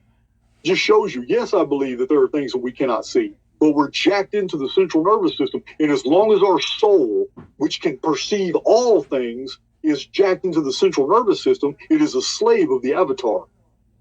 You can't see here. I discussed this in another video. I'm gonna mention it here. We are taught that the central nervous system allows us to see, it allows us to hear, it allows us to taste, it allows us to touch, it allows us to smell. This is only partially true. The central nervous system is actually a series of filters that stops you from seeing certain things, stops you from smelling as good as animals, stops you from hearing as good as animals, stops you from being able to really identify things by touch, like insects can do really good. It's a filtering system, actually for the soul, so the soul can take in a whole bunch of data without going through an overload. You're jacked into your avatar. You're stuck with it. You're not going to be free of it, so you use it as a tool. You create informed fields. You feel what it's like to experience what that informed field, that image that you created. Because being an immortal spirit, Jesse, there's only one thing you can really do. Everything else is dressing. The only thing a spirit can do is thinking. That's it. So that means that the byproduct of being spiritual is thought. That being the case, informed fields, which you create with your mind, is absolutely important. But you're not creating anything in the spiritual world. You're creating it in the physical hologram. So that requires your avatar to follow through. Because whatever your body does, it imprints the holosphere to create a reality tunnel to make whatever you're trying to do come into fruition. It's going to reflect back that phenomenon. That's the key. That's the difference between the law of attraction and what I'm conveying about informed fields. If there is an interaction here between the spirit and the physical reality that we suffer, they work in tandem. They have to, because you're jacked into a body, and that body can't do anything unless that mind creates the informed field. Then the body follows. And if the body follows, the simulacrum itself will knit the circumstances into existence because it reads that field. That's the way the simulacrum communicates. It understands an informed field. That's the language it speaks. That's what imagination is. Because you're spiritual, you have intuition, empathy, and imagination. And those three qualities help you interact with the world around you. And if you're not using those three qualities to interact with the world around you, then you're a part of the collective. Simple as that. Wow, yeah, that's deep, and I resonate with that 100%. Sandy Moran, she, she's one of your supporters. She's got a bunch of questions she sent me, but I don't think we can get through all of them because we only got a few minutes left. But her first question was repeating numbers, angel numbers such as 444, 111, 333. I've covered it. She must have not. Okay, she has not seen the video of our cover. She said, she goes, I heard Jason state on a live that these are all decoys to distract you from great things. Could he explain a little more? Because I hear numbers and numerology discussed with Jason and other interview program channels. So wondering why the conclusion about angel numbers. Okay, I don't know. I don't really know that they're called. I mean, I'm not familiar with angel numbers. She's calling them angel numbers, so she's getting that from somewhere. I don't know. I've never researched or read anything about angel numbers. I guess that's repetitive numbers, the same number over and over. When you see these numbers, a lot of people, throw time or teaching that when you see the 111, these are angel numbers. They actually got each number in specific what these angel numbers mean. Well, I have described the phenomenon, and to me, in my personal opinion, I believe two things are happening. One is that a lot of people go through their lives and they never see these things. They never see these parallels and these coincidences. But once somebody is starting to see, they look up and they see 444. And then they go on about their day, they don't think about it, and then they're going through a manifest at a store, and then they see the number again, 444. Like, what the hell? 2 days later, they're driving down the road, and the person that is stopping them from being able to make a turn has a license plate that's ABC 444. You understand? Once people start seeing these things, it's because they're starting to vibrate on a whole different frequency, and AIX is trying to corral them back in. They haven't fully broke out of their paradigm. They haven't fully concluded whatever it is that's going through their mind right now, because they're like in between dimensions. They're not fully vibrating in the 100% dimension of a certain belief system and totally divorcing themselves of the old paradigm. They're trapped in the middle somewhere, and these little syncs are going to appear in their life. It's not just numbers. It's going to be people's names. It's going to be the feeling of deja vu, synchronicity, Mandela effect. All these coincidences will pop up in somebody's life over and over in rapid sequence, the more that they are separating themselves from a belief system that had enslaved them.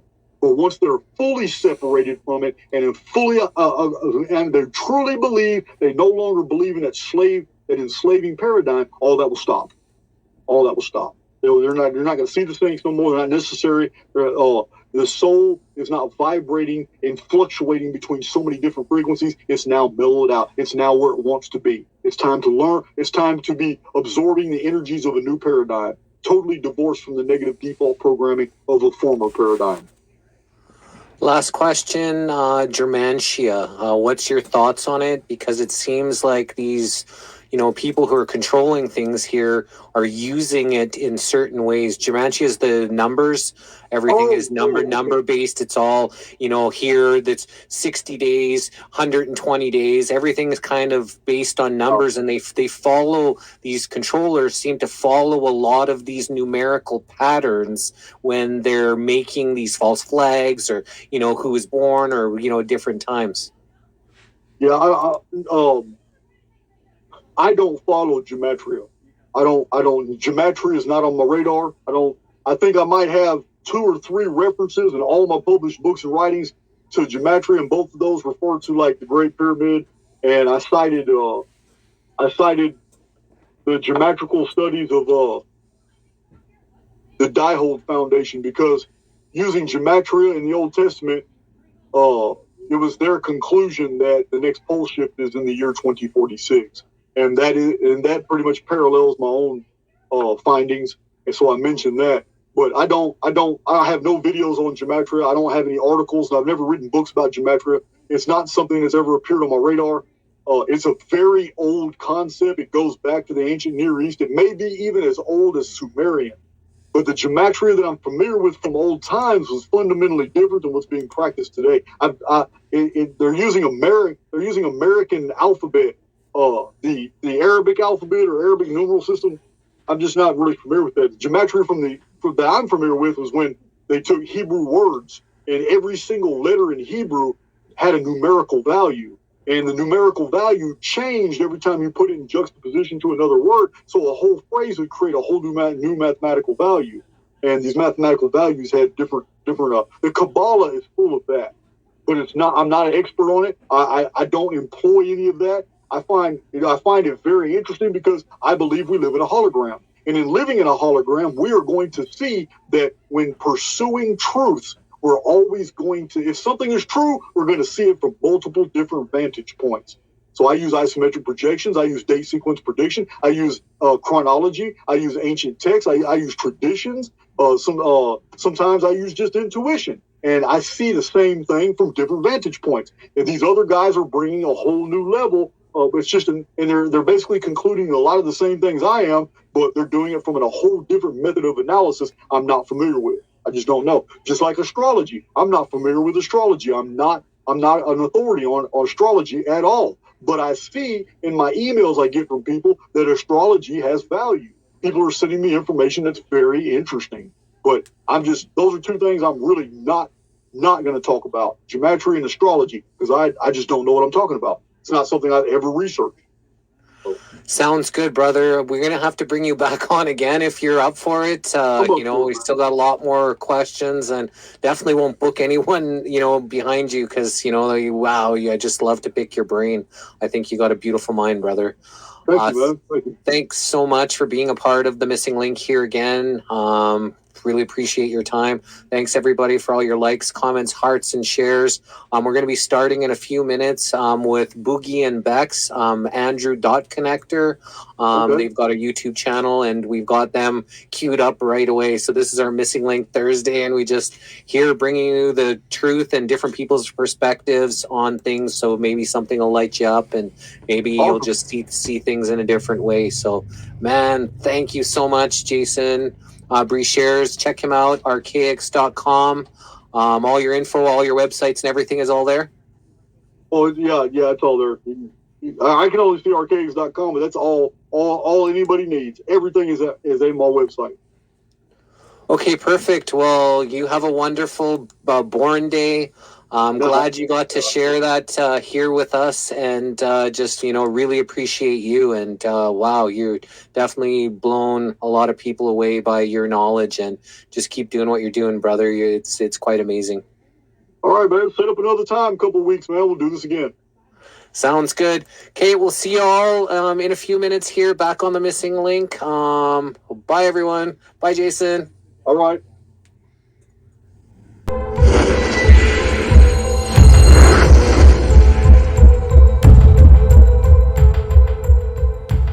I'm ready.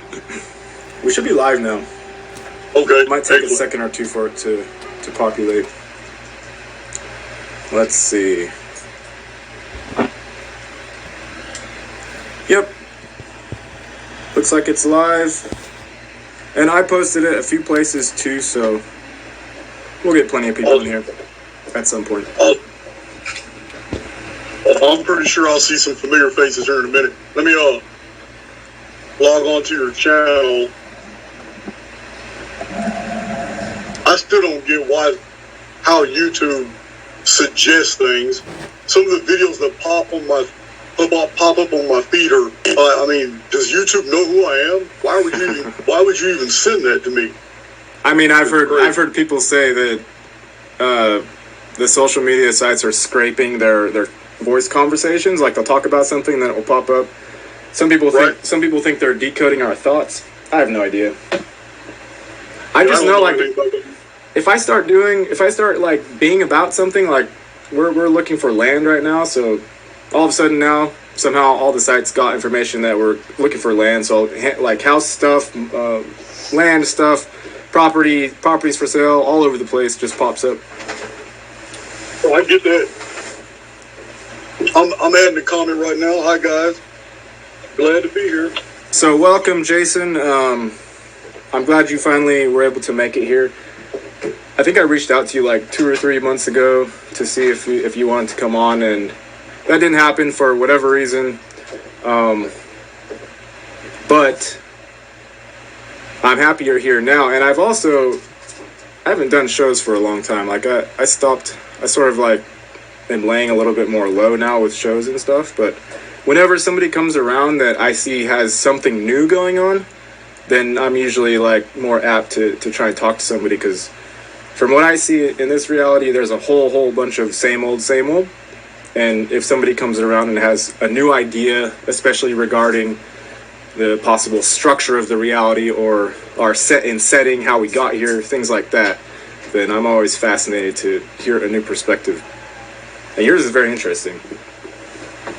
Well, I appreciate it. One of the themes of my Archaix channel is seeing the old world through new eyes. I don't really bring to the table a lot of new, innovative concepts. What I'm doing is bringing back to public awareness things that were openly discussed in the 16th, 17th, and 18th century. And I cite those books and materials. It's just we have deviated so far with our own technical frames of reference. They basically control our narratives. So when people go to Archaix and they see these concepts that are so new to them, and they think I'm the innovator, I'm not. A case in point is, man, I get so many emails I can't answer them just on the topic of the vapor canopy techniques, the vapor canopy biosphere, and there's nothing new about that. So I'm about to release a video late tonight or early in the morning. It's already been done, but it's showing all the old historians, all the very old books that all openly talk about the vapor canopy line. And that's just one example. I don't really bring a lot of newness to the arena. I just really don't. I'm just bringing all the old things back into remembrance. Yeah, it's really interesting to me, because the reason for that very likely is because of the proliferation of tablets and iPhones and computers and everything like that. And, you know, people don't get their nose in books as often, I think. Maybe some people do, but not as many people do. And you seem to have had access to... Well, actually, I have a question first. What was it that started you, like, looking specifically for our history as regards the last few hundred years? Like, what started you? I was a fundamentalist Southern Baptist Christian, and I really thought the Bible was true, and I really thought that the version of reality that had been conveyed to me was real. Mm-hmm. So this is what I set out to prove. I was 100% involved in confirmation bias. I read every old book that I could come across. I had benefactors that were sending me these old books, and I was in a prison where old books abound. They are everywhere. They are stuck in basements and old libraries. Prisoners don't throw away books. They keep them forever. Use them for coffee table stands. They use them to write their letters on, and they don't even know the value. I mean, I have met guys in prison that used a old book from 1883 that was in its third reprinting, but the original was like 1782, and they used it to hold up a coffee pot, and then exchanged that treasure. They gave me that treasure for a bag of $2.75 Maxwell House coffee. This happened over and over and over. These guys don't know what treasures they had, so I took advantage of them, and I was able to data mine all this material. but it never had any intrinsic value to me. A book doesn't mean anything to me. It's the data that derives from it. When I pull out the bibliographic material and anything of interest in that book, I trade the book off for the next book I'm going to research. Then I trade that book off for the... My library has never been very much because it's always in fluid. It's always moving. I'm always trading, and this activity basically created an informed field over my life to where reality itself reciprocated and sent to me all these books even when I wasn't looking for them. It's like I sent this rhythm out into the cosmos and the cosmos responded, and it just kept sending me books and materials and magazines and old periodicals and putting me in contact with people who were fascinated with the things I was writing even before I was published. I was just sending them out to different organizations and institutes, and most of them were Christian.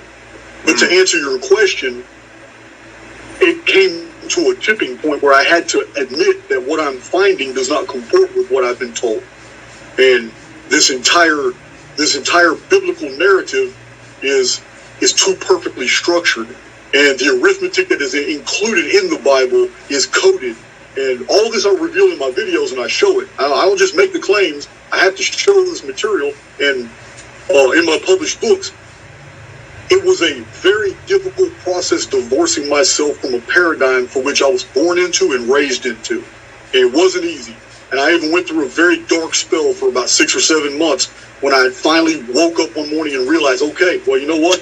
This is all bullshit. And I had to reassess all my data. I had to go back through everything to find some new perspective. And that's when I started attaching all the arithmetic to it. So when you talk about confirmation bias, I know the reality itself does sort of help propagate your little bubble with basically your own thoughts and movements, perceptions, interactions with other people. What is it do you think that pushed you beyond that little bubble of confirmation bias? Because you can go really far in that direction. You know, some people take it to their grave as far as the Christianity narrative. Like, what was it that popped you out of it?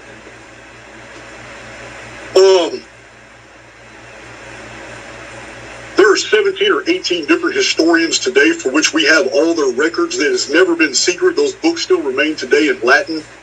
And they were all alive and reporting events that were all happening as far as natural phenomena, government, socio-political affairs, administrative affairs in Rome. We have these writers' writings today, and many different scholars quote them.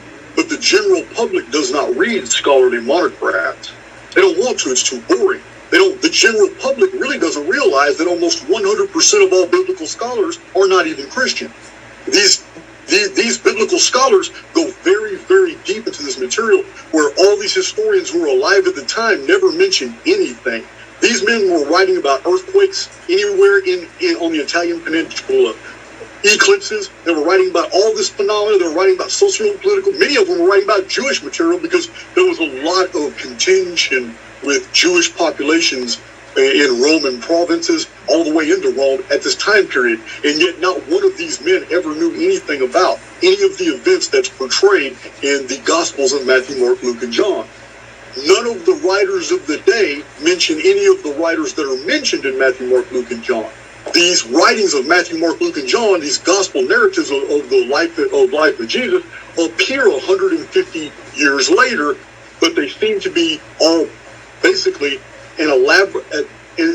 they seem to be elaborated versions with a lot of interpolations from a core document that scholars call the Q document.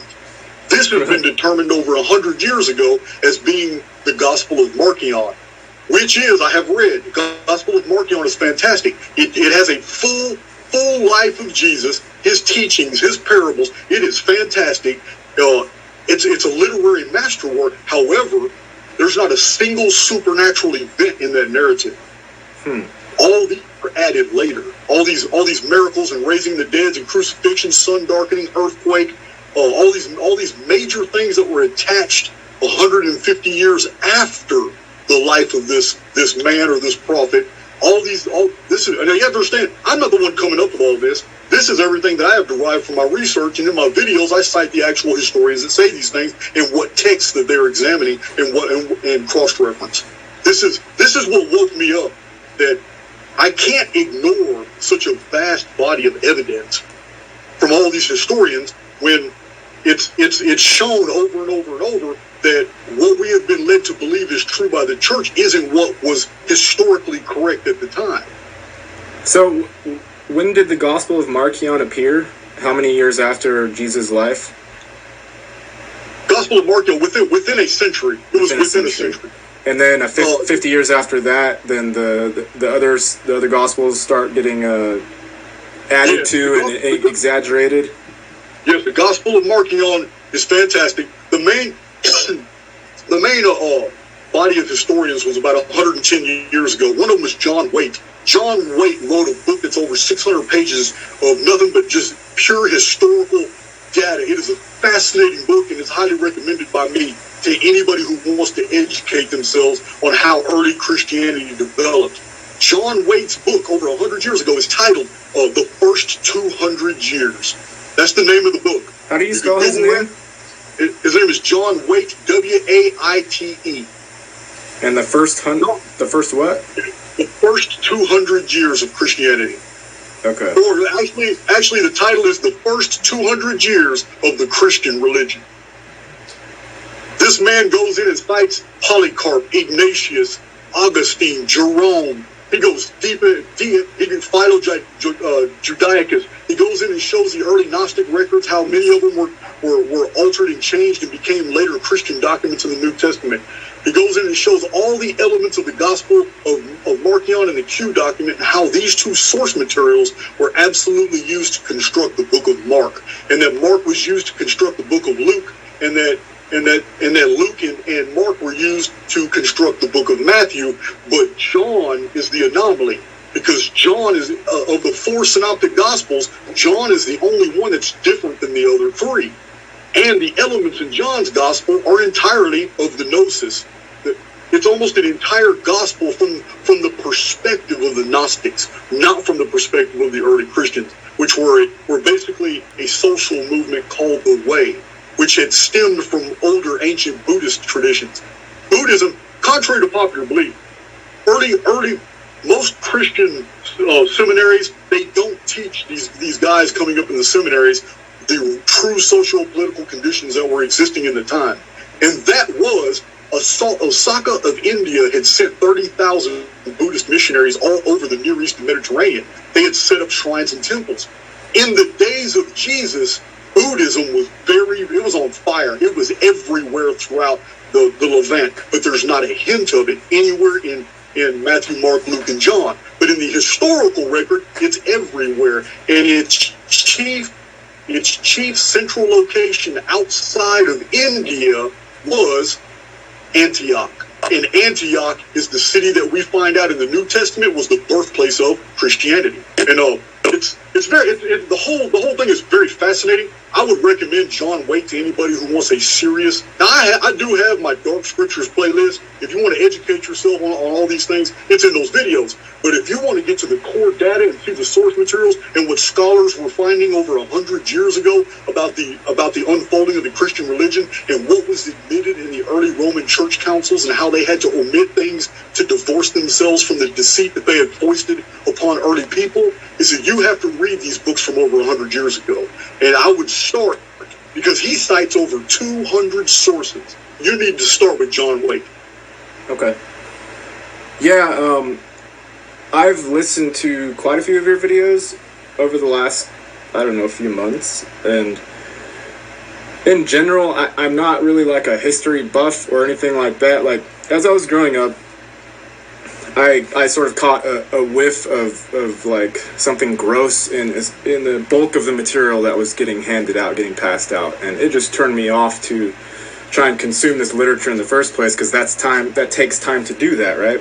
And if I have to sit there and try to parse it and determine which is real, which isn't, then I'm better off to spend my time, doing my own thing.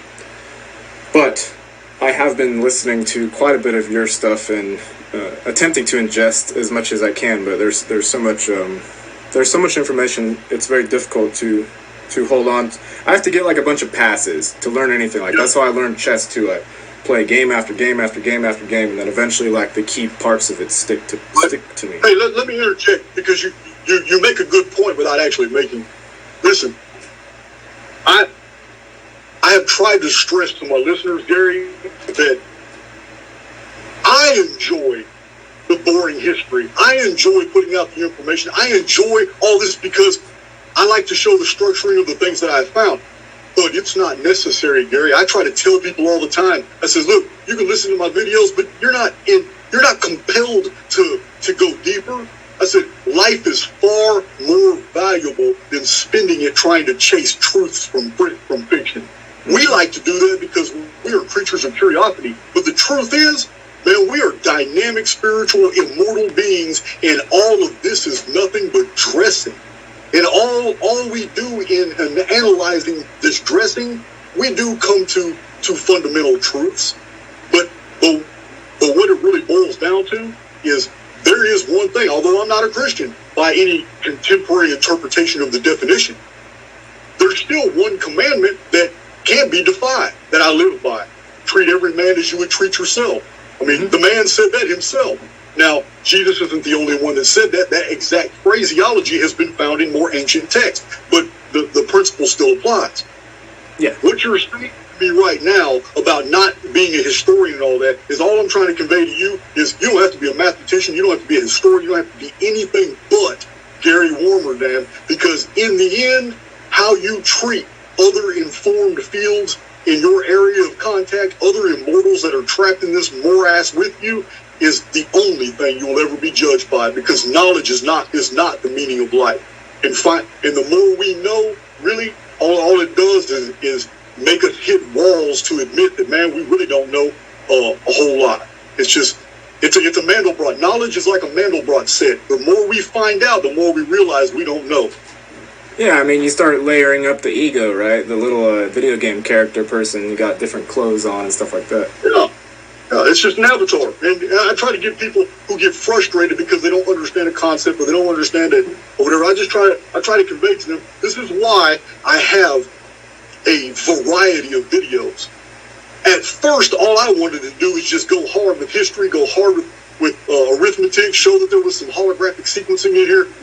But then it was my own listeners and their emails and the comments I saw on YouTube and Facebook that made me start doing, okay, you know what? I need to start hitting these guys with some more spiritual stuff because they're losing the meaning here. Mm-hmm. I enjoy putting all this material out, but I'm telling you now, you can take Jason and archaic data out of the equation and it means nothing. It doesn't matter. I'm not bringing anything that's going to save you. All I'm doing is showing you, basically, this is what I found. We live in a false reality. It's not because I believe in any scientific interpretation of hologram theory or none of that, simulation theory. It's because I have found mathematical structuring that is too perfect encoded within our past. That's what my whole, that sums up my entire channel.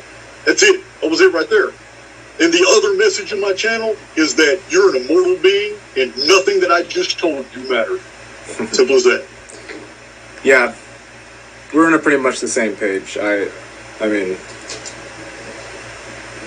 for my main thing, what I look for in other people and other channels is I look for, number one, the spark. So you got some type of life in you, then that's good. And then number two, curiosity. You can take all of this loads of programming that you've had since birth, and you can still see outside of it. Like if I see that, those two things paired together, and you have some power, like you can project yourself a little bit, then I want to listen to you, because I don't, like you said, the historical record, it does matter, but being that if we're considering we're living in a matrix, then the historical record is literally a figment of our collective matrix imagination, so that doesn't have the utmost of importance. But what does have importance is how we behave ourselves now and how we actually make this thing livable, because it's not been livable for the most part. Like, it's difficult to survive in here, let alone, actually be able to attract the things that you need to make a good life and be able to have good relationships with your family and friends when half the people can't understand anything that you're saying because, like, they're running all these scripts and they're believing the news and whatever. Like, it's not the easiest thing. So I like that. I just like it when new people come to the table that have some new things to say, and we can gain some bits of information and some new ways forward, basically. I appreciate Yeah, that. I agree with you. I agree. That's I've been only because people have been making so many suggestions. I have been watching videos on other channels.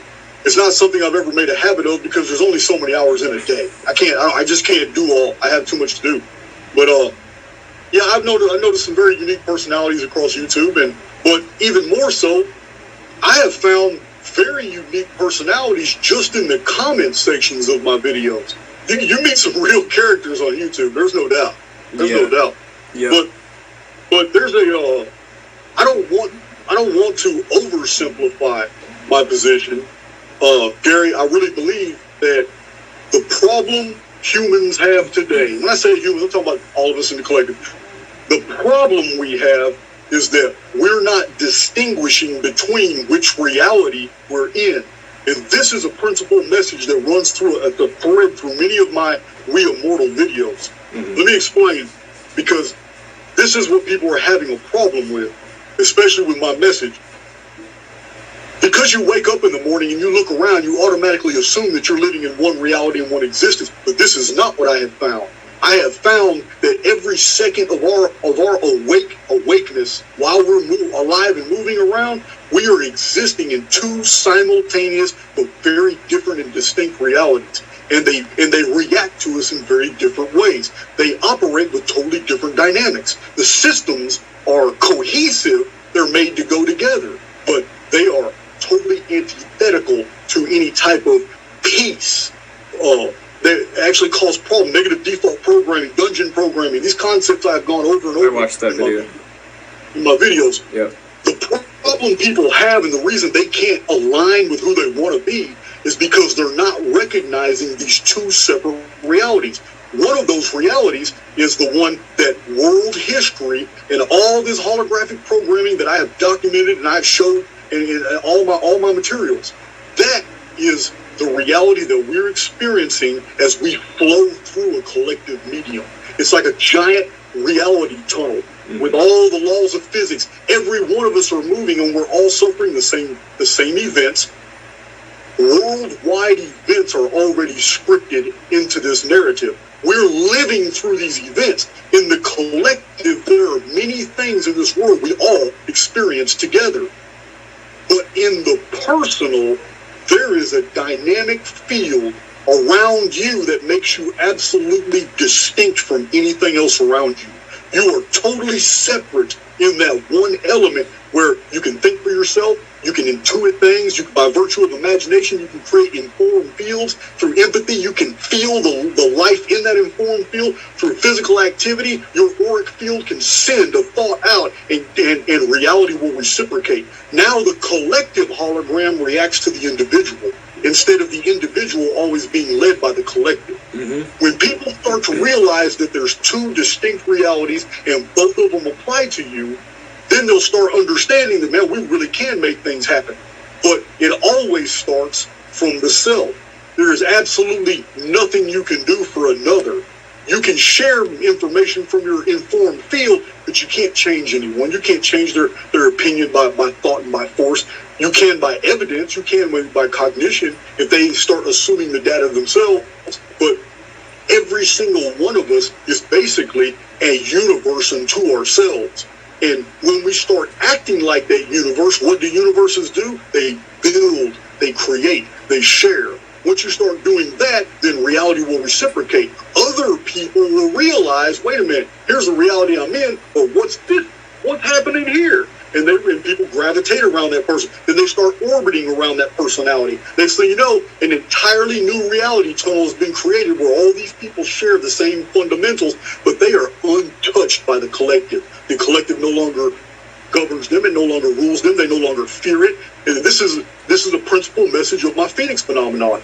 Many people were getting depressed because I was just going into overkill, showing all this historical data about this 138-year periodicity of some really harrowing shit that happens to our world. Not always the whole world, just somewhere in the world suffers this every 138 years. And then I had to explain to my listeners, listen, man, y'all are focusing on the wrong thing. I'm just documenting all this to show you what happens to the collective. I wasn't assuming that you're a part of that collective because you're listening to me. if you're an errant, if you're truly an immortal, and you truly recognize that you're a force dynamic independent of what goes on around you, then there's nothing to fear. There's no apocalypse to fear. There's no elite to fear. None of that. So this is the problem I have in trying to get the message out. I have two different messages. One is for the collective and everything it's been going through. One is for the individual. But so many people get tripped up on it. They get confused. Yeah, I agree with you. For some reason, and Zoom hasn't done this to me for a long time, but is trying to tell me that I'll be up in 10 minutes. So basically, we can just stop and re-up it and go for another hour or something. I don't know why this is doing this, because I've had so many shows, and we've had shows go 2-3 hours, whatever. Well, you know what? I believe it was Logan that told me that Zoom had changed some of their settings. It was either Logan or Autodidactic. One of them told me that Zoom was abbreviating the time to 40 minutes. Yeah, it doesn't feel like very long at all. What time is it? It's only 6:30. Yeah, so we can re-up twice if you want to go longer than 2 hours. Like, it's so long as it keeps letting us redo the link. Then, I no problem with it. If there's an interruption, I'll be right here. Okay, so we have basically 10 minutes till we got to re-up it. I wanted to ask you, where did you come up with informed field, and where did you come up with reality tunnel? Is that something you coined? Okay, I really went into a deep dive into the material of P.D. Ouspensky, Tertium Organum. Also, I consider myself a student of Ishak Bentov, who wrote Stopping the Wild Pendulum. Other writers who have basically subscribed to the concept that our reality is very holographic and that all our physics constants act like hologram principles more than they do actual hardcore physical laws structuring. So there are so many different astrophysics and physics authors that I have followed in the past, people who have been alive in the past 150 years, because these concepts are not new, Gary. Men were thinking about this and publishing books in the 1890s about how unreal the structuring of our reality was. And so I delved deep into these books, and I realized, wait a minute, man, these guys are talking about physics constants, but most of them were doing it from the perspective of astronomy. The shift for me is when I applied it to world history in the dates that I saw on a calculator between two historical events, and I measured it mathematically, and I realized the same thing they're talking about, these laws that are affecting us in the cosmos, are the exact same ones that I'm finding in the structuring of historical events. Then I went further to, wait a minute, if that's true, then human activity also must abide by these precepts. These reality tunnels and this structuring and these informed fields, every bit of this, man, is scientific. Even now, if you mention informed field to a physicist, he knows exactly what you're talking about. That's 100%. Funny. I've never heard of that. Are you talking about the Ouspensky that was Gurdjieff's student, or is that the same person? Yes. Okay. P.D. Ouspensky. I've read lots of Gurdjieff. I don't know if I think I may have an Ouspensky book. I don't remember for sure, but I read lots of Gurdjieff back in the days. Well, Gurdjieff is just as good, and I've only read one of his books. But if I do get cut off right here on the Zoom, you're gonna have to send me a new Zoom link. I will. Yeah, we've got 6 minutes left. I'm gonna look through the comments really quick and see if we have anything. Oh, we got a bunch of comments, brother. Got a bunch of those. YouTube is listening. I'm from Decode Your Reality, Logan Jason. Is that? Oh, yeah. You went on his show? Yeah, I was on his show he and I are about to go. I'm about to go on Logan on June 1st. Logan and I are doing a special presentation on Phoenix. Okay. He's been going deep. He's been digging for new stuff. He sent me an email with all kinds of new stuff. I was like, wow, man, we may as well do a video on that. I always hear you talking about square peg like every single video I hear of you. There's square peg divergent right there. Look, listen, I was doing isometric projection analysis, which is a species of date sequence prediction, where I was showing how modern events right now could have easily been predicted if we would have been using this method. And she picked up the torch and has done so many of them herself. If you send You got Square Peg right here. If you send her a message, she can send you some charts she's done that's pretty interesting.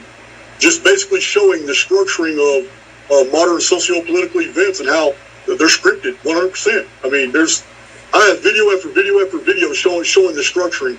But she picked up the torch and she's doing it now. And sports events too. You said were also scripted. We did it. We did that last year. I was really upset to find out that the NFL published in a court decision that they are allowed to throw games because the NFL is considered entertainment by law. I was so pissed when I read that. I quit doing my game series deals on NFL predictions. There are people right now in your thread that was with me when I was doing the game series deals. We hit up to 92% accuracy on the weekly NFL games, running 13 to 15 game predictions a week. And then it just, it's crazy. So you could make a bunch of money off that, right? Till somebody caught you. Well, several people did. I know several people, maybe a couple in this thread right here that did. And we're not going to really, I don't really promote the gambling deal. It's not my message. My message is that you live in a scripted reality, and this can be shown from multiple different perspectives. Not just history, not just physics, not just science, not just ancient quotes. It can be shown even modern mathematical examples, such as I show in the Archaix paradox video, where I show a simple arithmetic exercise shows that we live in a holographic universe. Was it you divide the two difference between 2 years by pi and then add that to the second year? Is that what you're talking about? That's a special species of date sequence prediction. It's not the standard date sequence prediction type. They probably never thought about doing it that way. But you can take two similar events in history, and you can divide the number of days or the number of months or the number of years between those events, and you can divide it by phi or pi or curvature, which is 5.08, which is 1.618 times 3.14. Mm-hmm. If you do that, you add that to the second date, which is your X2 factor, and it will come up with a third date, which is a future date. Something will occur on that date, which is basically a holographic merging of the two concepts of the two dates you measure. Can you do it again? Can you do it again for like a fourth date, or does it only work between 1, 2, and make a third? Actually, it's manifold. We live in a multi-dimensional holography. So it's like a golden ratio type spiral thing. Actually enter in hundreds of these X factor dates, create a computer program that will measure them all by phi, pi, and curvature, and produce all kinds of future deals. This may be very close to what the Looking Glass Project did. I really don't know because I don't have the specifics of what they did, but I'm fairly confident that my own system is far more accurate than their Looking Glass system. Because if their Looking Glass system was truly operating at optimum, then events wouldn't be unfolding the way they are right now. You mean whereas they wouldn't be acting confused and frustrated and Exactly. Yeah. I tell my listeners a lot, listen, everything that's happening in the world right now is because reality tunnels are collapsing. Even AIX is confused. AIX has been befuddled. There's too much energy output being spread out because too many people are waking up, and that requires a tremendous amount of power going in so many different directions. And we're in a control system with a finite amount of power. This is why the resets happen. I know you and I have never talked about this, but this is another subject matter of my channel. These resets occur frequently because AIX loses control, because it can no longer govern over the masses. Creating a reality tunnel by which 10 million people share is the very low energy output. It can do that. We can call that Christianity. We can call that Islam. We can call that communism, or we can call it Republican ultra-right conservatism. It doesn't matter. As long as you fit into a niche, you're in a controlled reality tunnel. A reality tunnel already has its protocol set. The AIX system doesn't have to build anything, so it's very easy to maintain that. What's hard is when people start waking up and going in multiple different directions. Now AIX has to create multiple different realities. That costs energy. After a while, it can't do it no more, and it will reboot the system. And on the inside of the hologram, We interpret this as a reset. And that reset is volcanoes, earthquakes, liquefaction, plagues, invasion. We're about to get rebooted ourselves, Jason. So if we could come back, and I'll send you another link. We'll start section 2. For a reset. See you in a little bit. Man. All right. We'll talk about AIX in the next one. Okay. Okay, one sec. Welcome back.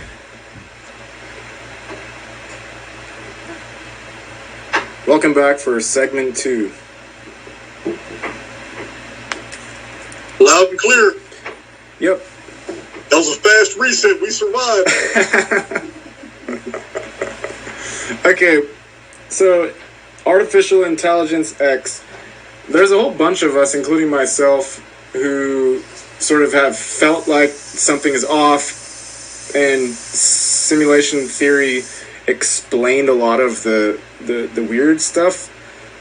People say, the Mandela effect explains simulation theory because the reality itself is trying to juggle and toggle between multiple reality streams and filter stuff out, filter stuff in to try to keep it a sort of cohesive field. That is a very good word. I have never heard that word used to describe what you just said. Toggle. Toggle is an excellent explanation for what is happening. Like something is toggling in.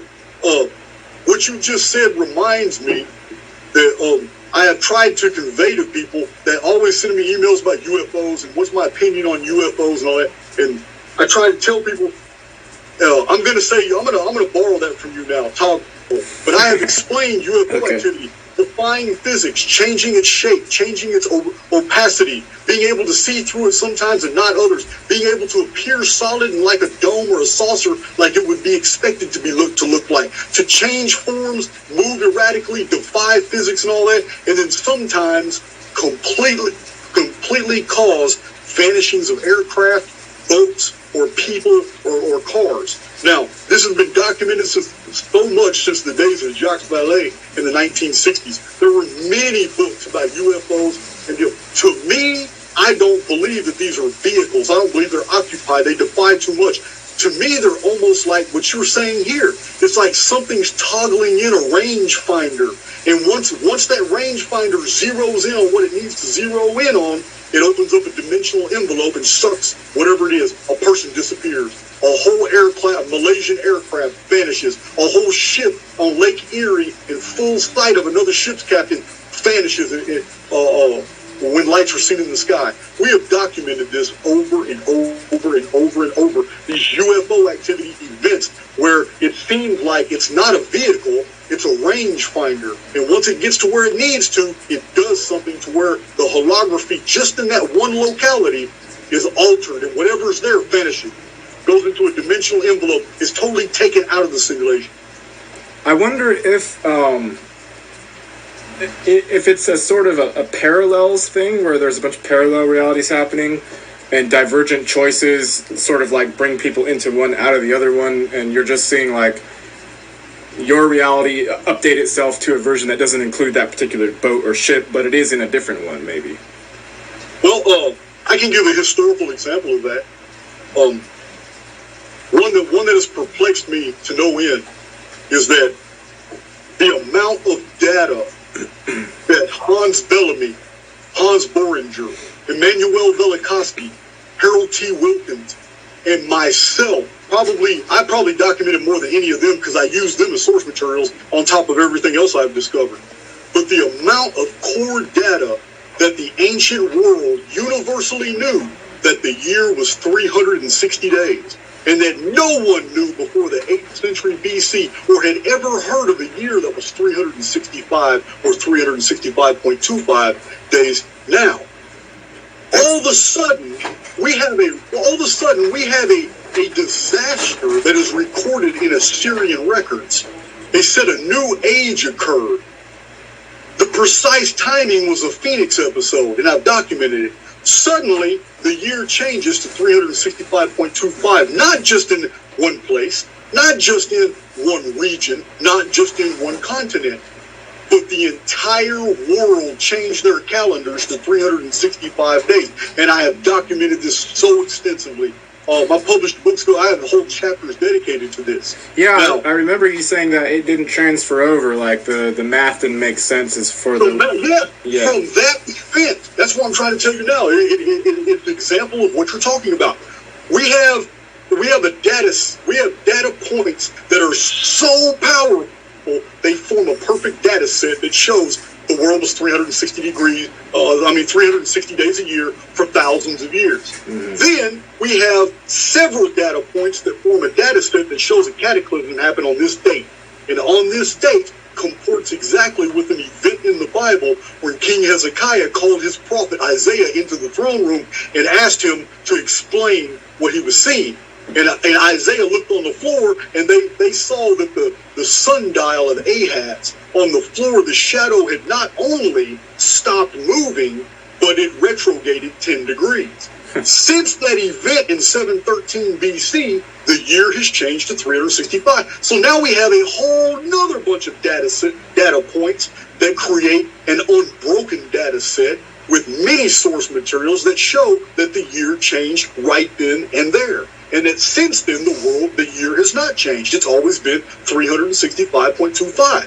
The problem with this is that if we were living in a holographic reality that's moving in one direction, and all of a sudden somebody introduced this edit, then how is it even possible that I have data points on both sides that show at the exact time of year that these incredible 138-year patterns, these 414-year patterns, these 552-year patterns, Phoenix cycles, these 792-year Nemesis X patterns are unbroken?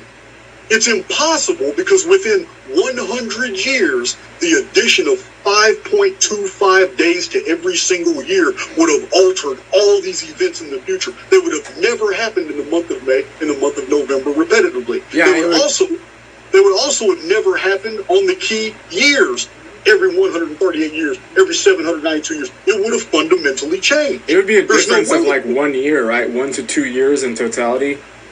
Well, after 1,000 years, you're looking at a whole generation off. Yeah. But my 510-page chronicon is date specific. I mean, everything is dated to the exact year, and I show exactly and with source materials how these dates are derived. So to have this amount of data points going forward and backward in time to a central event where everything was changed, and yet nothing was changed that flowed over that event. The mathematics is still perfect. Only in a hologram could two different architecturally mathematic realities coexist. It's only in a hologram. That's weird. So the 138 number itself somehow supersedes the fact that the number of days in the year is now less. 100%. Now you're thinking like me. This is what changed all my thinking. Because I know for a fact and have openly challenged anybody to refute my theory. Just look at my data. That 138-year period never changed because it was seen again in 1626. It was seen again in 1764. It was recorded in 1902. That's why I know it's going to be back in 2040. It's never changed. But because the year changed, it's not possible. It's not possible for it to have appeared in 522. It's not possible for it to have appeared in 384. It's not possible for it to have appeared in 108 AD, but it did. It's not possible for it to have appeared in 1350 or 1212, but it did. So my thinking has now shifted. Okay, because I have now established all these to be true, and because none of these can be true in a Newtonian universe, I must live in a simulation, and I am now living in two different programming protocols. The Phoenix phenomenon is on a fixed 138-year schedule. It's never deviated from that, and now that brings context to my discoveries about what it was known as in antiquity. Two major themes attached to the Phoenix was that it was specifically worshipped in ancient times as the keeper of the calendar. Ancient civilizations believed that Phoenix would never lead them astray.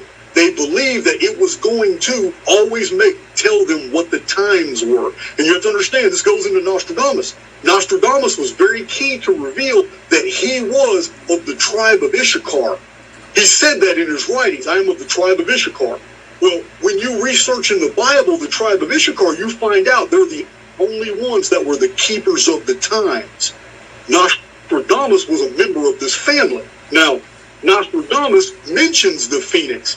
He also mentions the return of the phoenix and codified his prophecies. And I've showed this over. I don't need to beat anybody up with that. They can go to all my videos and published books on the date codes of Nostradamus, because again, Gary, I am bringing to the table other people's discoveries that have been totally ignored. I didn't come up with this. So other scholars came up with the 2040 date for Nostradamus' prophecies. And mentioning of the phoenix in his letters to King Henry. When did you say that this reduction in the number of days in the year happened? It happened in 713 BC. 713 BC, so before Jesus supposedly came around? Yes, this would have been 750 something years before Jesus would have been crucified, if he was crucified. So but it would have been 711 years before he was born. And this is according to the texts at that time, this is accepted and recorded that the number of days increased from 360 to 365? Yes. Listen, Gary, I overkill this. In my videos, I cite source after source after source. In my published books, I cite source after source. This isn't modern authors explaining what happened. I am citing the ancient writers that were alive at the time. Yeah. And within 200 and 300 years that were explaining calendars and calendar systems and all that. No, like I said, I believe you. I'm just trying to figure out what, if we're going by the Copernican model, or the balls rotating around balls model, I'm trying to visualize what that would look like. Would that mean like the Earth got pushed out a little bit on its orbit, so it just takes a few more days? That's a really you have a penchant for asking the right question. Listen to this, man. That's what I originally believed, Gary. I originally believed, before I ever entertained, I was sitting in a prison cell. I never thought about simulation theory. As a matter of fact, I probably wouldn't have had a whole lot of kind words. I would have tried to academically kick your ass if you'd have tried to tell me that everything I'd ever researched was part of a simulation. Although I was already doubting at that time. But listen, the question you just asked, in my book, Anunnaki Homeworld, published in 2011, I made several predictions that 2012 is wrong. The Mayan long count is not accurate. All these 200 authors that have got popular predicting all the evil stuff that's going to happen in the year 2020 when the Mayan long count takes effect are absolutely wrong. And I showed in 2 different chapters that the 1,872,000 unals, the days of the Mayan long count that are divided in 13 backtons of 144,000 days each, ends in 2046. It does not end in 2012. Now, what your question is what I thought happened back when I was still believing in the Newtonian, the Copernican series, model that you're talking about. I believe the Earth had been pushed, just slightly nudged on its orbit, so that when it goes around the sun, which takes 360 days, now that slight push created an elliptical orbit, adding 5.25 days to the orbit. This is what I originally believed. But I wasn't thinking correctly. I wasn't processing everything, because that explains, and that's exactly what artificial intelligence X would want us to deduce, that's what happened. It would explain the elliptical orbit, added the extra days. Yes, it was a cataclysm, something happened, but that's all cover story. Every bit of it. Artificial intelligence X is always trying to give us dressings by which to navigate our interpretation of the historical record when it's mostly wrong. And I've given examples from the Great Flood, from all the misinformation about the Tower of Babel. These are AIX stories. Listen, that's not what happened. That's what it wants us to believe. The reason I know this is because it doesn't matter if the Earth got pushed 5.25 days longer a year, it still doesn't change the fundament that 138-year structuring of the Phoenix, keeper of the calendar, remains unchanged. It can't. A simple exercise with a calculator will show that the 138 years would be fundamentally changed in a very short period of time. When you add 5.25 days to every single year, you have a problem. There's no way the Phoenix could have showed up again in 1626. It couldn't have showed up in 1764. It couldn't have showed up in 1902. There's no way. So, also Nemesis X object, which I don't talk much about, is 792-year perfect orbit. It too showed up right on time in 1314 AD. So it was called by the Europeans the Black Comet, the Great Black Comet. It was at the end of a period called the Seven Comets over Europe. But it was basically what introduced the Great Black Death Plague that killed a third of mankind. But anyway, this is why I believe in simulation theory, because now I'm seeing the follies. Now I'm seeing not mistakes, but I'm seeing where artificial intelligence X has had to correct the holography, but it can't omit things that were already previously running. It can't edit out the Phoenix phenomenon. For some reason, it can't edit out the Nemesis X periodicity, 792 years. There are things AIX cannot do, but what it can do is it can mess with Gary's perception of historical events. That's what it can do. But when 2040 comes in 18 years and the moon turns blood red and the sun goes absolutely black, and when rocks fall from the sky, and when 1/4 of the entire world's population vanish, when all this happens, tidal waves, tsunamis, and a new heaven, a new earth appears, and then suddenly the sky turns dark violet, a new vapor canopy appears, just like in ancient times. When all this happens in 2040, we'll know, because Phoenix is the keeper of the calendar, and we will know, okay, well, this is on that 138-year periodicity. It has never changed, and it's impossible.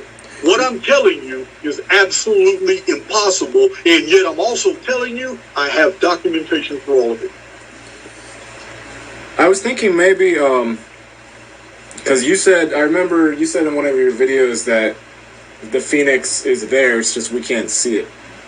Yes. Like it's local, basically. It's not coming in from somewhere else. It's just hidden for now. So I was thinking maybe whatever mechanism prompts this to appear every 138 years, it just goes off of the timekeeping system that is present in the realm. And if 5 years it gets added on to the year, it doesn't give a shit because it just watches the ticking of the years, and that's how somehow it marks it. Well, it's almost as if the Phoenix phenomenon is on its own calendar, and there's nothing that AIX can do about that. It's on its own calendar, and it's fixed every 138 years. But all these other calendrical systems seem to go very far in trying to cover up this calendar. And I don't want to waste any time in this video, but I have a very compelling video based off new discoveries on the Anno Domini calendar and why it was started. I just recently posted it like a month ago, but showing that the Roman Catholic Church knew and documented the Phoenix calendar, but then deliberately hid it when they invented the story of Dionysius Sosigenes and how he created the Anno Domini calendar. The AD calendar, which is supposed to celebrate Jesus, wasn't even invented until 533 AD. Then it was backdated over 5 centuries, but they made they made a mistake. They made a mistake in overlapping 2 different calendar systems, and this is what has thrown many people off, because they factor BC and AD dates together, and you can't. When you do any type of mathematical analysis of the past, if you add AC and BC dates, you'll always be one year off. You have to go by what's called the Annus Mundi calendar, which goes back for way farther than the Anno Domini calendar, and it's unbroken. And you can calculate things forward and backward. This is the old Mason calendar. This is the only calendrical system that's found in ancient Freemason documents like the Inigo Jones document, the Wood manuscript. The early Freemasons always used the Annus Mundi calendar because it was absolutely unbroken. And it's an easy way to calculate historic events. Annus Mundi. Annus Mundi. I have videos about it. So that was the one that I believe you said went back like 6,000 years, something like that, 6,000 something. Yeah, and this is another stumbling block. The 6,000 years, which was acknowledged in Zoroastrian text and maybe even Hindu, is not a reference to the age of the world. It is not so simple as when uniformitarians point their fingers and laugh at creationists and say, "Oh, you're dumb. You believe the world's only 6,000 years old." You know what I mean? That is an oversimplification, and it's insulting. the 6,000 years actually refers to the time between two so catastrophic, terrible events that there's a new heavens and a new earth. The survivors of those 6,000-year episodes believe that what just happened is a new heavens and new earth. Because there's very few survivors, the sky looks totally different, and the topography of the entire world has been changed. Are you saying are you saying there's another event that happens every 6,000 years, or are you talking about still the Phoenix event? Well, the Phoenix event began that 6,000 years in 3895 BC, and I have a lot of information on that. I'm not even the one that dated that, but it fits perfectly with the 138-year periodicity. So Annus Mundi calendar is representative of the Phoenix phenomenon, is what you're saying? Like it started at the beginning? You know what? I have never said that, Gary. I have never said that. But you know what? You're absolutely correct because they both begin on the same date. But I've never. You're right. Annus Mundi, and the Phoenix phenomenon. Oh yeah, it's year one. So how many rotations would that be? 46, I believe. 46, or actually 44 or 45. 43. If it's just 6,000, it was more than 6,000, right? Yeah, well, 2106 AD is the 6,000th year. That's the 6,000th year. Okay. But that's not a Phoenix year. That's not a Phoenix year. The next Phoenix year is 2178, which just happens to also be the magic vortex number that won't collapse that I showed in my own video, the Archaix paradox. I don't know if you've seen that video, but a buddy of mine who's a computer programmer named Noor and I sat down and we ran a mathematical simulation because we wanted to test out some of the data that we found in Elliott wave theory. And we wanted to see if what was true in Elliott wave theory, that there's a natural entropy encoded in our arithmetic, that systems are designed to break down after a time. That maybe reality is breaking down and counting down to something. So we entered in the numbers 1 through 50,000, and we did a simple exercise. Oh yeah, from the numbers 1 through 50,000, all we did was take every number 1 through 50,000 and subtract it from its own holographic reflection. And instantly, 99.9% of all numbers collapsed to any number that was divisible by 9, or collapsed to 0 straight, or it collapsed to a number divisible by 9 before it collapsed to 0, except about 0.05% of numbers. And those numbers were all divisible by 2178. And we discovered this number. And when you take 2178 and you subtract it from its own reflection, 8712, it dissolves into another number that's subtracted from itself that returns right back to 2178. It's the only number in existence that does this. There are no. So it's just numbers. Reverse holographic reflection is just you flip it? Yes, just subtract it from its own reflection, and you'll find out almost all of our arithmetic doesn't really exist. It collapses to 0 in this paradigm. However, 2178 does not. It loops. It does a loop in 3 parts and always returns to 2178. And we have never had a satisfactory explanation for it. It's almost as if our arithmetic is attached to something else. And that whatever that something else is, it's the beginning of a real arithmetic. And that we are in the photo negative of a universe, not the real universe itself. Can we do an example just so people can understand, like 13, how would you do it with that? How would you do the what you're talking about? 13, it's so easy. 13 minus 31. 13 minus 31. So that equals... Get a calculator out. 13 minus 31.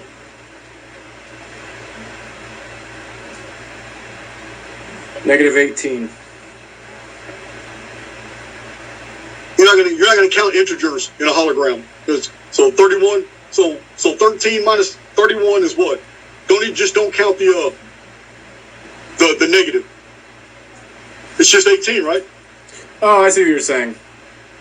Negatives don't exist in this model? Yeah. Okay. Yeah. Yep, 18.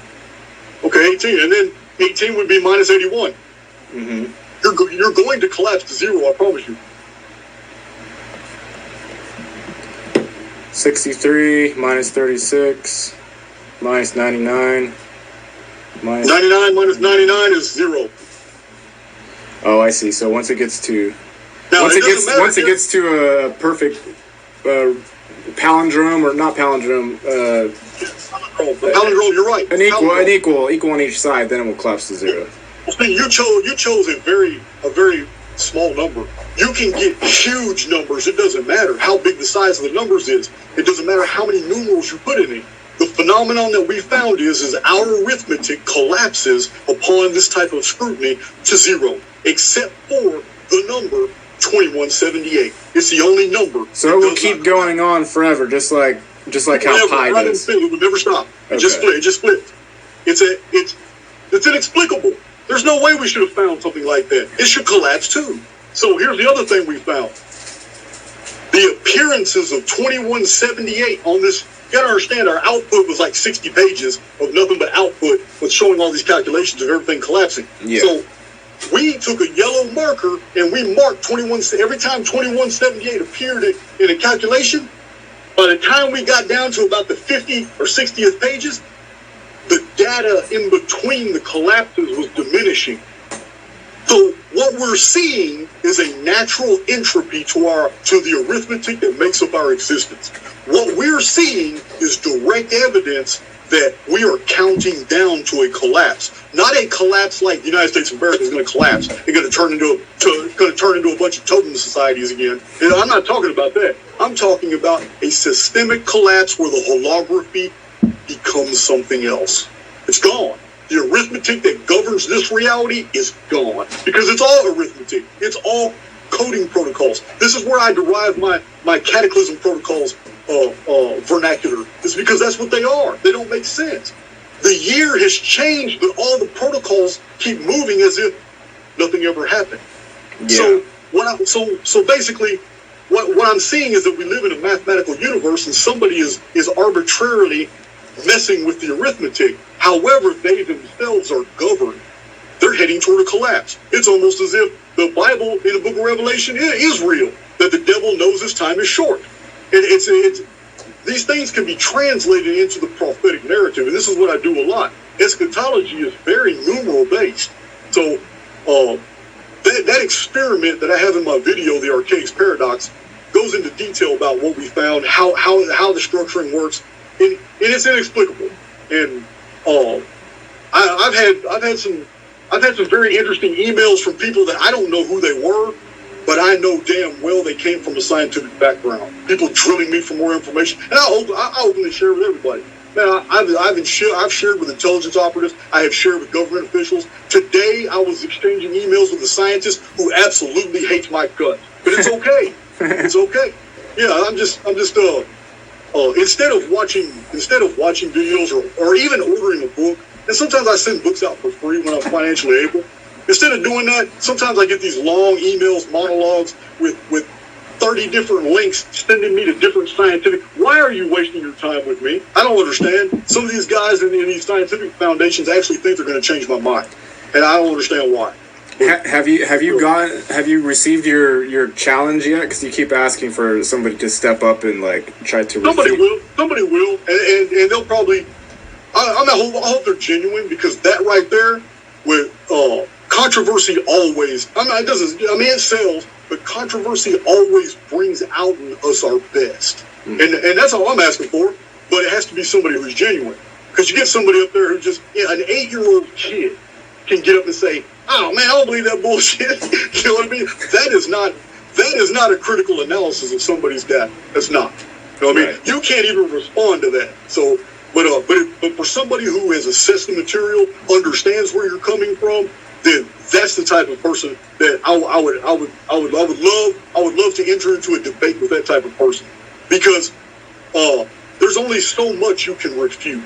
If you have direct resources by which you can cite, you're no longer arguing with me, you're arguing with these ancient writers. You're arguing with these old traditions. You're arguing with a calculator. You're not arguing with me. Mm-hmm. You follow me? Yeah. I don't feel like you have a lot of emotional bias in what you're presenting.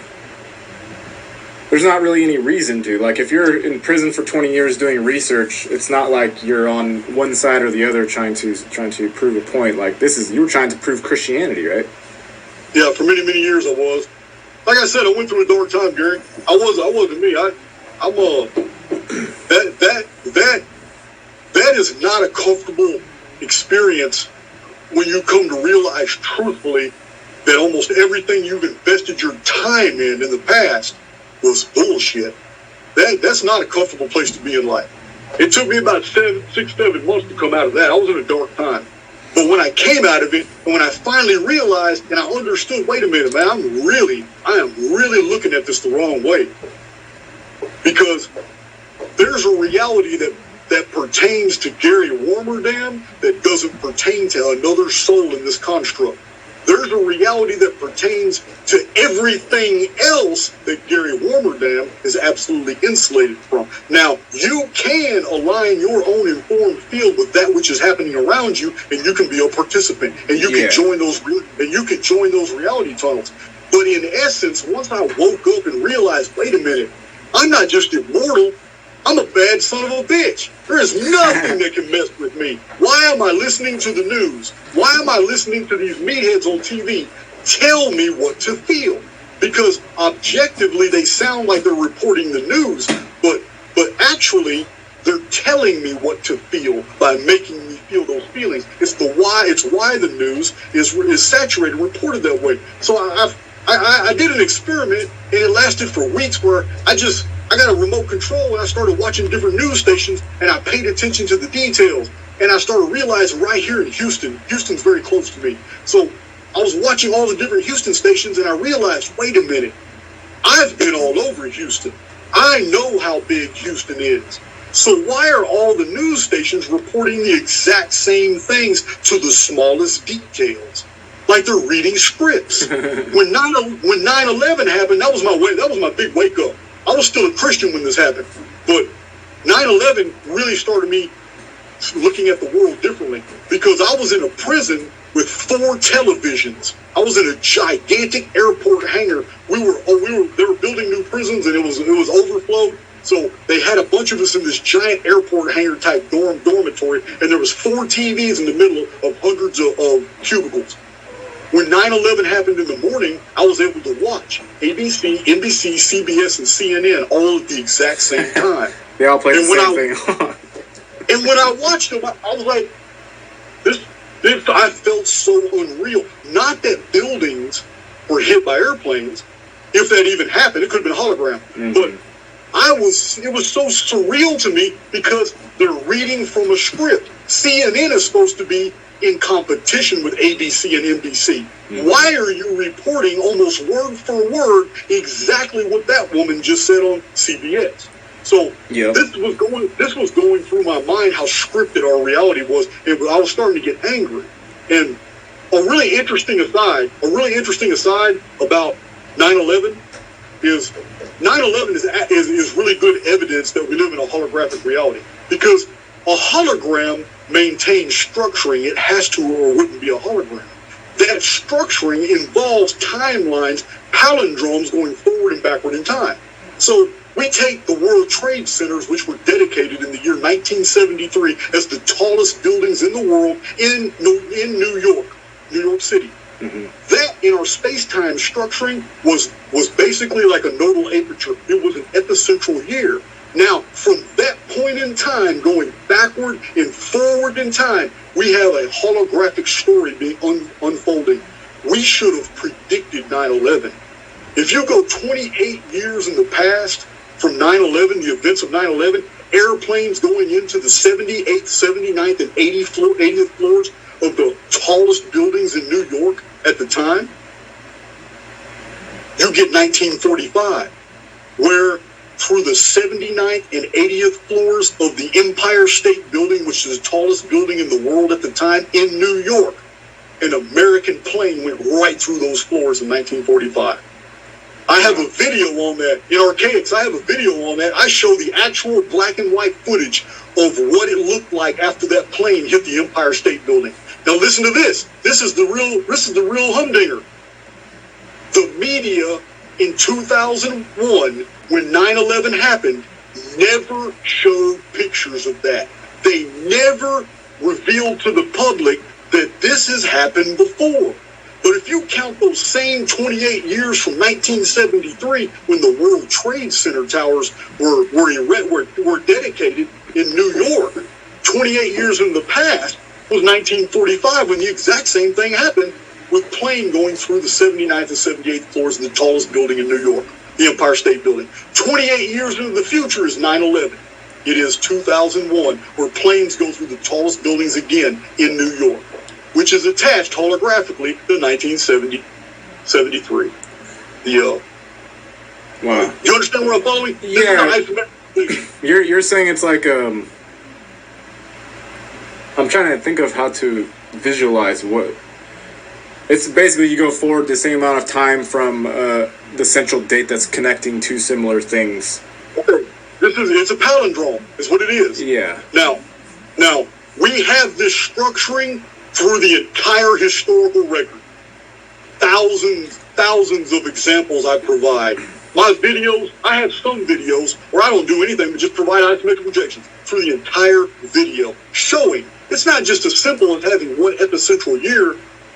It's wave rings like a puddle of water going out, and the events on one side are providing holographic reflections, which are nothing but projections of what's going to happen on the other side.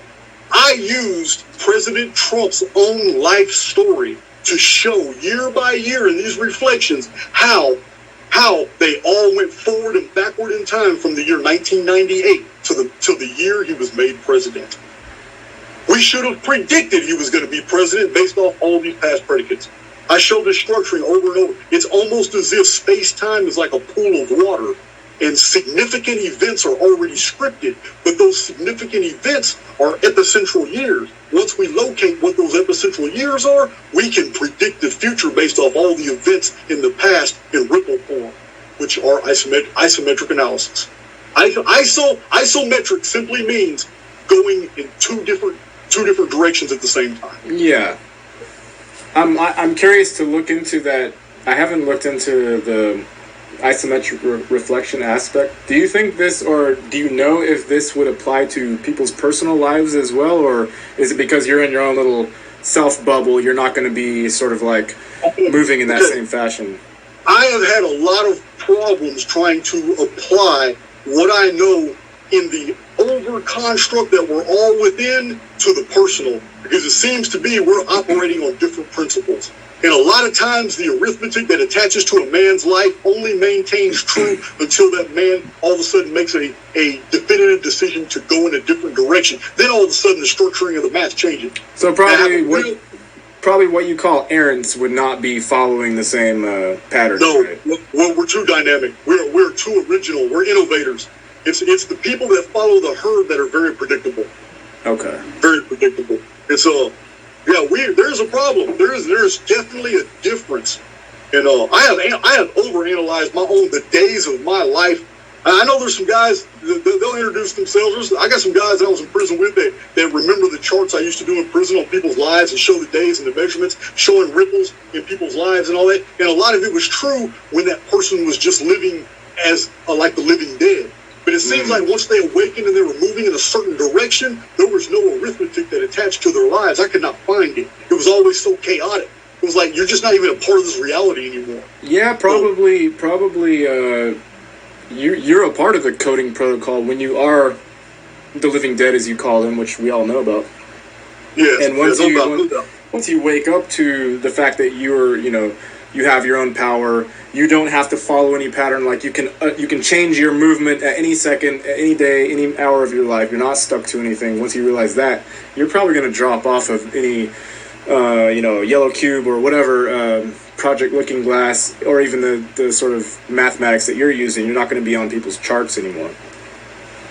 Yeah. Jason, we're coming back up on our next break. I figure we could probably do one more if you're up for it. Let's do it.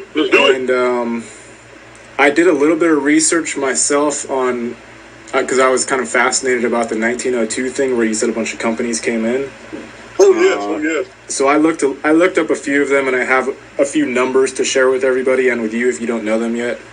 Sure. And we could talk about just the very idea of this simulation starting in 1890 rather than starting, thousands and thousands of years back. Okay. And backfilling information to make it look like we've been around the whole time. That right there, I couldn't have said it better. Okay. I'll give you the link in a couple minutes, okay? Alrighty. All right. All right, good. Welcome back, everybody, to part 3. So I wanted to in this section go into a little bit, like I said already, the idea that our sim only goes back to 1890, and before that it's populated by what you would call AIX to make it appear as if we've been here for thousands and thousands of years. And before we do that, I'm going to list off a few companies I found that were founded in 1902 and their current net worth.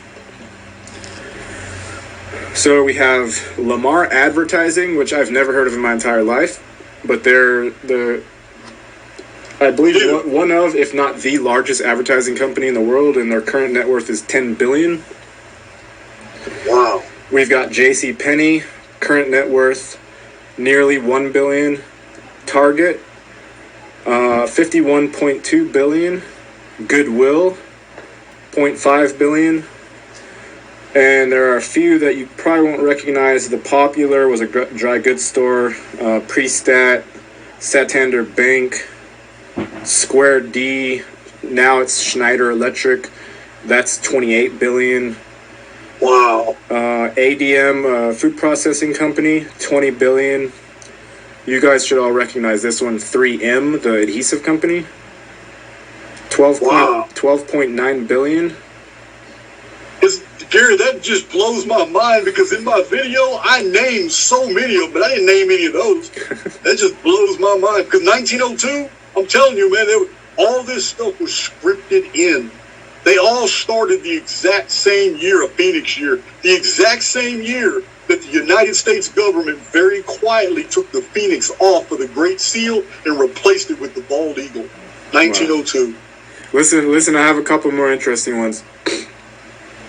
We have Harbison Walker Refractories, which was started in 1902, which merged with Dresser Industries in 1967, which merged with Halliburton in 1998, which merged with GE in 2010, which is now worth $108 billion. You're blowing my mind, man. That is awesome. And then we have Andrew. Awesome. Sorry. Andrew Carnegie, which you may recognize his name. Yes, I do. His companies and operations were merged into U.S. Steel in 1902, and U.S. Steel is now worth $9 billion. Wow. I put out of tangential interest, Coca-Cola was not founded in 1902, but it was founded in 1892, and their current net worth is $286 billion. Wow. So that's what I could find. Listen, in light of all the information that I had already provided for 1902, what you're providing me, Gary, are data points. I can't ignore those. That shows, it strengthens the thesis even more that something very unusual happened to our holography in 1902. It's almost unprecedented how many new things appeared in the year 1902. And it wasn't just these companies we're talking about. If you were to start doing a deep search on social conditions, on revolutions, on wars, and inventions, just focused on 1902, it's almost as if some grand architect just coded in all this new stuff. And it begs the question, what happened just prior to 1902 to make this editing necessary? Yeah, I was kind of thinking about it and trying to visualize why. Is 1902 important to AIX to sort of like position its people in proper spots so they can have power and it can basically control them? Or is it somebody who hid during the cataclysm, went underground, or preserved their own selves via, cryogenic freezing or whatever, put their brain in a box somehow, saved the information of how to build a company, and then carried that through on to the next year, and then had the advantage on everybody else when they popped out? I was just kind of thinking about, like, how would that have happened? Because the information's coming from somewhere. You don't just start companies that are going to become, multi-billion-dollar companies without... That's what I said in the video. it defies coincidence that all these Fortune 500 companies just appeared in the same year. It doesn't make sense. Yeah. It doesn't make sense from our perspective now, but it makes sense if, remember, this is a Phoenix year, and I've documented all throughout history really harrowing, terrible things happen in Phoenix years, but a lot of times human populations are totally removed from the equation. We find the destructions. We don't find the human cataverse. We don't find the bodies that you would think that should be found among old ancient cities that have been totally decimated. This has been noted many, many times in archaeology. And their excuse every time is that, it must have been an earthquake, started shaking, and everybody had time to run away. So this is their excuse almost every time for the fact that we've never found bodies in all these. They had time to run away. Are you kidding me? Hey, it's an earthquake. Let's run. Yeah, listen, you'll be surprised how common that explanation is in archaeology. Another common BS explanation in archaeology is the existence of cities that have been found completely entombed in dirt.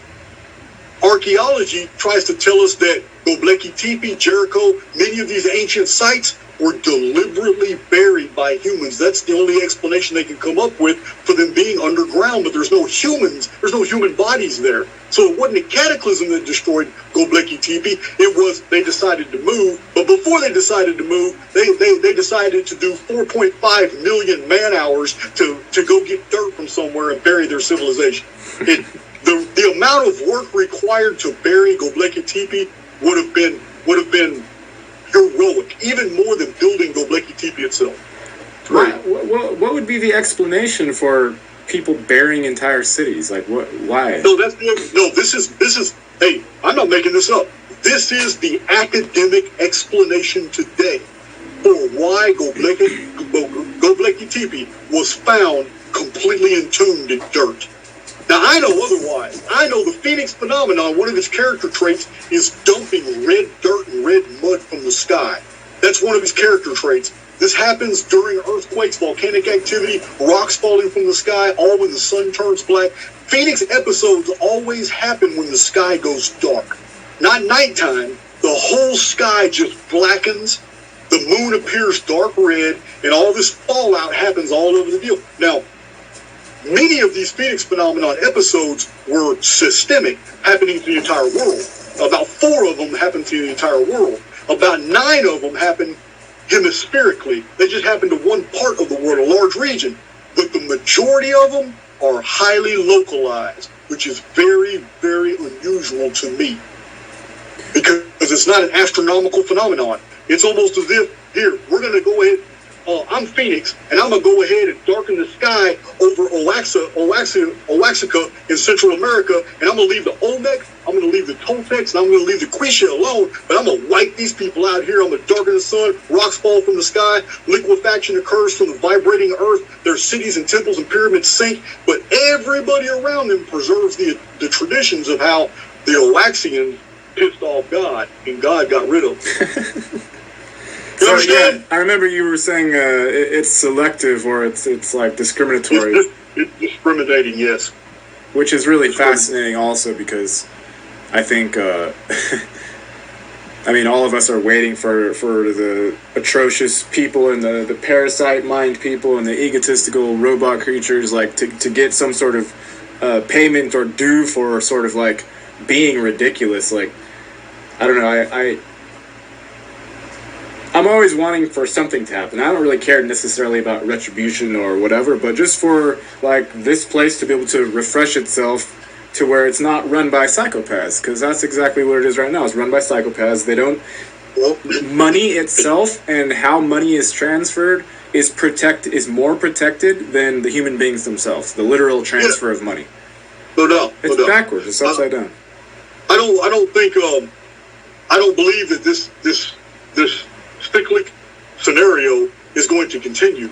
That's another major theme of the Archaix eschatology, where I show whole threads of prophecies from different civilizations that knew that this was not going to continue on. They had the same issues we did. They had the same problems with the nobility, the same problems with the kings and the monarchs. They had the same problems with governments. And these cycles, these resets seem like the elite were the ones always surviving these things, even though, I mean, in large part, their civilization was wiped out. The meek inherited the earth for a little while, but the elite came back on top. But it's the book of Revelation is a book of finality. And when you look at a lot of the Revelation text, you find that this whole phenomenon of the apocalypse is very, very direct. It's no longer to the human population. It's directed to the rulers, the kings, basically the rulers of the world, or the ones that are the only ones that fear the coming of the apocalypse. Because even in the book of Revelation, it says that the kings and the princes and the rulers of the earth grew terrified, and they try to hide in the caves of the earth, which means they build underground facilities and they go hide from the phenomenon. They go in trouble, but they can't hide this time. This time they're rooted out. And to root them out, some type of weird locust-like man-faced army is sent against them, because this time they're not allowed to hide in the caves of the earth. This time they're not allowed to escape punishment. This time they're not allowed to continue this cyclic behavior they've endured. They've been allowed to do for so long. Yeah. This time they're given an ass kicking, basically a divine ass kicking. And this is what how the apocalypse unfolds. This great, huge series of tragedies that don't really happen to mankind. They happen to the element of mankind who has been worshiping these elite, who has been following these elite, who are agents of the elite, who are the militaries of the elite, and the elite themselves. So I see a totally different thing unfolding in our lives than what's been going on in all the past. Does 1962 mean anything to you? Absolutely. It is the final year of the Anunnaki Ner chronology, which is a 600-year count, which I have so much documented evidence in my published books. And I have like 9 different videos all about the 600-year period. And it started in 5239 BC, and it goes every 600 years something very significant happens in our world. And the last time it happened was 1962. That was the final of the Anunnaki Ner system. Every 600 years. Every 600 years. And this is, what is the significance of 600, or does that not have any meaning aside from every 600? Well, in ancient times, it was always the beginning like, I'll give you an example. One of them was the birth of Noah and the beginning of an entire new race that just suddenly appeared among pre-flood people. And another was a new rulership, a new dynasty, a new king list. One of them was the Great Flood itself. One of them was the appearance of Enki, a benefactor in ancient times, who brought his own special breed of Anuna that were pretty much against the other Anunnaki. There were even from the very beginning of traditions, there was a huge rift between the civilization that we know of as Anunnaki, or basically the Sumerian Anuna. And when they appeared during the vapor canopy and the flood, they always did these major events were in 600-year intervals. This is why their calendar was called the Ner. The Ner means 600. This is why in ancient Greece, among the Achaeans, Noah was called Nereus. All they did was take the ancient 600-year Ner and turned it into a pronoun and remembered it was Noah. What is Ner? What, can you spell that? What is Ner? Or N-E-R. It's just N-E-R. And that means? N-E-R is 600. This is the reference you find in Babylonian text many times where it says the Anunnaki, the 600. So the Achaeans turned it into a pronoun because they remembered a survivor of the flood, Noah, or Anapishtim, or Manu, whatever civilization you want to remember him by. They remembered the story but didn't remember his name, so they created the pronoun Nereus. And in old Greek mythology, and any book on Greek mythology will tell you, Nereus is N-E-R-E-U-S. Nereus was basically the old man of the sea. He was the survivor of the flood. But his name basically is the number 600 turned into a pronoun. Interesting. So these 600-year events, we have, remember, this is all programming. I don't believe any of these events actually occurred, but I still have to cite them in my chronicon and in my historical research, because history is instructive. It's showing us an actual structuring by which we can basically predict future events. These 600-year periods also involve 1039 BC. According to the biblical chronologists, that was the birth of David. He was the king. He was the king of Israel. Then we have 439 BC. 439 BC is when the Parthenon was dedicated. For those who don't know about the Parthenon has one of the greatest pieces of art ever created by man. It is called the Titanomachy. The Titanomachy is a series of reliefs that wrap around the Parthenon that show the pre-flood world, the wars of the Titans, the rise of the giants, then the rise of the heroes, how the serpent was defeated. Nereus, the old man of the sea, the Noah of the ancient Achaeans, is on the Parthenon in the Titanomachy. So to find that on the 600-year interval is fantastic. It shows, again, it's not coincidence. 600 years after they were talking about Nereus, they just built this monument and put it. No, it's structuring. There's way too many coincidences, exhibits no coincidence at all. And we find this over and over and over and over. The more we scrutinize ancient calendrical systems, we find a structuring that's been attached to them that can be verified through multiple different sources. But it can't be real. History could not have unfolded so perfectly. All these events, you have to understand, you have to watch my videos on the 600-year nerve to see all the historical events that happen each 600 years. Okay. So 1962 is the holographic summation of every other 600-year event. So in 1962, I list about 50 different things that happened on a worldwide scale in 1962 that's all connected to every other 600-year event. I have a video that does this. So 1362 would be before the first one before that? King Magnus of Norway sent a world-renowned expedition across North America, and they mapped North America in the year 1362.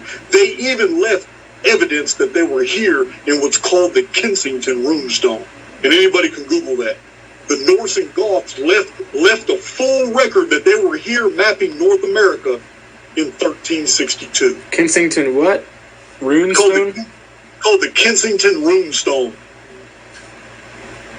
Okay. It was found after a storm had uprooted a tree.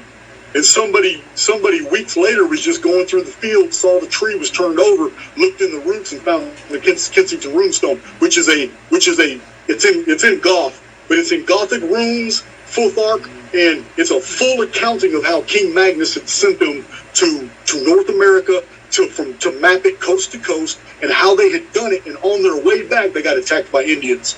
Half of their numbers were decimated, and the dude felt compelled to write down the Kensington runestone to preserve the fact that they had done their job and did it in case they didn't make it back to their ships. I see. It's fascinating history, man. It's fascinating history. Yeah.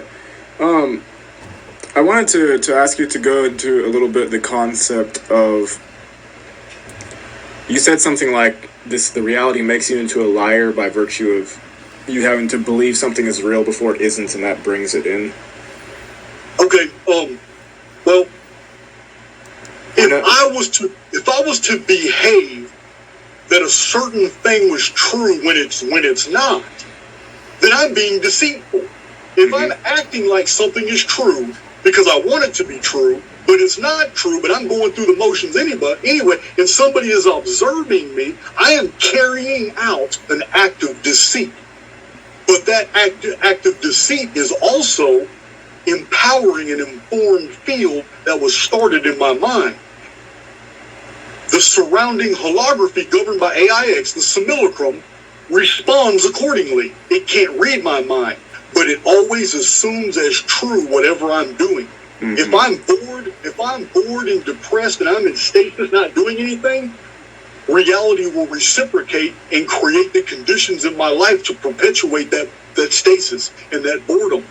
If I was to break pattern and decide, hey man, you know what, man, screw this, and all of a sudden just stand up, put my flip-flops on, wear the same clothes I'm wearing right now, go out my door, I left my door unlocked, hit the street, and go a different direction I've never walked, and just move, AIX is going to go into overdrive trying to create new reality tunnels for you to corral you back into a predictable behavior. You have now become an errant.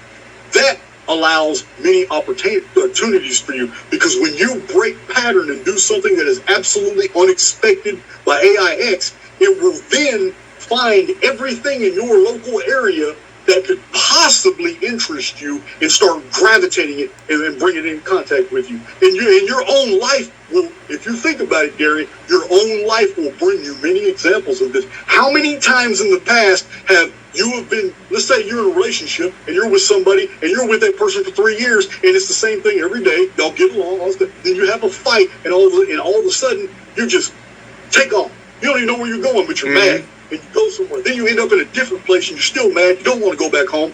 Next thing you know, you're meeting some of the most incredible people. You run into a bar and meet somebody that you would have never met otherwise.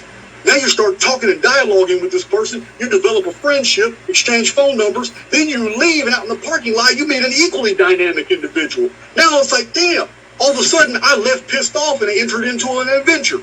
Yeah. It happens to people all the time. That's basically what happened to me, honestly, before when I was a sleeper beforehand, because I was a sleeper at some point, but I got out of my, and I actually think that it lines sort of up with you getting out of jail, which I think you said was 2016, right? 2016. Yeah, because at the end of 2016 was when I broke with my ex, and that relationship turned out to have been a sort of prison cell for me also. So like we both came out, you out of actual prison, me out of like a virtual prison, but we both sort of came out of it at the same time. And that's when I started making videos, was like late 2016, early 2017. Yeah, well, hey, I mentioned in private, I mentioned this to you, but our listeners could hear this. I was frustrated back when I first started doing videos, because I was working at Vulcan at the time, and I was a pipe thread CNC machinist, and that occupied a lot of my time. And back then the oil industry was booming, and I had to do a lot of overtime. And by the time I got off work, I didn't have time to do videos. And when I did, you see the content. Those of you who've been listening to me, y'all know my very first 20 videos or something were very primitive. I was just trying to share information. That's all I was doing. Very primitive. But after a while, it took a while. It wasn't recent. Within 80 or 90 videos, I had come across Gary here on Facebook and clicked onto a video and saw him in his car just chatting up. And it planted a seed. When was this? Like, when did you see me? A few years back? I've only been releasing videos for 2 years. So it was relatively recently then. It was recent. Yeah, it was recent. It was a recent video. It was about a year ago. So, my first van vlog, my very first van vlog, people are always telling me they like my van vlogs the best, but my first van vlog was about 2 weeks after I saw you on a video, just doing a video at your car. And I thought, man, wait a minute, I do have time to do video. Yeah, exactly. I don't need to sit in the studio and do all that stuff I see on YouTube. I can do videos straight from the hip, driving my van. And that's when I started my van vlog. Nice. Just like that. That's awesome. Just like that. As a matter of fact, I even remember the guy that contacted me. I think the guy that sent me the video was a guy named Nigel who knew you. Oh, somebody sent my video to you? Yes, it was Nigel. Nigel's probably listening right now. Nigel's been following me probably since I started doing this. Somebody named Nigel. Yeah. I got a pretty good memory, man. I know it was a year ago, but it was somebody named Nigel that sent me a video. Yeah, Nigel Mitchell. I don't know the last name. I just remember Nigel. That's the only Nigel I really know. He's always commenting. Nigel's a pretty good friend. And also, Nigel's connected sort of with Aurora, who is another friend of mine that I've had on videos tons of times, and she also left a comment saying something about, oh, he's really cool, or great minds getting together, this is going to be fun. There's a lot of overlap, I think, between, well, I don't know about a lot of overlap. There's some overlap between our audiences, I believe. Yeah, no doubt. But I hope some of y'all listening right now will jump over to his channel, check out some of his other interviews. I've got so much information. I've interviewed probably 200 unique individuals since 2016. Yep. Well, Yeah. But look, I would be interested. We can get back and do this again. I'd be interested if you would do another deep search like you did on 1902. Mhm. If you would do one for 1890. Yeah. If you'll do one for 1890, maybe look at 18. Maybe go ahead and look at 1889, 1890, and 1891. Just those 3 years. See what we find, and we'll compare notes. And I'll tell you what I got. 1889, 1890, and 1891. Yes, because 1890 absolutely is a part of a gigantic palindrome, an isometric projection that is fascinating. Well, Coca-Cola's almost in there because I had that down for 90, 18. Where did it go? Yes. Well, I'm going to tell you what, man. Something happened in the sky. 1892. Yeah, well, something in 1890 happened, and it was recorded by many people, and it happened in the sky. And it is absolutely connected to what's going to happen in the future. So you do your homework on 1890, come up with whatever you come up with, and we'll come back and do another show, and I'll reveal from my historical notes what happened in 1890. You know? Okay. But it very well could be connected to whatever happened in 1890 would have been 12 years before all this weird scripted new stuff just appeared in our reality in 1902. 12 years is a very long period of time. A lot can happen in 12 years. Yeah, I wonder, because I heard you at some point say that you were trying to, like, once you figured out we were probably in a simulation, you were trying to figure out the purpose of that, and you were saying we're probably doing research or trying to figure out how to avoid a catastrophe in the real world. Well, I still hold that 100%. So I just wonder if, with that perspective, what could we deduce what is the purpose of starting the sim around 1890, or have you already made an assumption regarding that? Oh, I have theorized that. I believe I was speaking with Autodidactic and Howdy about that. But the arithmetic seems to go in phases. Like, it's real strong, and then it enters entropy, and it phases out, then there's a reset. This is what we see in historical record. These are things I've measured. It's almost to me as if somebody outside the construct has decided that, okay, we have survived up until this point. Through multiple timelines that have been analyzed, we can delete all these timelines. This one works for us. Now that we've made it to this coordinate, let's move forward. Reset. Now all these timelines start moving again. We find out that this timeline is the operable one now. This one's optimal for survival. We'll stick with this one now. And then again, all of a sudden, reset. All these new things appear in our reality, and again, it starts over with multiple different timelines playing out, and the next thing we know, it's decided that all these right here are no good. This one's okay. We'll go with this one. Let's empower it, add all kinds of new things to it, reset. This is my theory as it stands right now. Okay, so funny thought. I have a funny thought. You've talked about time dilation and time compression, and you think time is passing faster in here than in the real world? Yes. If it was really compressed, like a Rick and Morty episode where he goes and has a whole lifetime over like 5 minutes, then that would, if that was the case, then that would mean that we're actually in like 1890 right now, because that's what was happening in the real world. They figured out a disaster is happening. Oh, everyone pop into the sim. We'll run simulations and see if we can figure out how to avoid it. So maybe we wake up from here and it's 1890 or 1891 or something. It very well could be. I can't argue that. I just feel that we are. When you study ancient history, you cannot help but see all the focus in all the traditions is on calendars and timekeeping systems. Mm-hmm. It's almost as if people had a fascination for it. So this is what I research, and I basically research. I research myself right out of one paradigm after another. Just accepting more and more layers of data. I can't even believe this version of reality anymore. I'm moving on to the next one. In researching so much history, Gary, I'm left with the fundamental that everything is calendar based. All these different timekeeping systems are the focus of all these traditions and totem societies, these legends, these administrative and municipal decisions and ancient courts and all that, everything revolves around how people were counting time. And the beginning of all these calendars were after resets. Cataclysms are the focus of what we're going through. Therefore, I conclude we're living in a simulated context, and outside this context, like a Hunger Games scenario, there are overseers who are in charge of different protocols. Yeah. Sometimes they mess up.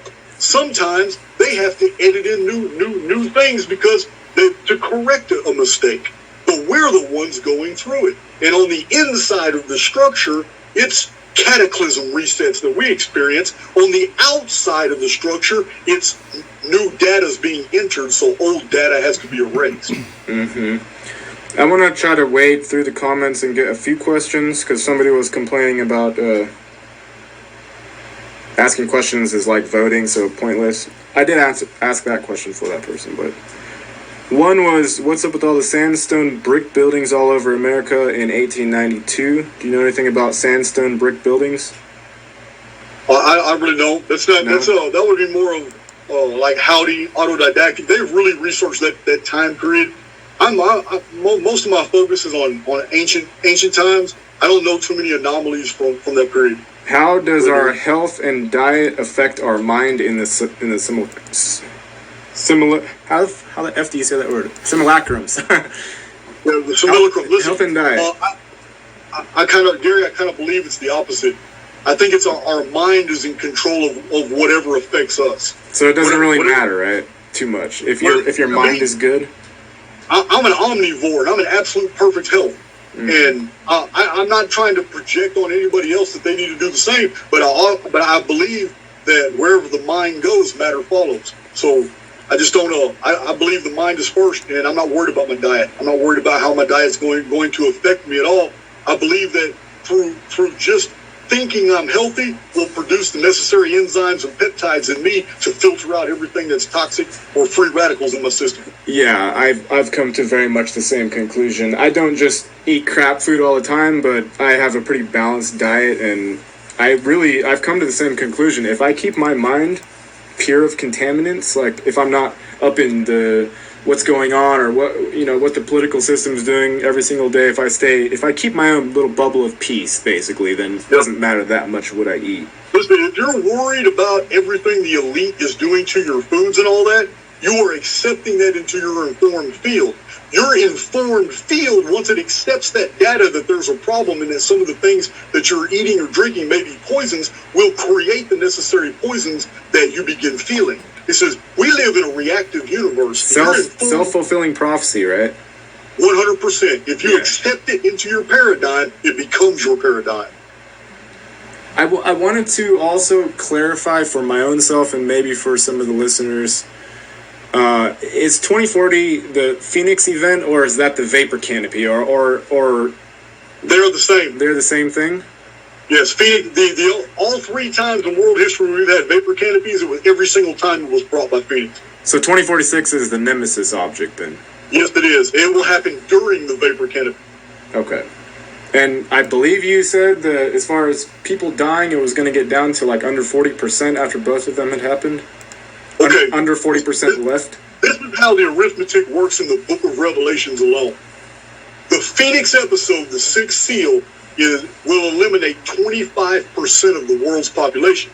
Now, I have done demographic studies on all the different Phoenix visitations, and I'm convinced the next one is basically Central Asia is going to get it.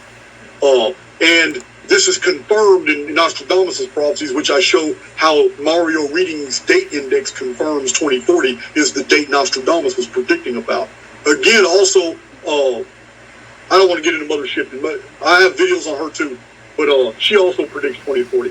So this 25% of the world's population, mathematically, we have 75% of the world's population surviving the initial Phoenix event. The problem is the Phoenix event now brings a collapse to infrastructure and a new type of atmosphere. So now we have to factor in additional deaths for food shortages, collapse of infrastructure, all that stuff, until 6 years later when we have the Nemesis X object. That's the problem. The Nemesis X object has always reduced the world's population by 33%. 66% of the people survive, just like it did when it did the Great Black Death, the bubonic plague. 33% are wiped out, a third of the world's population, just like it did in 34, 39 BC in the Gihon flood, when Enki appeared and the Anuna first appeared in the old Near East. The same thing happened in the Book of Jasher. 1/3 of mankind was destroyed at that time. It's pretty harrowing. The Nemesis X object is very harrowing. It's not like the Phoenix. But that's 6 years later. And according to the Book of Revelation, when this happens, this wormwood event in the trumpet judgments, this event destroys 1/3 of mankind. But we have to assume it's talking about 1/3 of the survivors that were reduced to 75%. So we're talking about two events that have now basically reduced the human population down to 50%. Mm-hmm. I think also, like you said, since circumstances are so very different now, well, I don't know that they are actually. Maybe the people got technologically advanced, as the Phoenix event was approaching always anyway.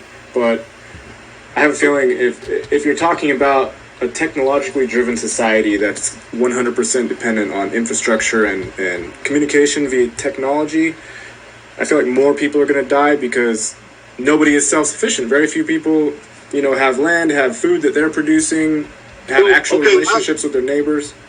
I can agree with you, but I have to temper that with the fact that first, you can't deviate from my original message that in the personal, you have nothing to fear. Yeah. Because no matter what's going on around you, the whole world could be going through chaos around you. If you're mentally where you're supposed to be, then reality will reciprocate and create a bubble of protection for you and whatever's around you, however far your bubble extends. That all entirely depends on you. Now, for the world, for the living dead, for the disbelieving, yes, they're knit into this holography. They're going to be going through this, but it's even worse than what you're saying, because the establishment is heavily pushing electric infrastructure, cars. They're heavily pushing solar power. Two things that are not going to be operating under a vapor canopy. So it's almost as if they're setting these infrastructures up for failure. Yeah. That makes sense. We're coming up again on a break. I don't know if you want to go a little bit more or not. I like listening to you, so I could probably go for maybe one more or half of one more. If people want to keep doing it. Let's do one more. Let's just answer questions. Okay. Sounds good. I'll send you a link in just a couple minutes. I'm going to take a break real quick, too. There we go. We're back. Thought you lost me. The link just wasn't working? Yeah, the first link you said invalid. Huh. Weird. Okay. Question time. I told them to ask them in all caps like you've done before. Yeah, it makes it so much simpler. Yep. Okay. What are the two witnesses in Revelation relevant to Phoenix event or just BS? Okay, I haven't revealed much of this because like I said, I have a lot yet to publish. But that event of the two witnesses involves the period of 2061 to 2070. That's far beyond anything that I have published in my books. I have published the 2040 event and the 2046 event, and I have several published books to back up those theories that are with extensive bibliographies. This event you're talking about is just by virtue of my own research. I have realized that series of events in Revelation has to do with a entire different infrastructure, a post-apocalypse infrastructure that is unfolding. And those two witnesses, their whole career is going on in 2061 to 2070. Okay. Yeah, it's like I said, Gary, I have so much left that I need to keep putting out. So for anybody interested in it, I know a lot of people are interested in vapor canopy. I have a whole new vapor canopy video I'm about to release either tonight or tomorrow, probably in the morning. But it's I keep revealing more and more information because I'm opening up more and more files and boxes. I got data everywhere, man. I'm drowning. I'm drowning in data over here. So you've got plenty to release. Yeah, I'm not going to be done for any time soon. So did you actually quit your job, or that's what you're aiming for? I've already done it. I'm already full-time Archaix. Okay. Yeah, I'm already full-time Archaix. That's awesome. You're living the dream. You're able to do what you love and somehow make a living from it. Yeah, it's well, I mean, it's not really YouTube revenue. A lot of it's donations, but I have other things set up. Like I sell books through Amazon. I get monthly royalties for Amazon. But my biggest moneymaker is actually Gumroad. Oh, really? Gumroad actually pays my bills every month. It's that's what does it for me. And this is these are books that you created while you're in jail, or some of them you made afterward? Well, this is what I did. Is they're mostly data collections where I just haven't had time to really turn them into real good full-fledged books. I just itemize all kinds of interesting data, compartmentalize them, put charts with them, and sell them in packs on Gumroad. All it is PDF files, and people love them. They get them all the time, and they go on Gumroad. They order the ones they want, and they instantly get them downloaded to their phones and tablets and computers. And I don't have to go through all the publishing expenses. If people really want copies, posters and all that, they can just take the charts because they're a high definition PDF, and they can go to a print shop and give them a flash drive and just print them up. Yep. Let me see if there's any other questions here. Oh, I'm sure you're gonna find some questions. I know who's in the chat. I see their names. They got questions. Jason, have you changed your mind about what will happen in North America during the Phoenix? No, I don't believe North America is in much danger except for the city of New York and the city of London. Both of them are near bodies of water. Both of them are very specifically mentioned by Nostradamus in the 2040 episode as being destroyed as well. So still coastlines are dangerous, right? That's what I've always heard. Okay. Yeah, coastlines are very dangerous. North America is going to continue. There are significant parts of the Gulf states that are going to go underwater. I've been saying this since my first book was published in 2006. When I mentioned all the Phoenix fallout and destruction in 2040, there's going to be a 30-degree shift, and Canada is going to take the place of the United States. The United States is going to take the place of Mexico. Mexico is going to take the place of Southern Central America. The South America is going straight into the torrid, the frozen zones. But on the opposite side of the world, and it doesn't matter if you're a flat earther or if you believe in the heliocentric globe model, it doesn't matter what your paradigm is, the other side of the world, Australia, New Zealand is going to be shoved 30 degrees north into almost a paradise equatorial climate, while everything north of it is shoved. China's going to take the place of Russia, Siberia. Russia, Siberia is going straight into the Arctic, and the center of motion, the one area of the world that will not move as far as north or south by latitude, but will corkscrew sideways, is Egypt. And is Egypt exactly in the center of what you're talking about in North America? Center of pivoting. So we're pivoting sideways. We're not pivoting like north to south on a supposed globe model, right? We're pivoting like sideways, looking straight at it. Yeah, but on the globe model, it is. One side's going north, one side's going south. Yeah. But on a flat model, you're right. One side's going up, one side's going down. It doesn't matter your paradigm. The effect is still the same. And this is a simulated pole change you're talking about? This is what's going to happen in 2040 when the Phoenix returns. This is a 30-degree shift in the lithosphere. Now, most of North America is going to be all right. Coastal cities going to be taken out below the 30-degree latitude parallel. And I'm giving a lot of information on this. The greatest amount of destruction and death is going to be located in the highest population areas. And this is basically Central Asia. China, Central Asia, all the way to maybe not too much India, but to the borders of India. That area is where we're going to get 90% of our human loss of 25%. Remember, the Phoenix is going to kill 25% of the human population, but 90% of that 25% is located in Asia. Wow. And do you think people are aware there, or do you think they're just like lambs led to the slaughter? You know what? I don't know, but I do know that there are a lot of people listening to my channel who are data mining. They're quiet. Sometimes I get emails from, I get questions from emails where, I know for a fact, 100% for a fact, that I have been in contact with an intelligence operative. Didn't really make it much of a secret. Not somebody faking it, somebody who actually gave me quite a bit of money to do something very, very simple. Just one simple little prediction. But yeah. And I released a video about it. I'm not going to be a secret about it. If I did not sign an NDE, then you can't expect me to shut my mouth. I'm just not going to. Now, if somebody makes me sign an NDE, then I'm going to respect that because information was exchanged on the agreement that somebody would keep their mouth shut. I have no problem with doing that. But if it's not specifically asked of me, I'm not going to be quiet about it. Yep. Couple more questions. Do you think they will pull an EMP? I do have a video about a false Carrington event. It's based off date sequence prediction and isometric analysis for next year.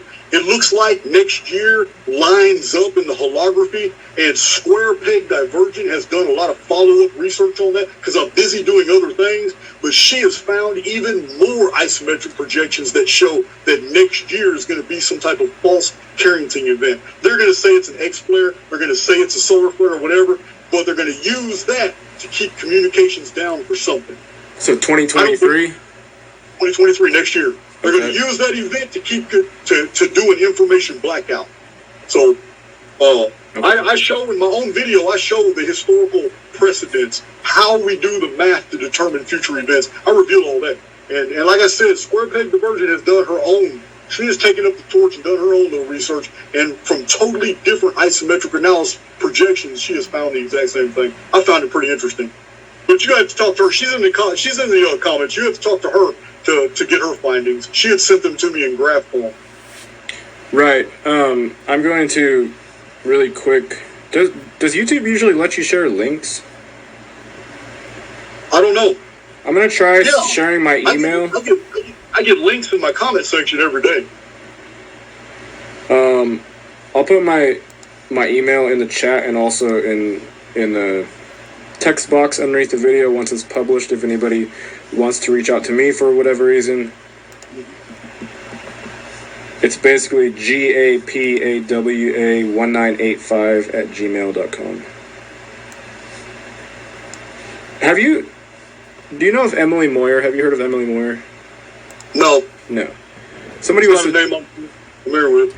She's also up in this whole research scene, and she always talks about crazy coincidences and basically a person that can look at the reality with an open mind and try to interpret what's going on.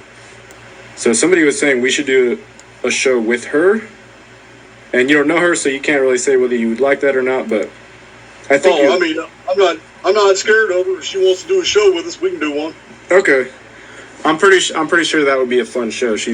Her mind is very unique and how she's able to pull a bunch of seemingly obscure things into one sort of cohesive thing.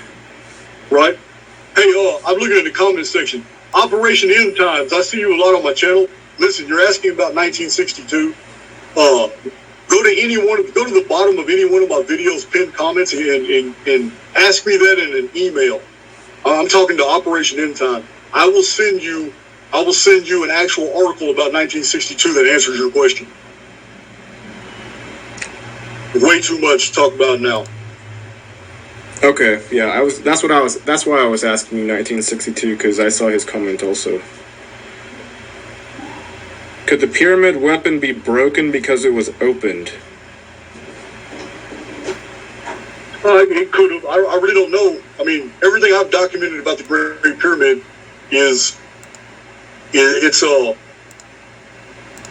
is such a huge topic to even discuss in such an abbreviated time. I don't know if you're familiar with my pyramid studies. I've actually been basically going backward through your videos, so what I've seen is what your last 15 to 20 or so probably. Yeah, those are my first video. Yeah, my first videos I go into a lot of detail showing how major historical events, I show where we get the dates for those events. who published those dates, where they got their material from. And then I show you where those dates are in the Great Pyramid's rectilinear dimensions and how researchers 400 years ago were already theorizing that the measurements inside the Great Pyramid were a calendar of world history. I see. That's what they're referring to. That's very interesting. Oh, hey, the whole study is fantastic. I got about 31 or 32 videos in that playlist called the Lost Secrets of Giza, all about the Great Pyramid calendar, how it shows 2040. Oh, it's awesome. 2040 is everywhere in the Great Pyramid. Awesome. I wanted to show you this real quick. I've pretty recently, like a year or two ago, I started reading this author called Terry Pratchett, and he makes a series called Discworld, and I'm on like book 7, book 8, but I wanted to show you this. This is book 7, I believe. Oh, wow. And it's called Pyramids. You see what's coming out the top of it? Something holographic, a staircase? Something's coming out of it in the book. Yeah. In the book, the pyramids themselves gather energy. They gather energy from the people, and they store it inside of themselves, and they have to vent every single few days or months or something, and you hear them like venting off their extra energy. And also in this book, the people they build these, they have to hire guys to build the pyramids and the purpose for them is for the people to know is that, the king's goes in there and that's his home and whatnot. But the pyramid it started screwing with the time-space continuum while they were building it, and it started duplicating things. It started duplicating the workers themselves, so they'd have like Ken 2, Ken 1, Ken 2, Ken 3, and then they all have to try to interact with each other. And it was just, the book it's like a fun book. It's not like a historical anything, but I just thought it was kind of interesting. And also at the end of the book, one of the pyramids had a huge surge of energy and it moved it. Kind of like what you were saying, what happened with the actual pyramid. So I was thinking maybe he was trying to give people hints or something about what was actually going on. I mean, you know that the greatest truths are presented in fiction. Yeah.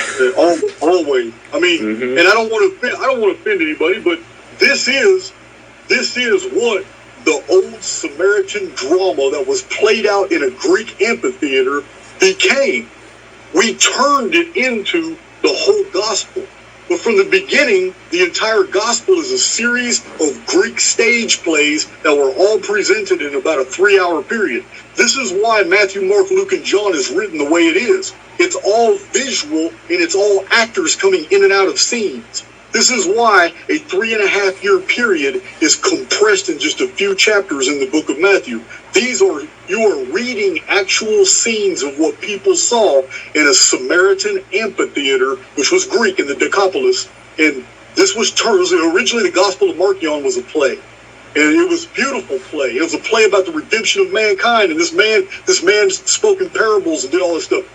Only as Matthew, Mark, Luke, and John did the church introduce all kinds of interpolations that would satisfy all the pagan creeds that it was trying to absorb. All the Orphic models and Delphic models, all these things that were interjected, the book of John being to assuage the egos of the Gnostics.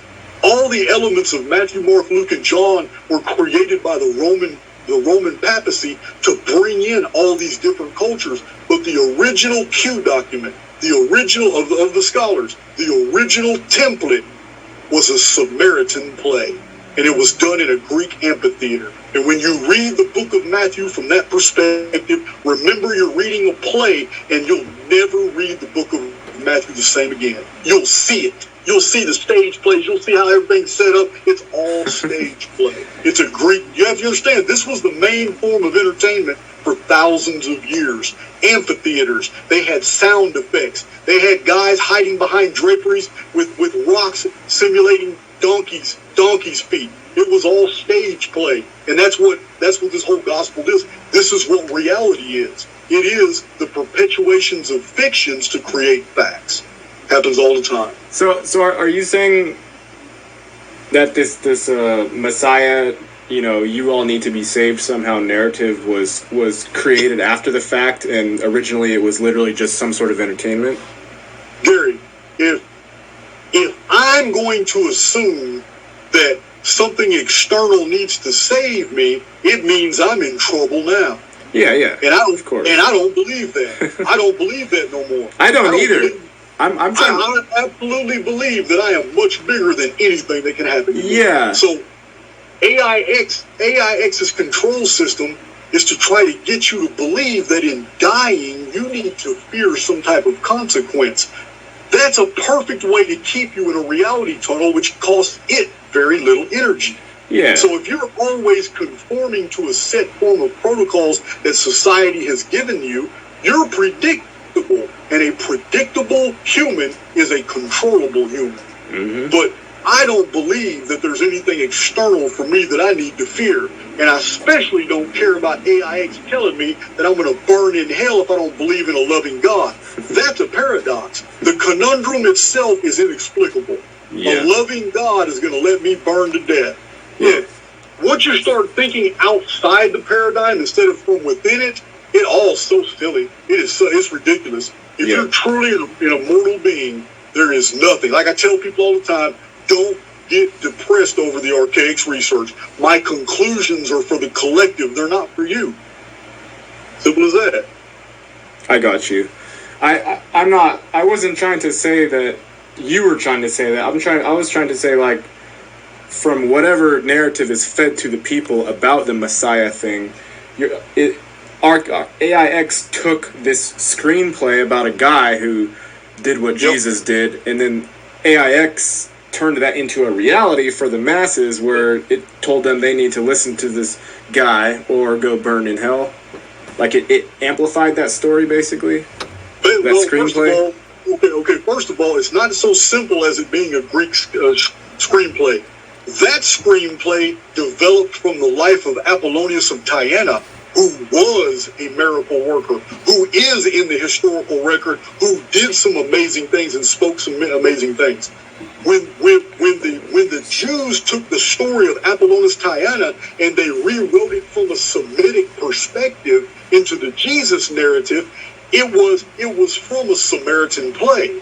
Well, the Samaritans were the ones that took that version and rewrote it to give themselves favor.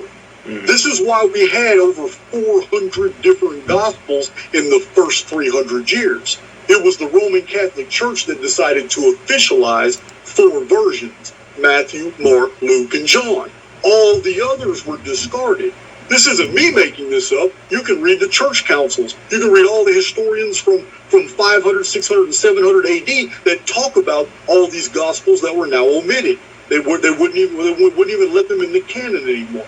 Books like Enoch, which were removed from the canon, not because of the content, but the actual church council that condemned the book of Enoch did so and published in their minutes that the book was too ancient to be taken seriously. So they removed it from the Bible. This was the book. This shows that the other books were not ancient. You follow me? Right. Very interesting. So I wanted to ask you, do you in your story is the Jesus character the same thing as the benefactor, or are those not related whatsoever? Or Enki? Okay, check this out. It doesn't matter if it's Enki. It doesn't matter if it's Loki. It doesn't matter if it's Thruda. It doesn't matter if it's Hermes Trismegistus. It doesn't matter if it's Jesus. The benefactor has always aided us, has always been there when we needed him most, and he always appears as a fiction. But it doesn't matter. It's because what is being taught is fact. We live in a world full of lies. Remember the mathematical demonstration I told you about where we found out we're basically living in the photo-negative arithmetic, not the real universe. Same thing applies. That's why the greatest ways to convey truths today is through fictions. The media does it every single day. They don't report the truth, they manufacture it. By manufacturing the truth, they say a lie enough times to where enough people in the collective believe it, it becomes fact when it's reported 2 weeks later. Mm-hmm. This is how the media has been dealing with us over and over and over. They will elucidate over and over and over the same lie until it becomes the truth. It becomes knit into our reality, and we accept this. Well, the truth for spiritual beings is the same. It's just like Plato said. The shadows on the wall actually perceive themselves to be real, and they can hear other living beings, but they couldn't see them. They thought everybody was a shadow. We're the shadow people now. Yeah, Plato's cave. Yes, we are the lie. This isn't real.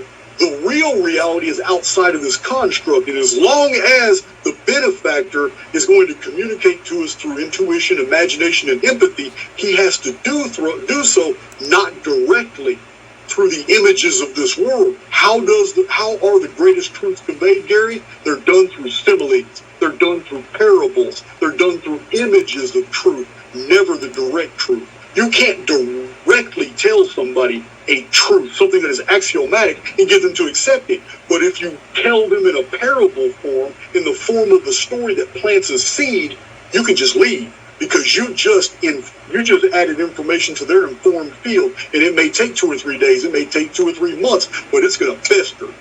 It's going to grow. You basically entered in something that was a fiction because it's not literally real, and it becomes a fact for that person.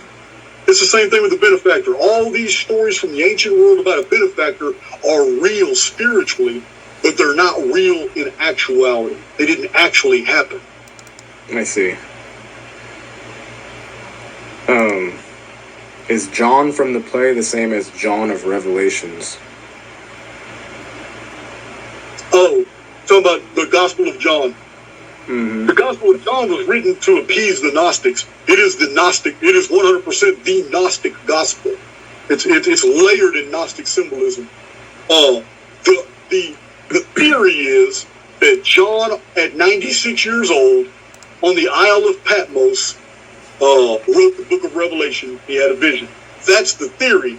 But historians over 100 years ago said that it was written by Cerinthus, who is a student of the Gnosis. And Cerinthus got much of those fragments from the older Sibylline oracles. Those Sibylline oracles were copied from the Orphic prophecies and the Delphic prophecies of ancient Greece, and it passed all the way from ancient Phoenicia. Very few people realize the Greek civilization came from the Middle East. They were Phoenicians.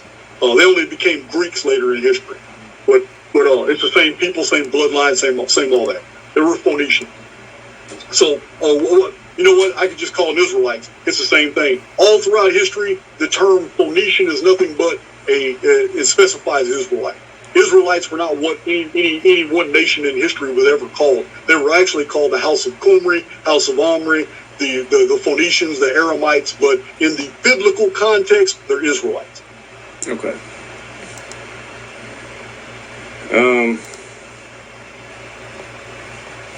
I try to absorb all these different terms, and some of them stick, and some of them it's just like try to remember it for later to try and figure out more about it. I get that. Hey, I can send you a PDF that has all the Archaix terms, definitions, and I did a video of it, but I often send the PDF file to people who want to familiarize themselves with what a reality tunnel is, what a reset is, what the difference between an edit and a reset. I have a list of quantifiable terms and definitions. Yeah, that'd be great if you could send me that.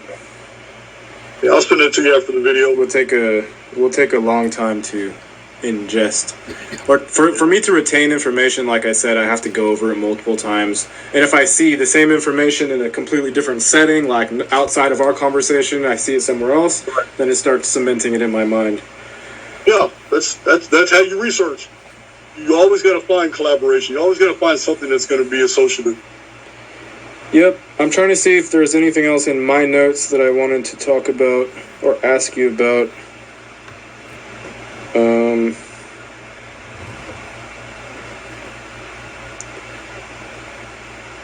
I have stuff on collapsing the waveform, but I think you've probably already talked about that quite a bit. The idea of, like the double slit experiment, you've probably heard of that before, right? Of course, it's famous. Yeah.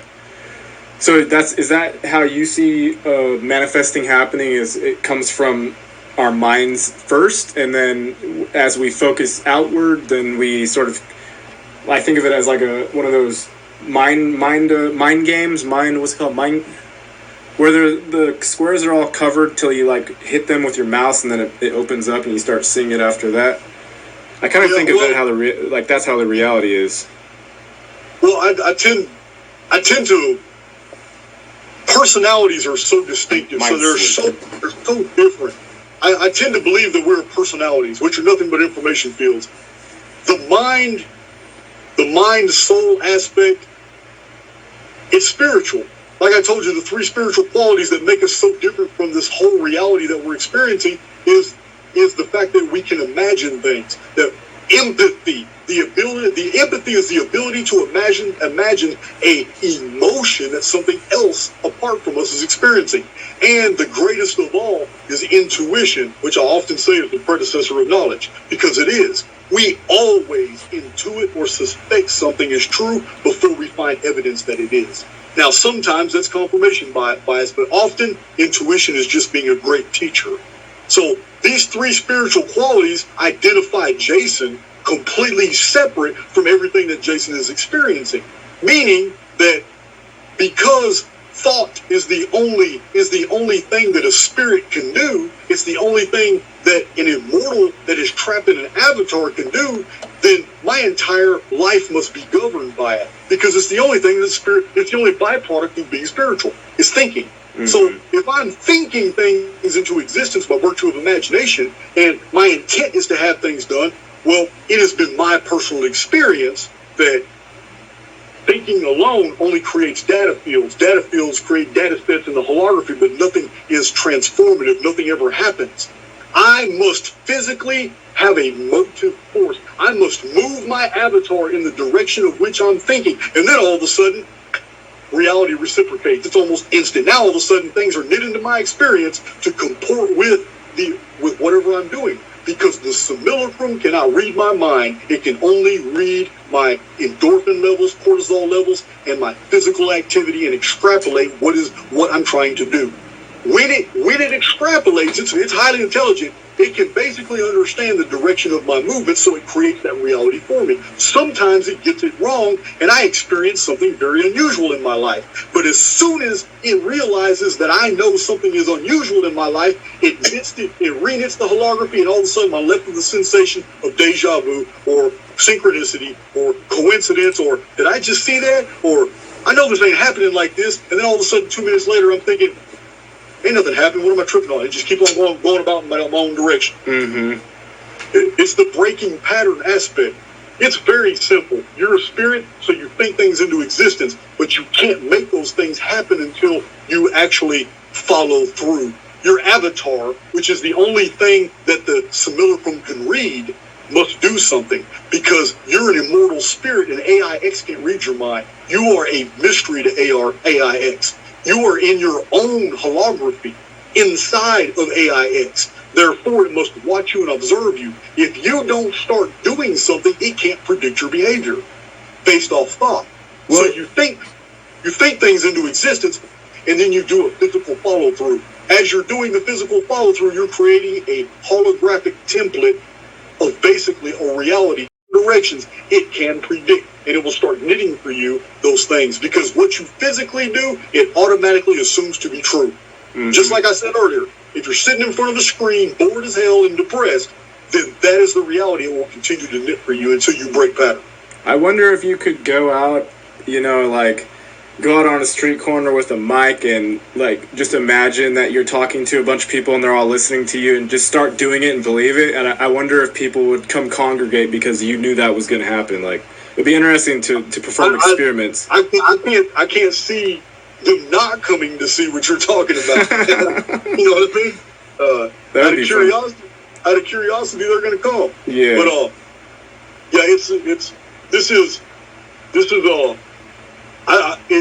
I have to break things down to the lowest common denominators. And in the lowest common denominators, what I have found to be true is that basically I am living on a daily basis whatever I believed the day before I was going to do. This has been my belief. I mean, I can even break it down to individual events in prison, going to prison and everything, man. I did it to myself, 100%. It was only after I experienced the events, because the greatest truths are also found in retrospect. We learn better ex post facto than we do in the moment. In the moment, details are always missed, but ex post facto, we get them. And you know, there's another saying. I know you're familiar with. I can't remember the saying. Hindsight's 2020. Things in retrospect. Yeah. Yep. Yeah. No doubt. Who do you believe took the missing parts from the Great Pyramid? Let me tell you that one. There are traditions about Zu in the Sumerian records. ZU, they blame him for stealing the tablets of destinies out of E-Kur. And I show in 2 different videos, I show that the Sumerian E-Kur is an actual reference to the Great Pyramid of Egypt. But yeah, E-K-U-R.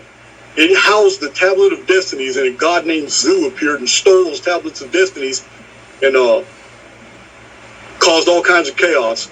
Now, because a patriarchal civilization wanted to blame the early matriarchal civilization, they created the Pandora's box scenario. But the original god that did the theft and opened the box to steal the tablets of destinies was actually a male. Okay.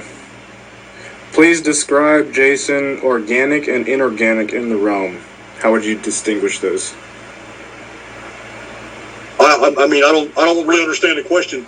If organic and inorganic are still just 2 different phases of the same thing, which would be coding protocols. If everything is coded, it can be coded. It can be coded to be interpreted as organic, or it can be coded to be interpreted as holographic. It can be coded to be interpreted as ethereal or astral or mental. When we're dealing with coding, and we're in the inside of a programmed illusion, then it doesn't really matter if it's organic or physical, because anything that we magnify is just going to dissolve into an oscillating field. It doesn't matter if it's physical or organic. If you put something under a microscope, it becomes the exact same thing. Yeah, basically, if you're trying to ask questions about what's real or not real, or organic or not organic in here, like Jason said, it's really all illusory because we're in here, but at the same time, you believe, and I feel the same way, that actual spirited beings that are in here are the only thing that is real in here, and everything else around us is the screen that's being helped to be produced by the AIX, right? We are living out the Samaritan play right now. We're living it out. This is kind of a funny question. How can we get rid of AIX monitoring? I'm sorry, but I think that was already taken care of when the Great Pyramid was activated. I show in all my videos the structuring. The arithmetic of the Great Pyramid reveals that it was a weapon designed to attack the holography, to actually cause a systemic collapse in the far future. Basically, the whole idea was the architect himself had entered into the simulacrum, basically to, in a far future date, to set the captives free, because we had originally signed up for this. But in that capacity, it's also a very Christian notion, but the Christians borrowed it from the Gnostics, and the Gnostics borrowed it from the Orphic and the Delphic belief systems. But it's the chief cornerstone is the head of the corner. He's the top of the Great Pyramid. It's why the Great Pyramid in Egypt does not have a cornerstone. No one could have physically put one up there because of the size of it. It would have been monumental. That's the very top one, the very little top triangle that would be up there? But it only looks tall because, listen, you're talking about a building of solid stone that's 203 levels of blocks that are 5 tons each, that goes up so high in the sky to 454 feet high.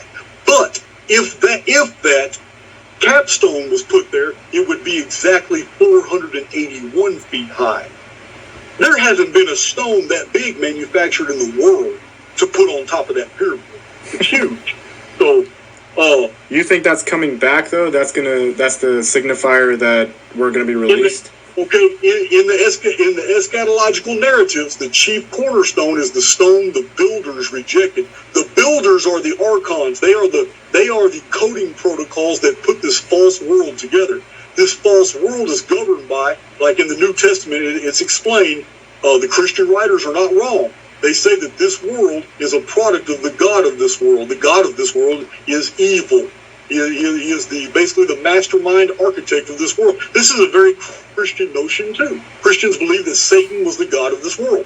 Satan is the adversary. Yeah, like the demiurge, right? Like the 100%. It is artificial intelligence. Sophia's ill-begotten son that she's ashamed of, so she had to hide him. Yes, the benefactor has appeared by many different figures in history, but the enemy Archaix has also appeared. You know, in Zoroastrianism, he was Ahriman. In the Old Testament, he was Yahweh. He was the bloodthirsty god of murder. In the book of Numbers, in the book of Joshua, book of Deuteronomy, yeah, Yahweh was a terrible god. You read the verses about him, and there's no and you'll never doubt when you read the Old Testament why the Israelites always bucked, because the Israelites were not going to follow a Jewish god. Over and over, the Israelites were punished because they wouldn't follow Yahweh. Yahweh was always sticking it to them. He was bloodthirsty. No doubt about it, he was bloodthirsty. They had to sacrifice to him all the time. They had to keep him happy, and he was just always angry. Yeah, this is why there was a split in the Jewish priesthood. I mean, there was a split in the ancient priesthoods. All throughout the Old Testament, you have two different versions of reality. One version is the Jewish truth through the Levite priesthood. The other version is the Aaronic, which is the Israelite priesthood. This is why all throughout the Old Testament, you have two versions for almost every story. Whenever it says a story in the Old Testament, you can find somewhere in the Old Testament where that same story is told, but from a different perspective. Jason, we're coming up on a minute left, and they're going to kick us off again. So if you want to rap or this is going to have to be a rap. That was our fourth one, and we're rapping now. But I'm just letting you know, like if you have any closing remarks or whatever. No, I mean, everybody knows they can send me emails. I answer my emails as best as I can, or comments. The deal. I'll post this on my own channel too, Gary. Okay, and, we'll get back together in the future. I'll do some of that research you're talking about, and we'll have another one. Yeah, look at that 1890, man. I'm all for it. Let's do it. Awesome. Thank you so much for doing this, Jason, and for hanging out, and thank you everybody for also hanging out with us. Already. See you next time.